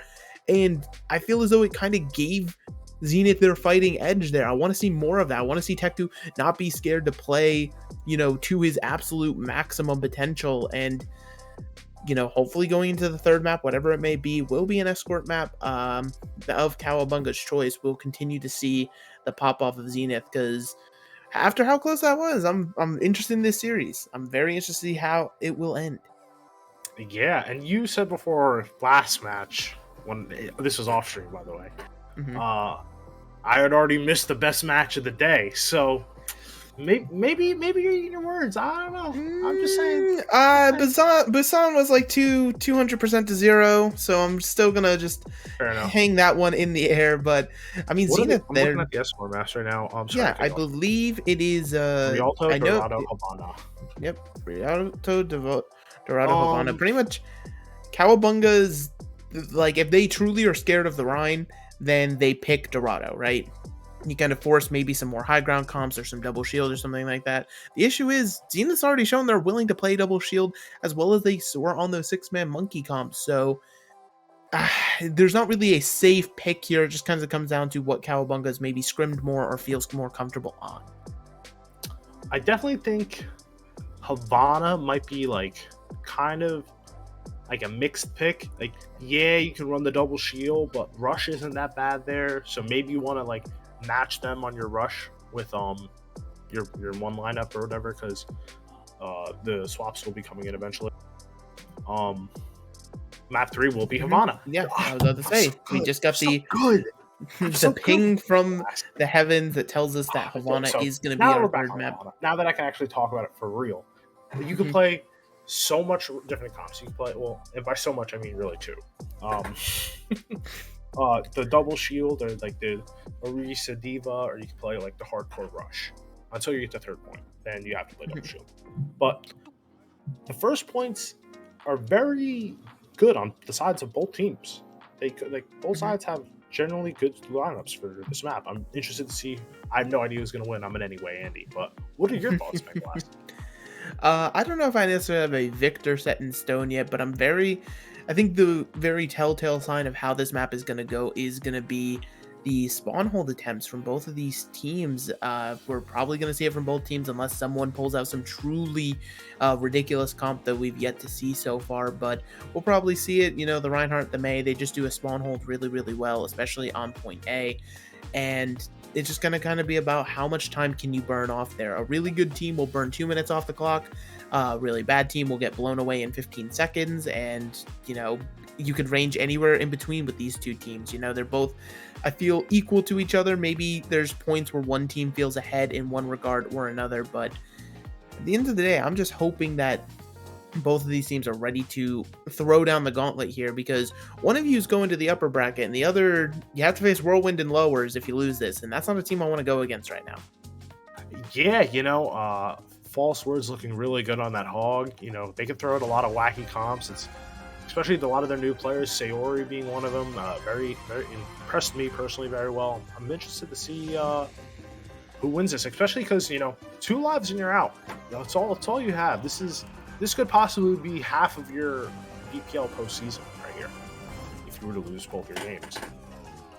I mean, yeah, absolutely. It's truly, truly kind of terrifying almost, but there's kind of, you know, something satisfactory about coming to a series after going 1-1. It's like, you know, this is the end one way or another, so you got to leave it all out on the field. And like you said, both these teams still have another life regardless, because we do have our lower bracket potential, but you don't, like, let's be real, you don't want to go to lower bracket. You want to stay in upper bracket because you feel as though you're deserved to be here, right? You're gunning for that championship. If you're not gunning for that championship, you're probably not here. You're probably already sent home and packing.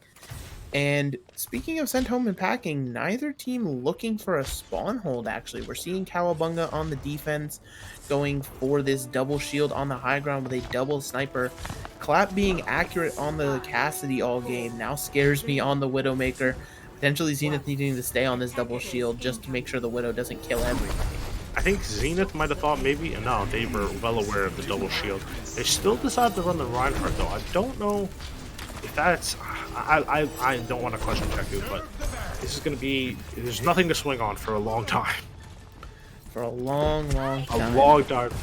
So they will be just, you know, pushing this car, trying to play inside this gazebo. I don't really know the word for that, but they don't have anything really to deal with Clap on this Widow other than Magnolia. But Magnolia has Clockwise and Clap to worry about. This is going to be looking rather rough here.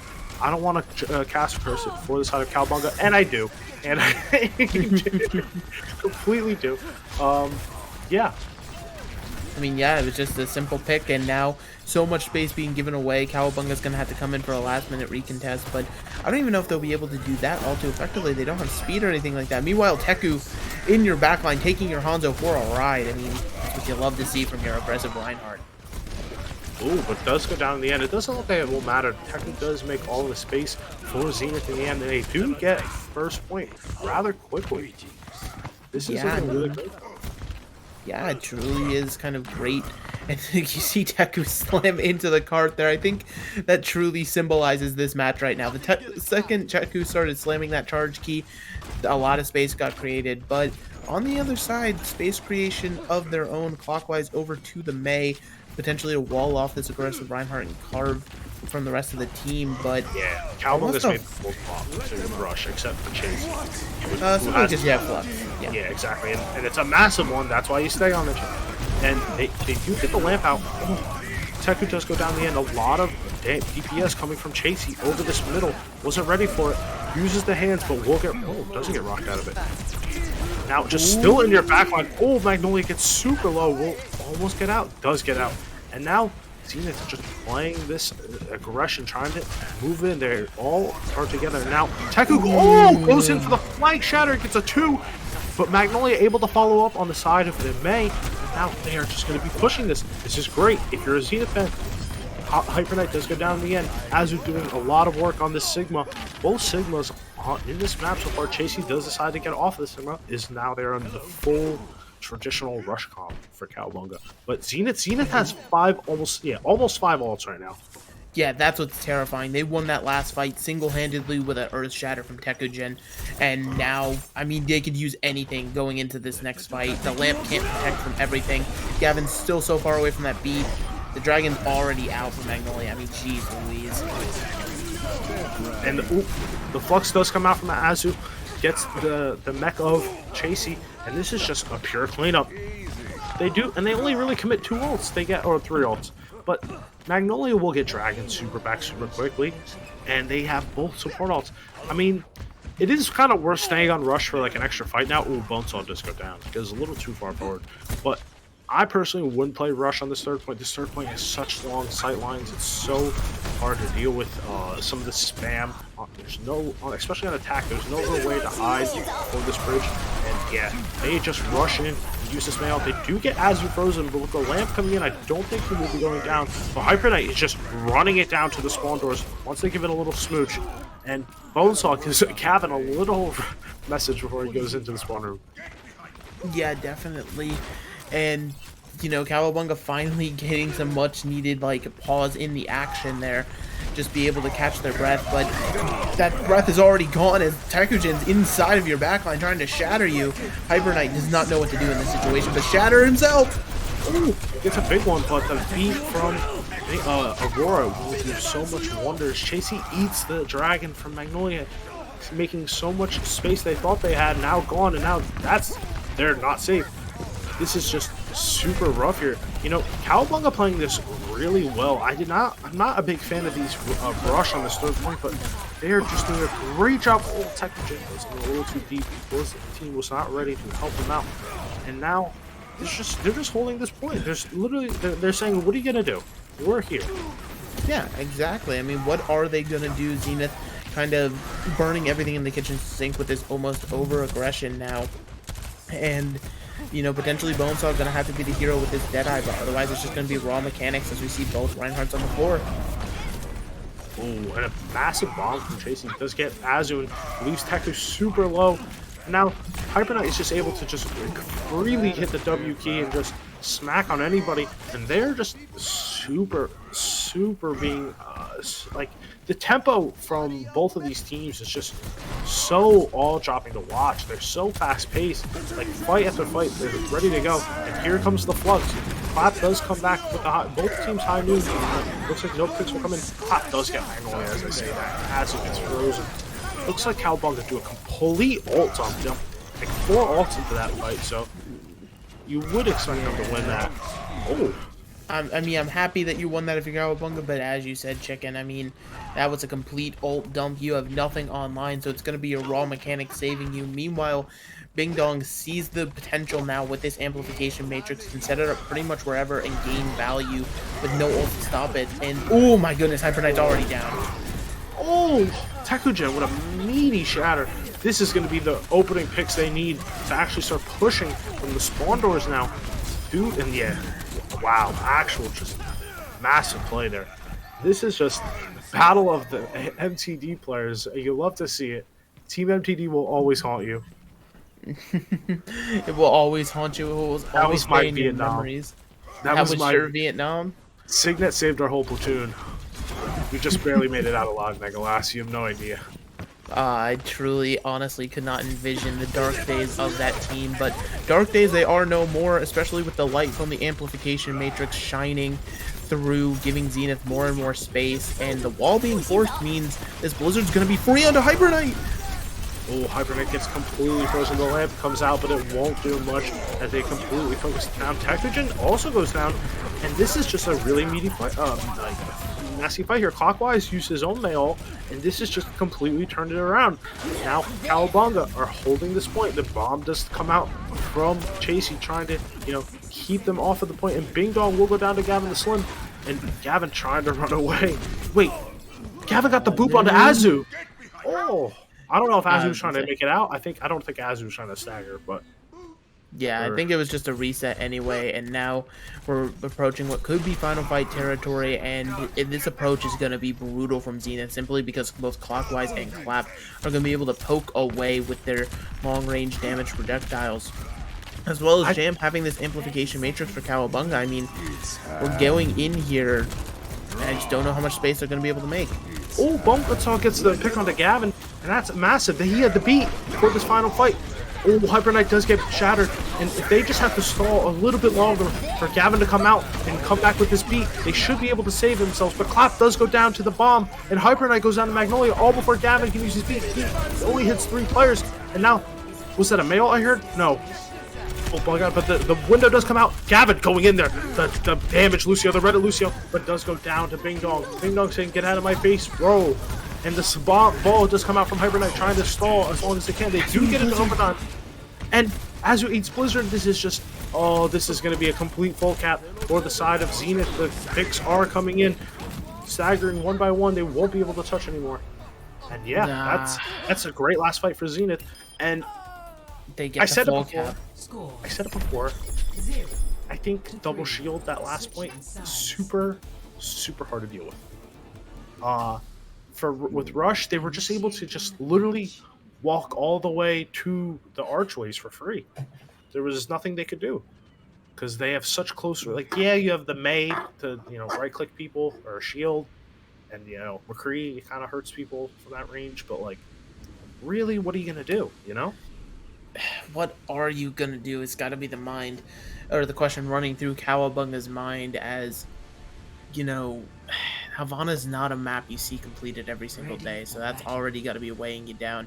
And Zenith, I think they already know what's up on their defense. They know that their enemy is no longer Cowabunga. It's the clock that stands before them. You burn down some time on point A, point B, they're not even going to have time to cap. Doesn't matter how good Cowabunga is, you'll get your ults in time to stop them at the end. So this spawn hold, they're just sneaking their way up. Everyone purposely crouched because otherwise you get heard and detected from the enemy. They're pushing spawn. Azu. Wait, they're pushing Azu. Wait, isn't that the wrong way? No, I mean, you could go either way. It's like an island. Yeah, you can go either way. And they're going to rush out here probably in the next 3 seconds. Right. Now. 2, there it goes. Now. Yep. Yeah. Got it. First try. And now here comes for the spawn hold. They're going to be playing around this truck. Getting already super far out. The wall does come out from both teams, but it doesn't look like they get much. Oh, Hyper Knight gets a big pin. Gets Teku super low, and they're trying to push up, but Teku fighting back super hard, making sure not to die. Hyper Knight gets flashed by Bonesaw and will go down, but Bonesaw trades himself out. And this is, that's really good for the side of Zenith right now. Zenith getting so much of stalling here. As he does go down, they will be able to get a lot of free pushing, but Teku gets another pin on the Clockwise, end up trading his life, and this is going to be, a fight for Cowabunga. They do get a solid 40 seconds off.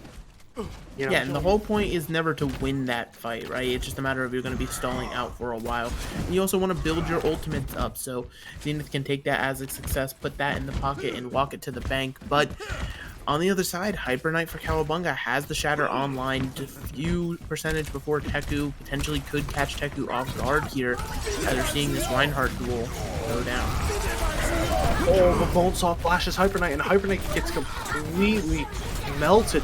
The bomb does get Aurora in the back line, but it doesn't matter. The front line of Zenith is just plowing over everybody. And this will be another hold. And now they're holding it super well. They've already have almost a minute and a half off the clock, and they're already at just around the first corner. Yes, indeed, but Cowabunga, they're able to kind of rotate in from the side now. They don't have to push the cart straight up main, and they have the ultimates to work with, right? Clockwise with this Blizzard's going to be massive, but the bomb might be bigger. Oh, there are a lot of the Widow. The lamp has to come out, and oh, Bonesaw in this backline doesn't get the flash. Oh, Jam does get him in the end.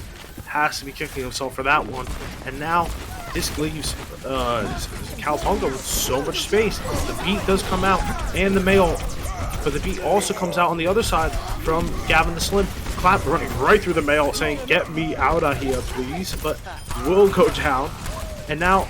This leaves Cowabunga super well for the frontline pressure. Bonesaw has come back on the Doomfist. I'm not sure if that was the pick. Maybe it is if you're feeling it.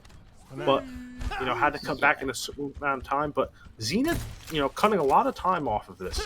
And this is all about time bank at this point. They need to make sure they have 0 time heading in for third point, or as less as possible.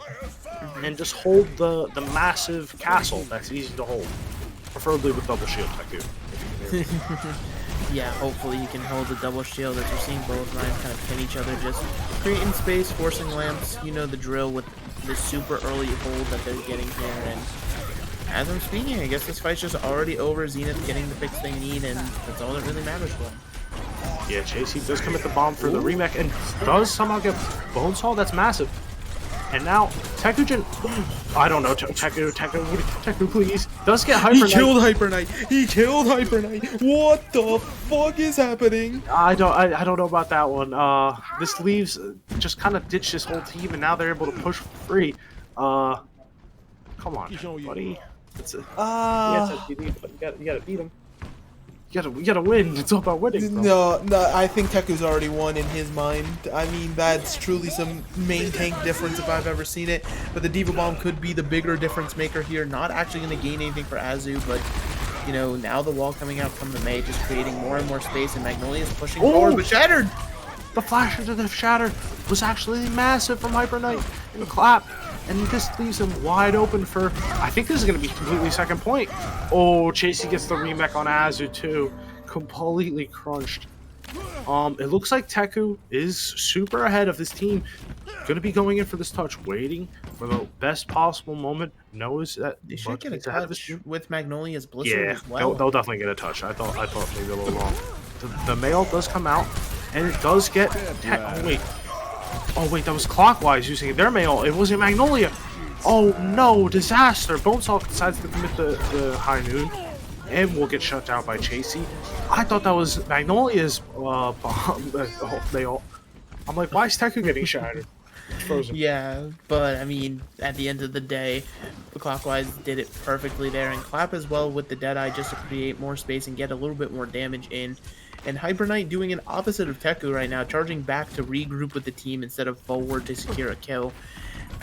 I mean, we're on to Havana third now. We know Havana third can be a great place to stall out, but I don't really know what Zenith has in the bank besides this Blizzard to make it happen. Definitely. Looks like Magnolia wants to put the old, mail behind the wall. And, this is just a really scuffed right now. Aurora does get the boop onto Hyper Knight. Rather hard these days with the extra, Aurora. And Gavin returns the favor and boops them. And then Gavin also gets the boop kill onto Tekujin. Gavin, and then a third to beat down. This man is insane. Go, Gavin, go. Gavin's decided that losing is simply not an option while he is in the server. This is the terrifying might that a Lucio can hold. Didn't think I'd be saying those words tonight, but here we are. Meanwhile, there is going to be another fight here. Tekugen has another Shatter online, been getting them down pretty consistently, even with Hyper Knight's shield in the way, so hopefully here comes another big Shatter to stabilize for Zenith. Definitely, they used the May wall, trying to commit the Shatter. Doesn't hit anything. It does hit clockwise, but he was super far back. Is able to get them saved by the team. They decided to use the Deadeye in response and push forward. And Hyper Knights gets a nice Shatter, but it doesn't matter though, because Aurora hits a meaty beat, and then the May ult comes out from Clockwork to push them back. And this is just a really scrappy fight here. Picks coming on the sides of both teams. Azu commits the bomb and then dies from Chasey. Chasey does get frozen. But what a nice lamp from Jam. Jam keeping Chasey just barely in that mech, and will now be topped up. Aurora in the backline trying to do these boot kills or anything, stalling this point, being a menace on the Lucio. And Chasey, is Chasey gonna get frozen? Chasey says, "Get me out of here with the bomb." And gets Bonesaw somehow, and barely gets the remake with 20 HP. The beat comes in from Gavin to keep everyone topped up, and Chasey trying to get this BAP. Knows the BAP is the key to winning this fight right here. Steps into it. Finally gets Bing Dong on this. I got the BAP, and Bonesaw comes out with the 2K. Oh no, this might be devastating here for Cowabunga. The spawn advantage is so good for Zenith. But they have the window as well. I mean, now it's going to be on who can touch next. It's Tracer having to give their lives. And Moira now, this is going to be brutal, but I think Cowabunga does get the cap here. Azu doing a great job at stalling. Bonesaw is back on the Doomfist. And the ball is come back from Tekugen. The Mayall does come in though to freeze. Who's touching next? I can't even see. It's the Tracer. Tracer, shoot the Tracer. And they will cap the time. But you know what? I think it might have been a toss, capping with more time. Just call me crazy. Call me crazy, Megalask. We saw what happened last map. You cap with 30 extra seconds. I mean, you can use those 30 extra seconds. It should net you about one more additional fight, which is obviously can be the difference maker here at the end of the day. But I don't know, Zenith, when they're under pressure is when they deliver the best, and I feel as though, like, we've been hyping up all night, like, this is it, do or die. This is truly it. We're in overtime rounds. Unless both teams are going 6-6 and we're about to see a third round each on Havana, I mean, this truly is going to be it. So both of these teams, I expect to run the rush, fully commit to it. They both want to spawn hold to burn, see if they can get that clock into overtime, because say, best case scenario, Cowabunga can just hold straight at the spawn, make sure that payload doesn't move an inch. They're setting themselves up for a phenomenal win condition to close out the series. Definitely. Cowabunga gotta play this super conservatively, or, super, what's the word? I can't even think of the word. They have to be very decisive about what they want to do here. Make sure they all are on the same page, because one lost fight in these overtime extended rounds on escort maps can be absolutely brutal. As was seen in the last map, seen with Captain last time. But it comes in on the front hold. Both Reinhardts get flashed and walled, and then will both get lamp. Flowchart Overwatch, but Chasey gets the mech. And now this is great here. Hyper Knight is so low. Tries to go in for Azu, but won't get the trade. And the clap also goes down. They are dying on the point, making sure they stall for as long as they possibly can. They got 30 seconds off the point, and now it's just Gavin left, and they will start the push. Let's start the push, as you said, less than 30 seconds, but they're going to have the first ultimates coming online, both the Shatter as well as Bing Dong with the Amplification Matrix, both going to play huge factors into overtime fights. I was going to say, is Teku going to hide for the Shatter? Hiding for a Shatter in overtime? That is either throwing or saving. I thought he was going to go for the mega flank up the stairs, down the stairs with the Cassie, is right now. And but looks like they're just gonna be holding high ground. As they're just threading the needle on the bomb, the wall coming out to block the LOS of it. And now it's just a scrappy fight. The window comes out from Bing Dong. Magnolia dies while committing the Deadeye, and but a massive Mayo comes from clockwise.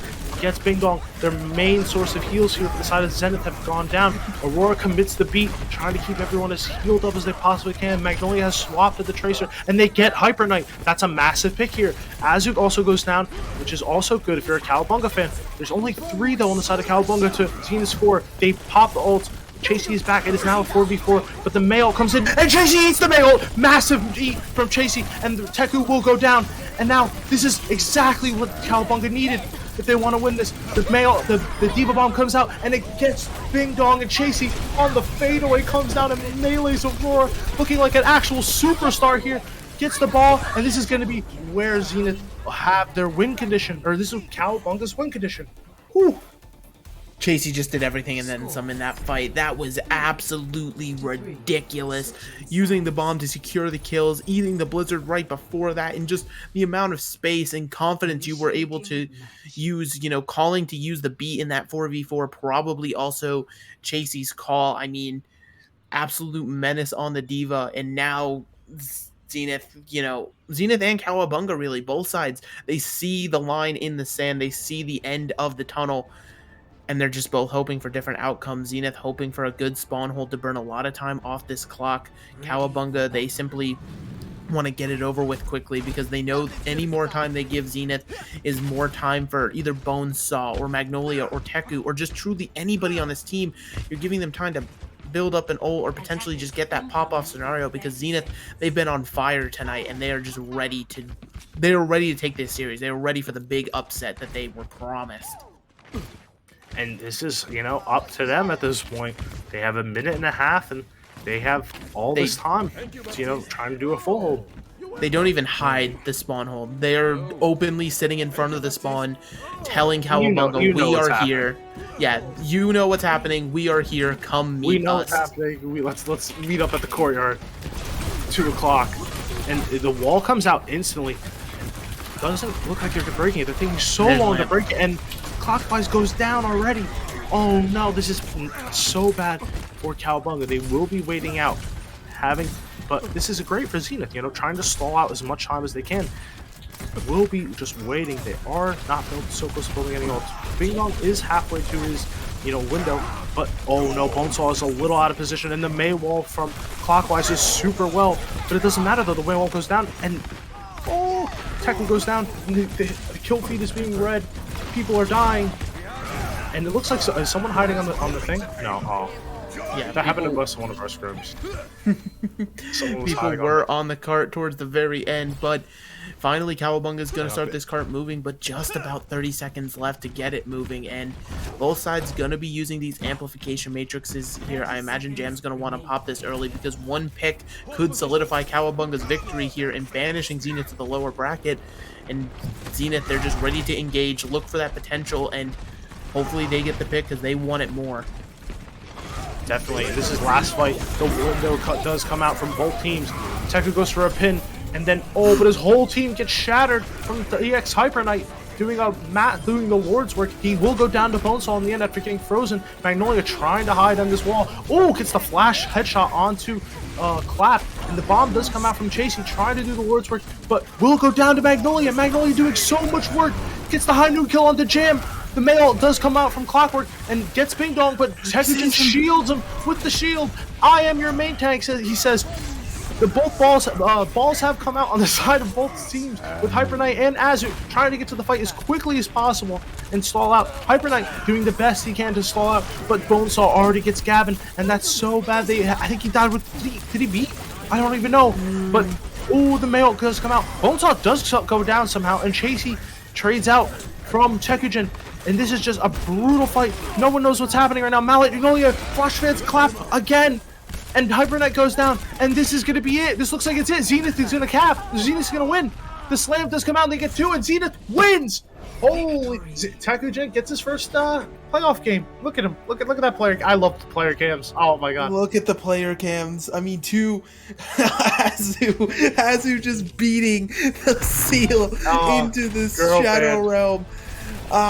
Girl band coming in to just let Teku know how proud. I mean, truly a player none more deserving. The amount of inspiration that Teku was doing, but truly there was quite a few players on the side of Zenith that were doing the work in that series. And at the end of the day, besides Busan, we write off Busan, we don't talk about Busan, but every other map came down to the wire, overtime rounds. These teams truly went tick for tack, and at the end of the day, Zenith pulls it out, and now they're in upper bracket top 4. I mean, for what they were expected to do in this postseason, I think they're doing pretty well right now. Yeah, absolutely. Yeah. Hey, Jimmy. Yeah. What a game. I feel blessed that I've been able to host these 2 matches because both of them went to map 3, both of them went to like overtime fights. That was absolutely crazy. Definitely a match for the ages, I would say, almost. Definitely a great little match there to end the night. And yeah, like you said, that's the first playoff win for Teku-Gen. And yeah, my heart was racing at the end there. I was like, it's almost like we were all playing because it was like so intense. But yeah, is there anyone you want to like really just like highlight in those last couple fights who was like really pulling their weight and just like securing them the win on Zenith? Chasey trying to win, kicking with his team, kicking and screaming, doing. Yeah. On the Chasey other was side. doing so much. You know, I thought they had it after that performance he did on the defense there, but yeah. And I've said it before, and I'll say it again. And I know it might be annoying to some people. I don't really care. Really couldn't care less. Attacking first, I think is a benefit. I think that's a buff. I'm gonna be real. Some people don't like it, but like, think about all the times you just stand on cart and like kind of like let it pass and not even really think about it. That extra little percentage. How much, you know, if you would have stood on cart for, you know, however much longer, you know, it could have been back 2 meters, 3 meters. Maybe that was the difference. You know, you just never know. And when you're attacking, you're always on point. You're always pushing it. And once, you know your win condition and you're defending second round, it's easier to make sure we don't give any extra space because we know how far we can let it go. I'll say that to the end of time. I'll die on that hill. Attacking first at overtime, OP. Yeah, and Cowabunga, that was definitely a great performance for them. Again, didn't go down without a fight, and they moved down to the lowest bracket. They're gonna face a Whirlwind tomorrow, which should definitely be a banger too. If you're Whirlwind, what should you? Sorry, I can't even talk anymore. It's so late. What should you prepare for if you're facing Cowabunga tomorrow? I mean, if you're clean facing, rush. I was gonna say a clean rush, but I feel like Cowabunga, they do have more in the tank to offer. Whirlwind, I mean, I got to see their game earlier against Fallout. These guys, they can play quite a few different things. We saw they can run the funny hog comp just like Momentum. So I feel like lower bracket might actually become a little bit of a clown fiesta with all the teams we have down there that are willing to pull out the silly in order to guarantee the win. But at the end of the day, we can talk about lower bracket later. Zenith, they got the win. They got the dubs. And I do believe, Jimmy, we have some interviews, right? Yeah, I'm still waiting for people to get dragged in here, but I do believe we have I see Bing Dong, Bonesaw, Teku-Gen, Aurora, and Azu here. So pretty much almost all of Zenith. First of all, Teku, congrats. I've done it. I've gotten my first ever actual playoff game win. I can't believe it. Congrats, man. This Deserved team it. is carrying me through kicking and screaming, but man. Yeah, you feels guys been good. on an absolute roll lately. We have, I think, 5 wins in a row now. Do you think this train's ever gonna stop? No. This league is now part of the Zenith Sprite train of domination, and your ticket is non-refundable, so you're on it to the end. Yeah, absolutely. Just take us through like those last couple of moments there on Havana, like because that almost looked like Cowabunga had it with their overtime defense, but then you guys, with their overtime defense, yeah. How were the comms like at the end there? Because we saw it on the player cams. You guys looked very relieved when it was over. Teku was shouting. Yeah, I slammed my desk so hard at the end there that my webcam, which I broke, so I'm sad. Well, I didn't break it now. I broke it mid-match, but it fell off the top of my monitor. Like our voice channel was so loud. I may have woken up my neighbors. Yeah. Yeah. So you're now facing Fallout tomorrow in the upper bracket semifinals, I believe. Yeah. what do you think about Fallout? I don't think you guys played them yet in a regular season game. Is there anything you want to say to Toxic and his team before you face them tomorrow? I'll just make a general statement. That was one of the closest matchups we've played, but I think it's a testament to Zenith's ability to just download a team map after map. First map you saw that we were completely outclassed. Second map you saw us fight it back tooth and nail, and then third map we just eke it out at the end. I think that we have a lot of smart people on this team, and our ability to craft counter comps and figure out how we can take down a team even if they're trying to take us down compositionally is our biggest boon. So we kind of know what they play. We've already got some stuff in the box, but if they come up with something else, I don't have any doubt that we will be able to get some good counter comps in. I got one question. Go for it. Tekujin. What's up? On Eichenwalde. When you went for the pin off the cliff, did you expect to just get like one, or like were you like going for the whole team? Listen, that's just what I do. It's like He's been my doing that bit. every match. In scrims, in matches, I charge off the map and type L, and I just happened to get 5. I was going over the edge either way.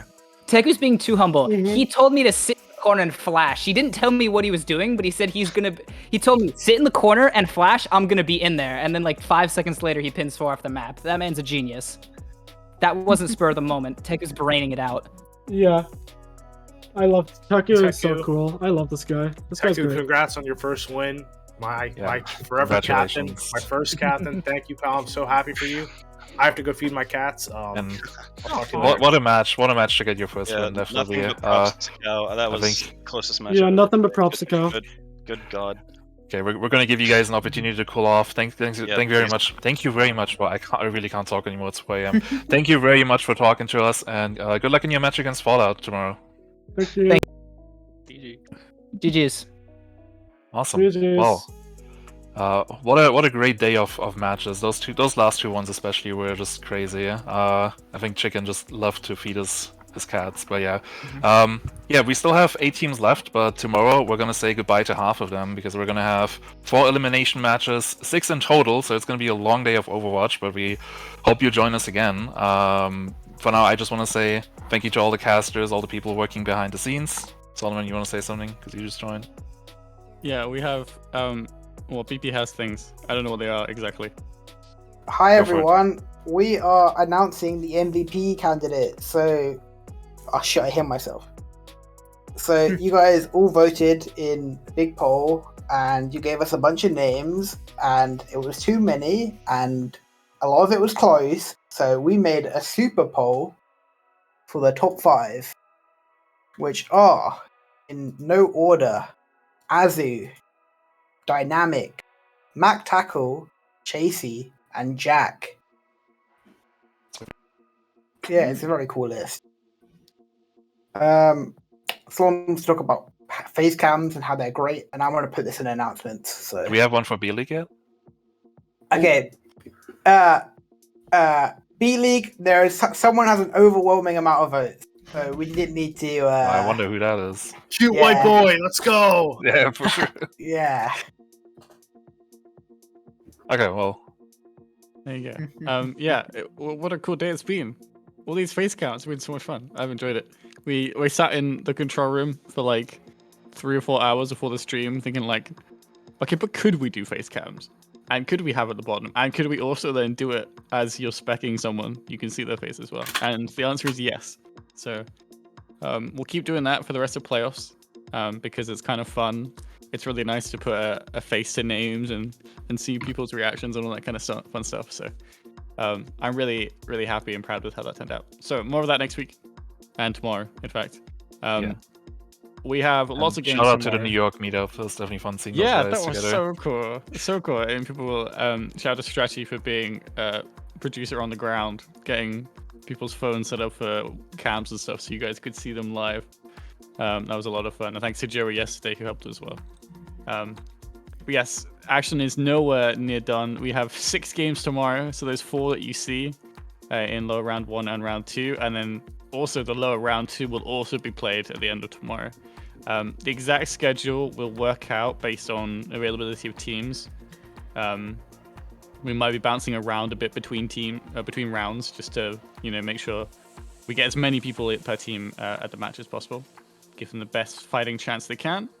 But those are the games that you will see tomorrow, and then after that we take our break for Thanksgiving, and then we will have one final weekend where upper finals and lower semis onwards are all first to 3. We get 2 of them a day, and then we have our grand finals in 3 weeks from now? 3 weeks tomorrow? Mm-hmm. 2 weeks tomorrow? Something like that. Yes. Something like that, yeah. Break week and then grands. So yeah, 2 weeks tomorrow is grands. Let's go. Yeah, that'll be really cool. We have some cool things planned as well, before grand finals as well, that you'll see. We didn't get DJ Khaled this year, unfortunately. We tried. Wait, what plans? Oh yeah, you don't even know the plans, do you? Yeah, I don't know the plans. What? I think I know the plans. Have you kept me in the dark? Not. It's not been talked out of about. Choice. What do you mean? What are you doing? What are you doing in my league that I work so hard for and do everything for? It does have your name on it. You'll see on finals day on 2 weeks from now. I guess 2 weeks left of BPL. Man, that's crazy. Yeah. It's gone by in a rush, but it's been so much fun. Yeah, these playoff games have been really fun. Loved everything we've done with them. More tomorrow. We're gonna sort out these match schedules and then go promptly to bed because we've got a lot more tomorrow. Thank you everyone who helped out today. Had a few new faces as well. And yeah, that's all from us today. We will see you tomorrow at like 4 Eastern, maybe something like that. Yeah, good night everybody. That'll probably be a ping. Bye. Bye. Nathan, what the hell are the plans? Why haven't I been told? You're gonna want to overwatch it. You will. BPL Season 3 is brought to you by ExpressVPN, Badcliff, and John_Overwatch Coaching.